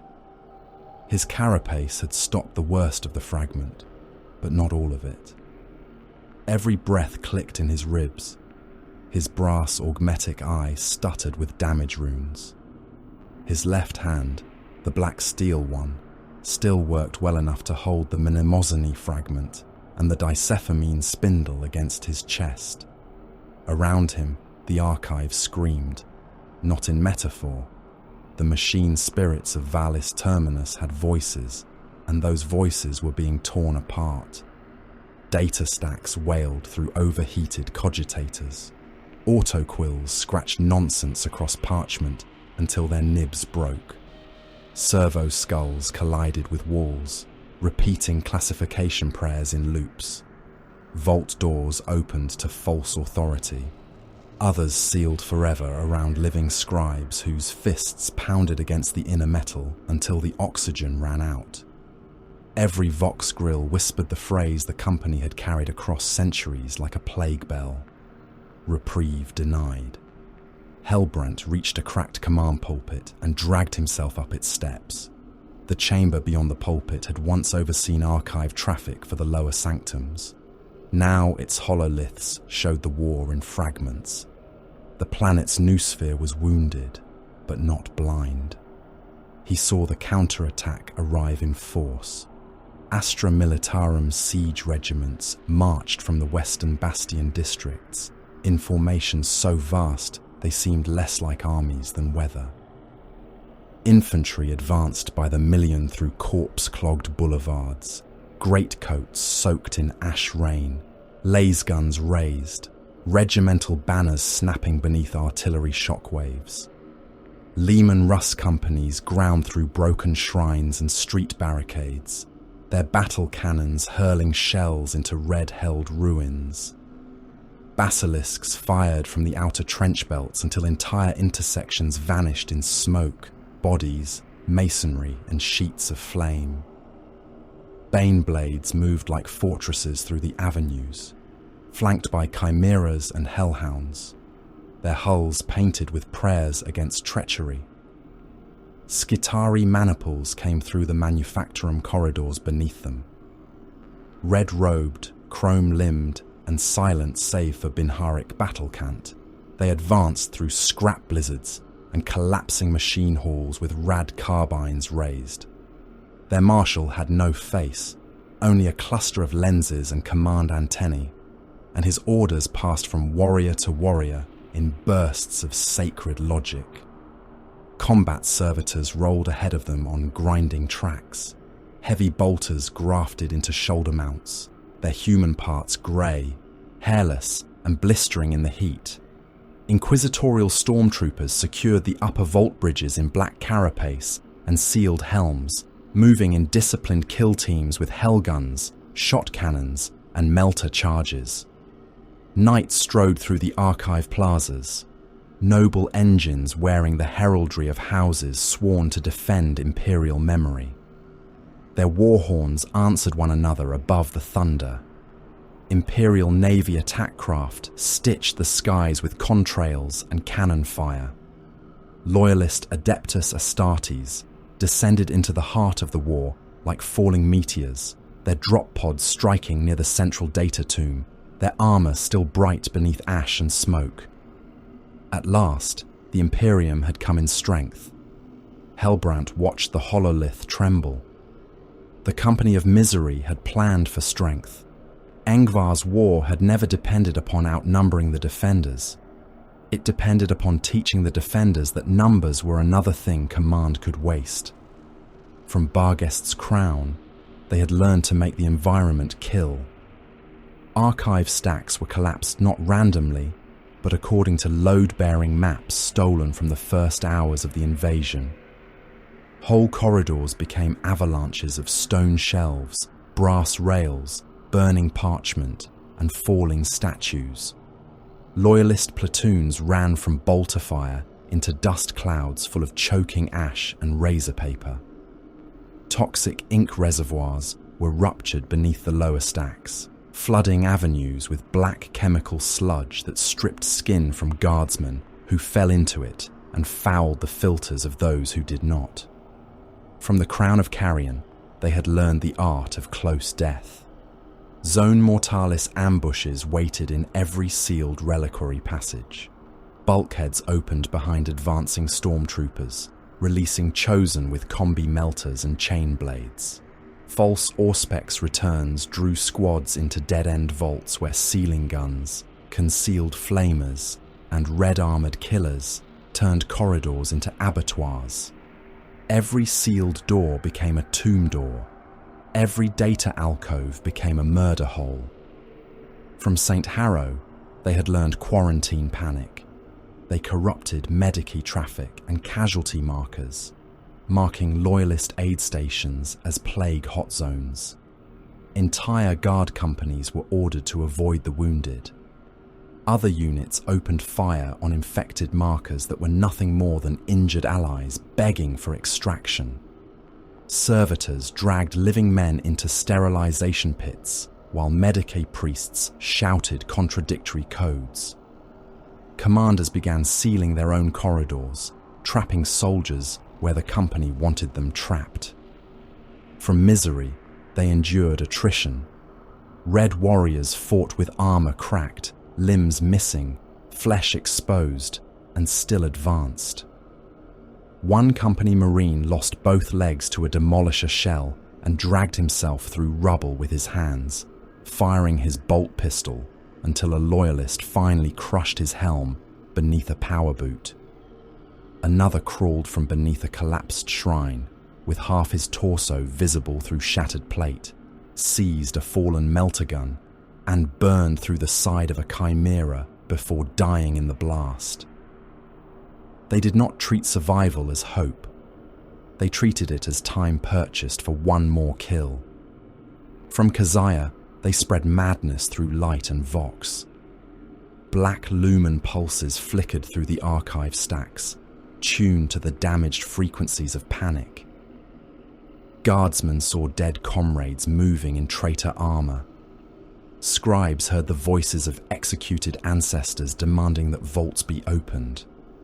The Vox repeated distress calls from units that were still alive, then from units dead for hours, then from campaigns centuries old. Some men tore their helmets off to stop hearing. Others fired into friendly ranks because a voice wearing their colonel's cadence told them relief had been compromised. From Mnemosyne, they remembered the only ground that mattered: memory vaults, data tombs, archive hearts, not palaces, not ports, not gun lines, not the symbolic statues that Imperial commanders spent lives to hold. Angvar deployed his warband accordingly. Havocs occupied collapsed archive towers where sightlines cut across entire districts. Missile launchers rested upon cracked saint heads and broken ledger statues. They waited for armor columns to bunch in corpse-blocked avenues, then fired into the lead and rear vehicles, trapping everything between. Chosen with combi melters emerged from sub-level doors beneath tank treads, burned through engine blocks, and vanished into drainage shafts before return fire could find them.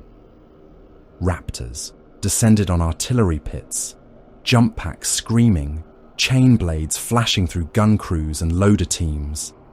Basilisk crews died at their stations, cut apart while their shells still waited in open breaches. Hellbrutes moved in the manufactorum tunnels. They were not dreadnoughts in any noble sense. They were rage trapped inside iron, sarcophagi grown into cages of corruption and pain. One burst from beneath a Skitari column, its fist closing around a tech priest and pulping him into red paste and metal fragments. Another fired a plasma cannon into a servitor formation until the corridor became a tunnel of blue flame and cooked organic components. Servitors marched through the fire anyway, because their pain thresholds had been cut away. Their flesh cooked inside metal cages, fat dripping from augmetic seams, while their machine bodies continued forward under orders they no longer understood. Corrupted rhinos raced between kill zones, their hulls scarred by centuries of war, their combi bolters chattering as they carried squads from one collapsing flank to another. Terminator elites teleported into sealed reliquary chambers in bursts of black lightning and frozen air, appearing among archivists, stormtroopers, and data engines with chain fists already spinning. One relic vault went silent in 20 heartbeats. When the doors reopened, the floor was ankle-deep in blood and parchment pulp, and every memory casket had been opened by force. The Loyalists answered with their own angels. The Adeptus Astartes strike force drove toward the central data tomb from the eastern breach. Their armor was scorched by descent, but unbroken. Their advance cut through warband auxiliaries, mortal serfs, corrupted servitors, and the first red-armored resistance with disciplined fury. They were not frightened men. They did not turn on one another under false vox. They did not break when casualties mounted. They did what Space Marines had always done. They found the decisive point and moved toward it over the dead. Power fists caved in helms. Chainswords ground through ceramite in shrieking sprays of sparks and blood. Plasma guns burned warriors hollow inside their armor, leaving red shells to collapse smoking onto the floor. Bolter detonations turned sacred murals into red mist and stone powder. A loyalist sergeant took a chain axe to the shoulder, lost the arm, and killed his attacker by driving a combat blade through the traitor's eye lens with his remaining hand. A company chosen crushed a loyalist's skull between power claws and was immediately split open from collar to groin by a return stroke from a relic blade. Transhuman bodies fell like ruined statues. Neither side wasted words where killing served. Hellbrant watched the eastern breach flare on the hololith and knew the two forces would meet at the data tomb. He forced the command pulpit's vox rune open with his augmetic spike. The system resisted him until he fed it his inquisitorial authority, his blood, and the dying Mnemosyne fragment's access cipher. Static rolled through the chamber. Then a private channel opened across the ruined archive. "Engvar," Hellbrant said. For several seconds, there was only gunfire, screaming metal, and the whisper of reprieve denied beneath the static. Then the voice answered.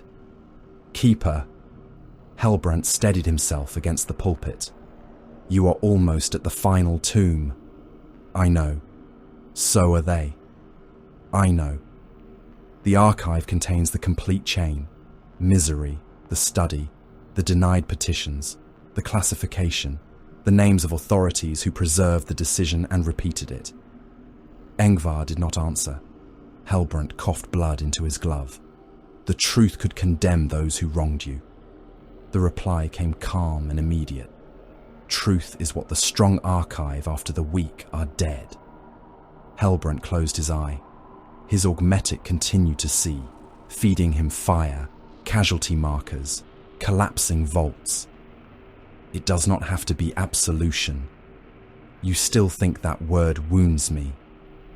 I think being understood terrifies you more than being hated. The channel crackled. Somewhere on Engvar's end, a bolter fired 3 times. A man screamed once, then stopped. You mistake comprehension for justice, Engvar said. The Imperium understands many things. It understands hunger. It understands tithe pressure. It understands acceptable loss. It understood us perfectly. Hellbrant looked down at the open files scrolling across the pulpit screen. He had found the final file. It was not signed by a grand villain. That was what made it unbearable. No High Lord had written in the margins with hatred. No Inquisitor had laughed in private confession. No Archmagos had declared malice as doctrine. The Desolate Brotherhood's death sentence had been assembled from procedure, resource scarcity, strategic necessity, degradation monitoring, redeployment efficiency, acceptable operational risk, combat viability retained. The Imperium had known the chapter was dying and chosen to use it until extinction. Not because the Desolate Brotherhood was hated, not because a rival plotted their fall, not because some secret enemy whispered into the ears of terror. The machine had simply functioned. Each office had done its part. Each seal had been proper. Each denial had been defensible when viewed alone. Together, they became murder without a murderer. Hellbrant felt colder than the archive air. That is the horror, he said into the Vox. No one needed to hate you. Engvar's voice lowered. Yes. The system consumed you because consumption is what it does. Yes. Then let the record survive. Let the Imperium choke on its own reflection. A silence followed. For one fragile instant, Hellbrant believed something had shifted. Then Engvar spoke. The Imperium does not choke. It digests. It would take our suffering, bind it in black leather, shelve it beneath martyrdom, and feed it to the next army as proof that pain has purpose. The Vox clicked. Keep breathing, Cord Hellbrant. I want you to know when the lie dies.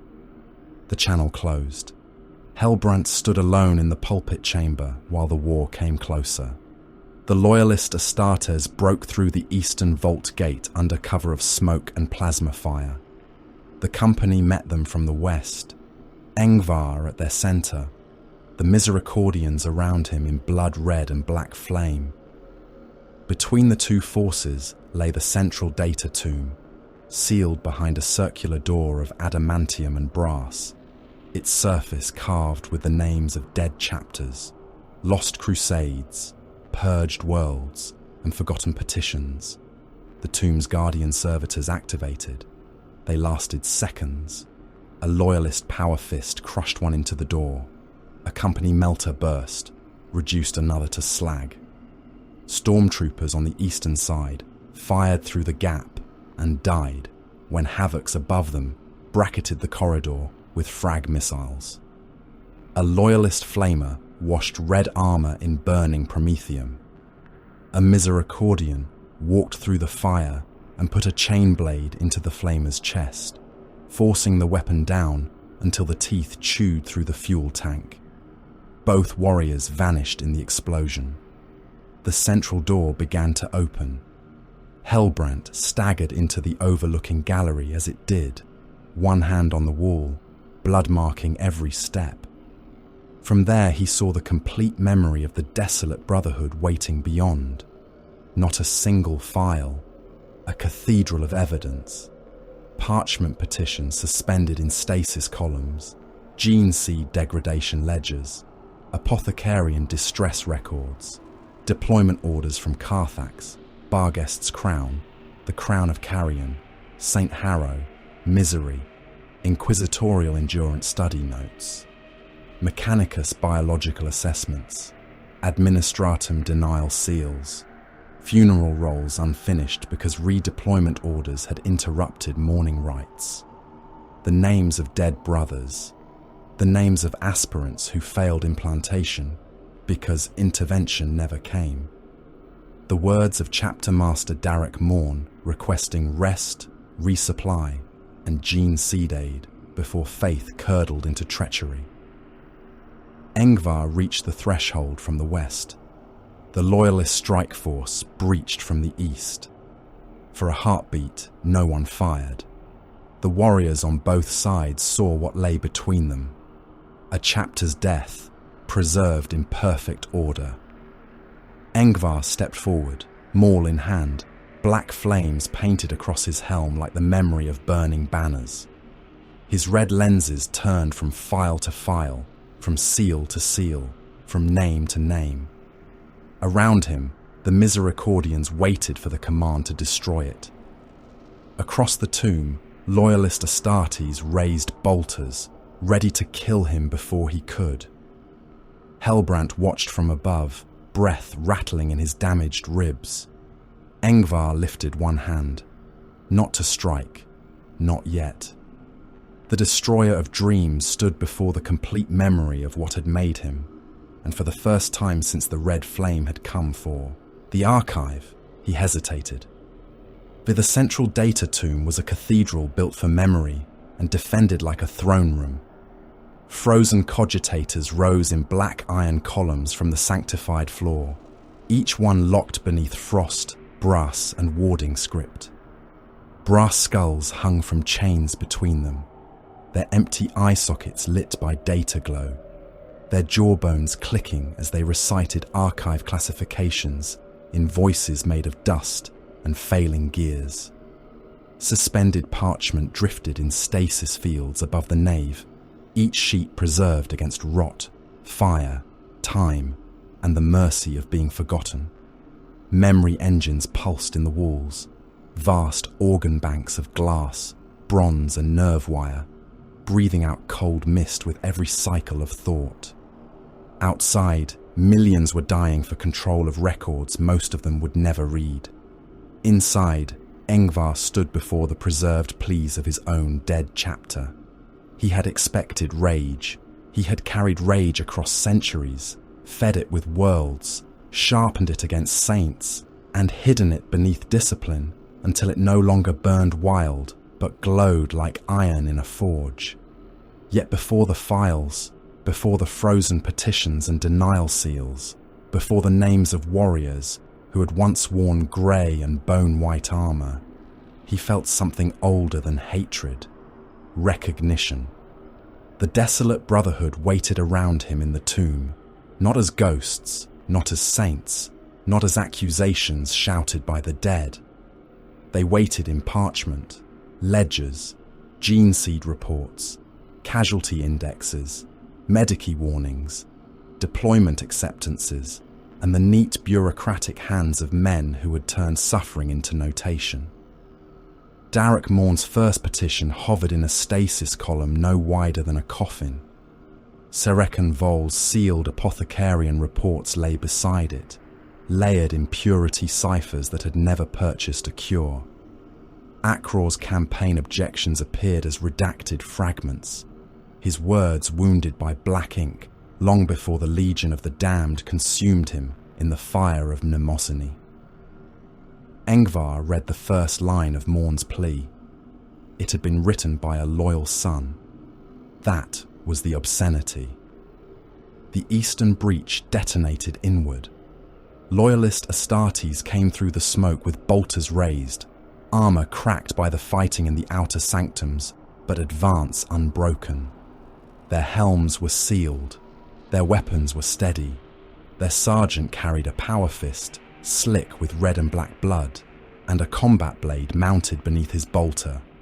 Behind them came inquisitorial stormtroopers, fewer now, moving low beneath the towering bodies of the space marines, hellguns aimed between giants. The Misericordians answered without waiting for command. They met the Loyalists between the data pillars, blade to blade, gun to gun, ceramite smashing against ceramite, hard enough to shake frost from the cogitators. Bolters roared at distances too close for misses. Shells detonated inside breastplates and blew warriors backward into parchment columns. Chain blades screamed as they bit into armor, snagged in bone, tore free trailing black blood and scraps of fused undersuit. A loyalist drove his power fist through a company warrior's helm, caving the faceplate inward until fragments of teeth and lens glass burst from the back of the skull. The dying traitor still fired his bolt pistol into the loyalist's knee, blowing the leg out from under him before both fell. A Misericordian lost his hand at the wrist. The severed gauntlet hit the floor, still locked around the grip of a chainsword, its teeth growling against the sanctified stone until a boot crushed the motor housing. The handless warrior head-butted his enemy, cracked both helms, and forced a combat knife beneath the loyalist's gorget, with the stump of his other arm pushing against the hilt. The loyalist tore his throat out with a final punch as he died. Both bodies remained upright for a moment, locked together, steaming blood pooling beneath them in mingled red and black. Hellbrant descended from the gallery while the demigods butchered one another below. He should have run. Every instinct left in his old body told him to flee the tomb, to find surviving stormtroopers, to carry the knowledge somewhere beyond the reach of the red-armored killers. But he had spent too long among records to mistake motion for survival. There was nowhere to run that the truth would not follow him. There was nowhere to hide that Imperial fire would not sanctify with obliteration once command understood what had been released. He came down the spiral stair with a sanctified power blade in his augmetic hand and blood leaking from the wound beneath his ribs. The blade was not elegant. It had belonged to an interrogator who died before Hellbrant's apprenticeship ended, a short, brutal weapon with a field generator built into the guard and a grip wrapped in cracked black leather. It hummed when he activated it, the sound thin and angry beneath the thunder of Astartes' war. Engvar saw him. The destroyer of dreams turned from the stasis column, maul in hand, red lenses glowing through cold mist and smoke. "You should be crawling away, Keeper." Hellbrant reached the tomb floor. A bolt shell detonated against a pillar to his left, showering him with stone powder and parchment ash. He did not flinch. Perhaps he had no strength left for flinching. "If the files survive," Hellbrant said, "the crime survives." Engvar looked past him to where a loyalist and a Misericordian killed each other over a fallen data reliquary, one trying to drag it toward the eastern breach, the other trying to crush it beneath his boot. "The Imperium will turn guilt into doctrine," Engvar said. "You will bind our suffering in black leather. You will file it beneath martyrdom. Priests will quote us to men freezing in trenches. Commissars will speak of endurance before sending boys into guns. The desolate brotherhood will become another sermon proving pain has meaning. The files do not have to redeem you. No, they only have to be used." Hellbrant's breath rasped. "Destroy them, and you prove nothing except that the dead still frighten you." For the first time, Engvar moved. Not a strike. Not yet. He stepped closer, the haft of his maul dragging sparks from the floor. The dead are quiet. The living are the danger. The living can judge. The living archive what serves them. Another loyalist forced through the melee and fired at Engvar. The destroyer of dreams turned, caught the first shell on his pauldron, the second on his breastplate, and the third against the haft of his maul. He struck once. The maul hit the loyalist in the chest and caved the armor inward with a burst of force that lifted the space marine from his feet and hurled him into a memory engine. Brass skulls fell like fruit from the chains above, shattering on the floor as the loyalists slid down the machine in a smear of blood. Ingvar looked back at Hellbrant. "We asked for rest," he said. "They made us useful. We asked to heal. They made us data. We asked to mourn. They sent us onward. Do you know what your masters will do with honesty?" Hellbrant raised the power blade. "Tell me." Ingvar turned toward the central memory engine. "They will survive it." He drove his gauntlet into the engine's access shrine. The tomb reacted like a wounded animal. Frozen cogitators woke in sequence. Brass skulls chattered faster, their jaws snapping through classifications until the words blurred. Parchment fields flickered. Data chains uncoiled from the ceiling like metal serpents. Ingvar's armor vents opened, releasing black smoke scented with oil, old blood, and the cold chemical bite of Mnemosyne's burned archives. From beneath his breastplate, from a sealed casket mounted where the Aquila had once been, he drew a shard of corrupted memory crystal. Hellbrant understood too late. Ingvar was not going to destroy the archive. He was going to poison it. The crystal entered the engine. Every lumen in the tomb went red. A sound rolled outward, not a siren, not a scream, but the opening note of a dirge written in machine code and despair. The central data tomb released its seals. The desolate Brotherhood's records erupted into the noosphere of Valis Terminus, flooding archive channels, command vox, Medicae logs, munition traffic, astropathic relay backups, and every surviving memory engine not yet gutted by war. Petitions unfolded across public screens. Gene seed reports appeared on artillery cogitators. Casualty ledgers scrolled through guardsmen's helmet displays. Denial orders spoke through vox beads in the voices of dead administratum clerks. But the truth did not travel alone. Ingvar bound it with despair rites taken from Keziah's black light, with execution footage from St. Harrow's sealed vaults, with acid-corrupted Picts from Misery, with casualty mathematics from Barghest's crown, with Hulk records of brothers abandoned in the crown of Carrion, with Mnemosyne's final vox fragment, with Akror's dying words, with Morn's petitions, with the repeated judgment that had become the company's creed. Reprieve denied. Reprieve denied. Reprieve denied. Across Valis Terminus, soldiers stopped hearing orders. A siege regiment advancing through the lower Archive Boulevard received the desolate Brotherhood's gene seed degradation index in place of artillery corrections. Men saw the phrase strategically expendable but operationally reliable flash across their visor slates. A colonel ordered the data suppressed. His vox operator asked whether their own regiment carried the same designation. The colonel shot him. 3 nearby squads heard the question before the body hit the ground.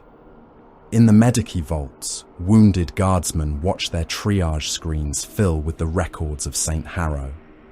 They saw clean civilians sealed beneath a cathedral and burned from orbit to preserve production assets. Some began praying, others began laughing. A Medicae officer ordered the screens smashed.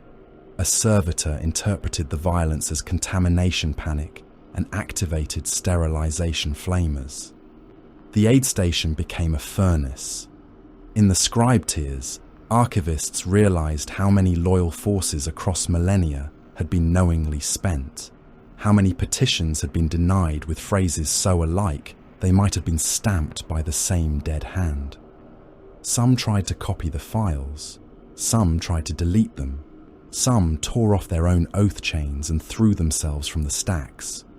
Others opened vaults forbidden for centuries and began transmitting everything, screaming that judgment had come not from the traitors, but from the ledgers. Commanders ordered suppression. Commissars executed truth speakers. Priests declared the records heresy. Inquisitorial kill teams began murdering scribes, vox adepts, wounded men, data priests, and anyone repeating the phrase that spread faster than fire. The company did not need to conquer Valis Terminus. The Imperium began purging its own memory. In the central tomb, the battle reached its last intimate savagery. The Loyalist sergeant broke through the Misericordian line and came for Engvar with his power fist raised. Engvar met him with the maul. The first impact cracked the tomb floor. The second broke the Loyalist's wrist inside the fist housing. The sergeant still advanced, ramming his helm into Engvar's faceplate hard enough to split one red lens. Engvar drove a knee into his abdomen, hooked the maul behind his neck, and dragged him down onto a waiting combat blade. The blade punched through the Loyalist's throat seal and came out through the back of his helm. A stormtrooper fired at Hellbrant, mistaking him in the smoke for a traitor thrall. The shot burned across his shoulder and spun him down to one knee. He rose because pain no longer mattered enough to command him. He reached Engvar as the traitor turned from the dying sergeant. Hellbrant thrust with the sanctified blade. It should not have landed. He was old, wounded, mortal, and slow. Engvar was transhuman, armored, and born from centuries of war. But the tomb was chaos. The air was full of ash, and the destroyer of dreams had spent one heartbeat watching the poisoned truth spread through the world. The blade went beneath his breastplate. Its power field screamed against corrupted ceramite, then bit through. Sanctified energy burned into the flesh beneath. Engvar staggered half a step. Black blood ran down the blade and steamed on the holy floor. Hellbrant tried to drive it deeper. Engvar caught his wrist. The old interrogator's bones cracked in the augmetic socket. His arm locked. The blade stopped. Engvar looked down at the wound, then at Hellbrant. The broken lens of his helm flickered. "You wound like a clerk," he said. Hellbrant spat blood onto the traitor's breastplate. "And you bleed like a man." For a moment, Engvar said nothing. Then he pulled the blade free and cast it aside. He could have crushed Hellbrant's skull between finger and thumb. He could have broken his spine. He could have torn him open and thrown the pieces into the memory engine. He did not. Hellbrant understood before the words came. Not mercy. Never mercy. Use. Engvar leaned close enough that his vox grill filled Hellbrant's world. Live long enough to learn what your masters do with honesty. He threw Hellbrant aside.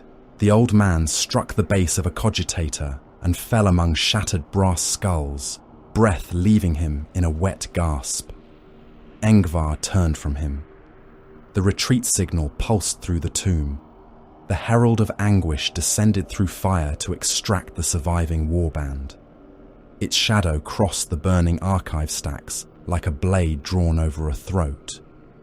The frigate had entered the atmosphere wounded, shields flaring, hull plates missing, engines bleeding smoke and plasma.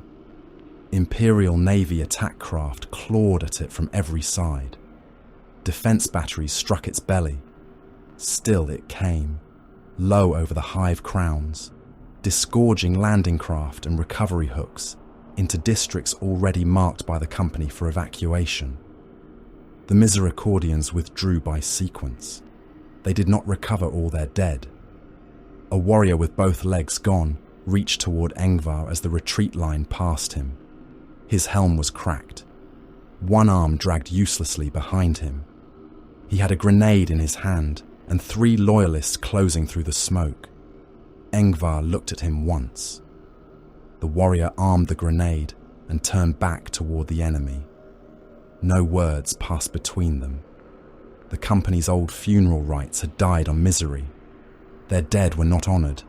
They were ammunition spent. The living carried only what could still be used. Weapons, ammunition, data shards, slaves, hatred. The central tomb burned behind them, but not cleanly. Its records lived now in 1,000 poisoned channels across the world. Some would be destroyed, some would be hidden, some would be copied by terrified hands before those hands were severed. Some would reach astropathic relays before sanctioned fire erased the towers. Enough would survive to wound.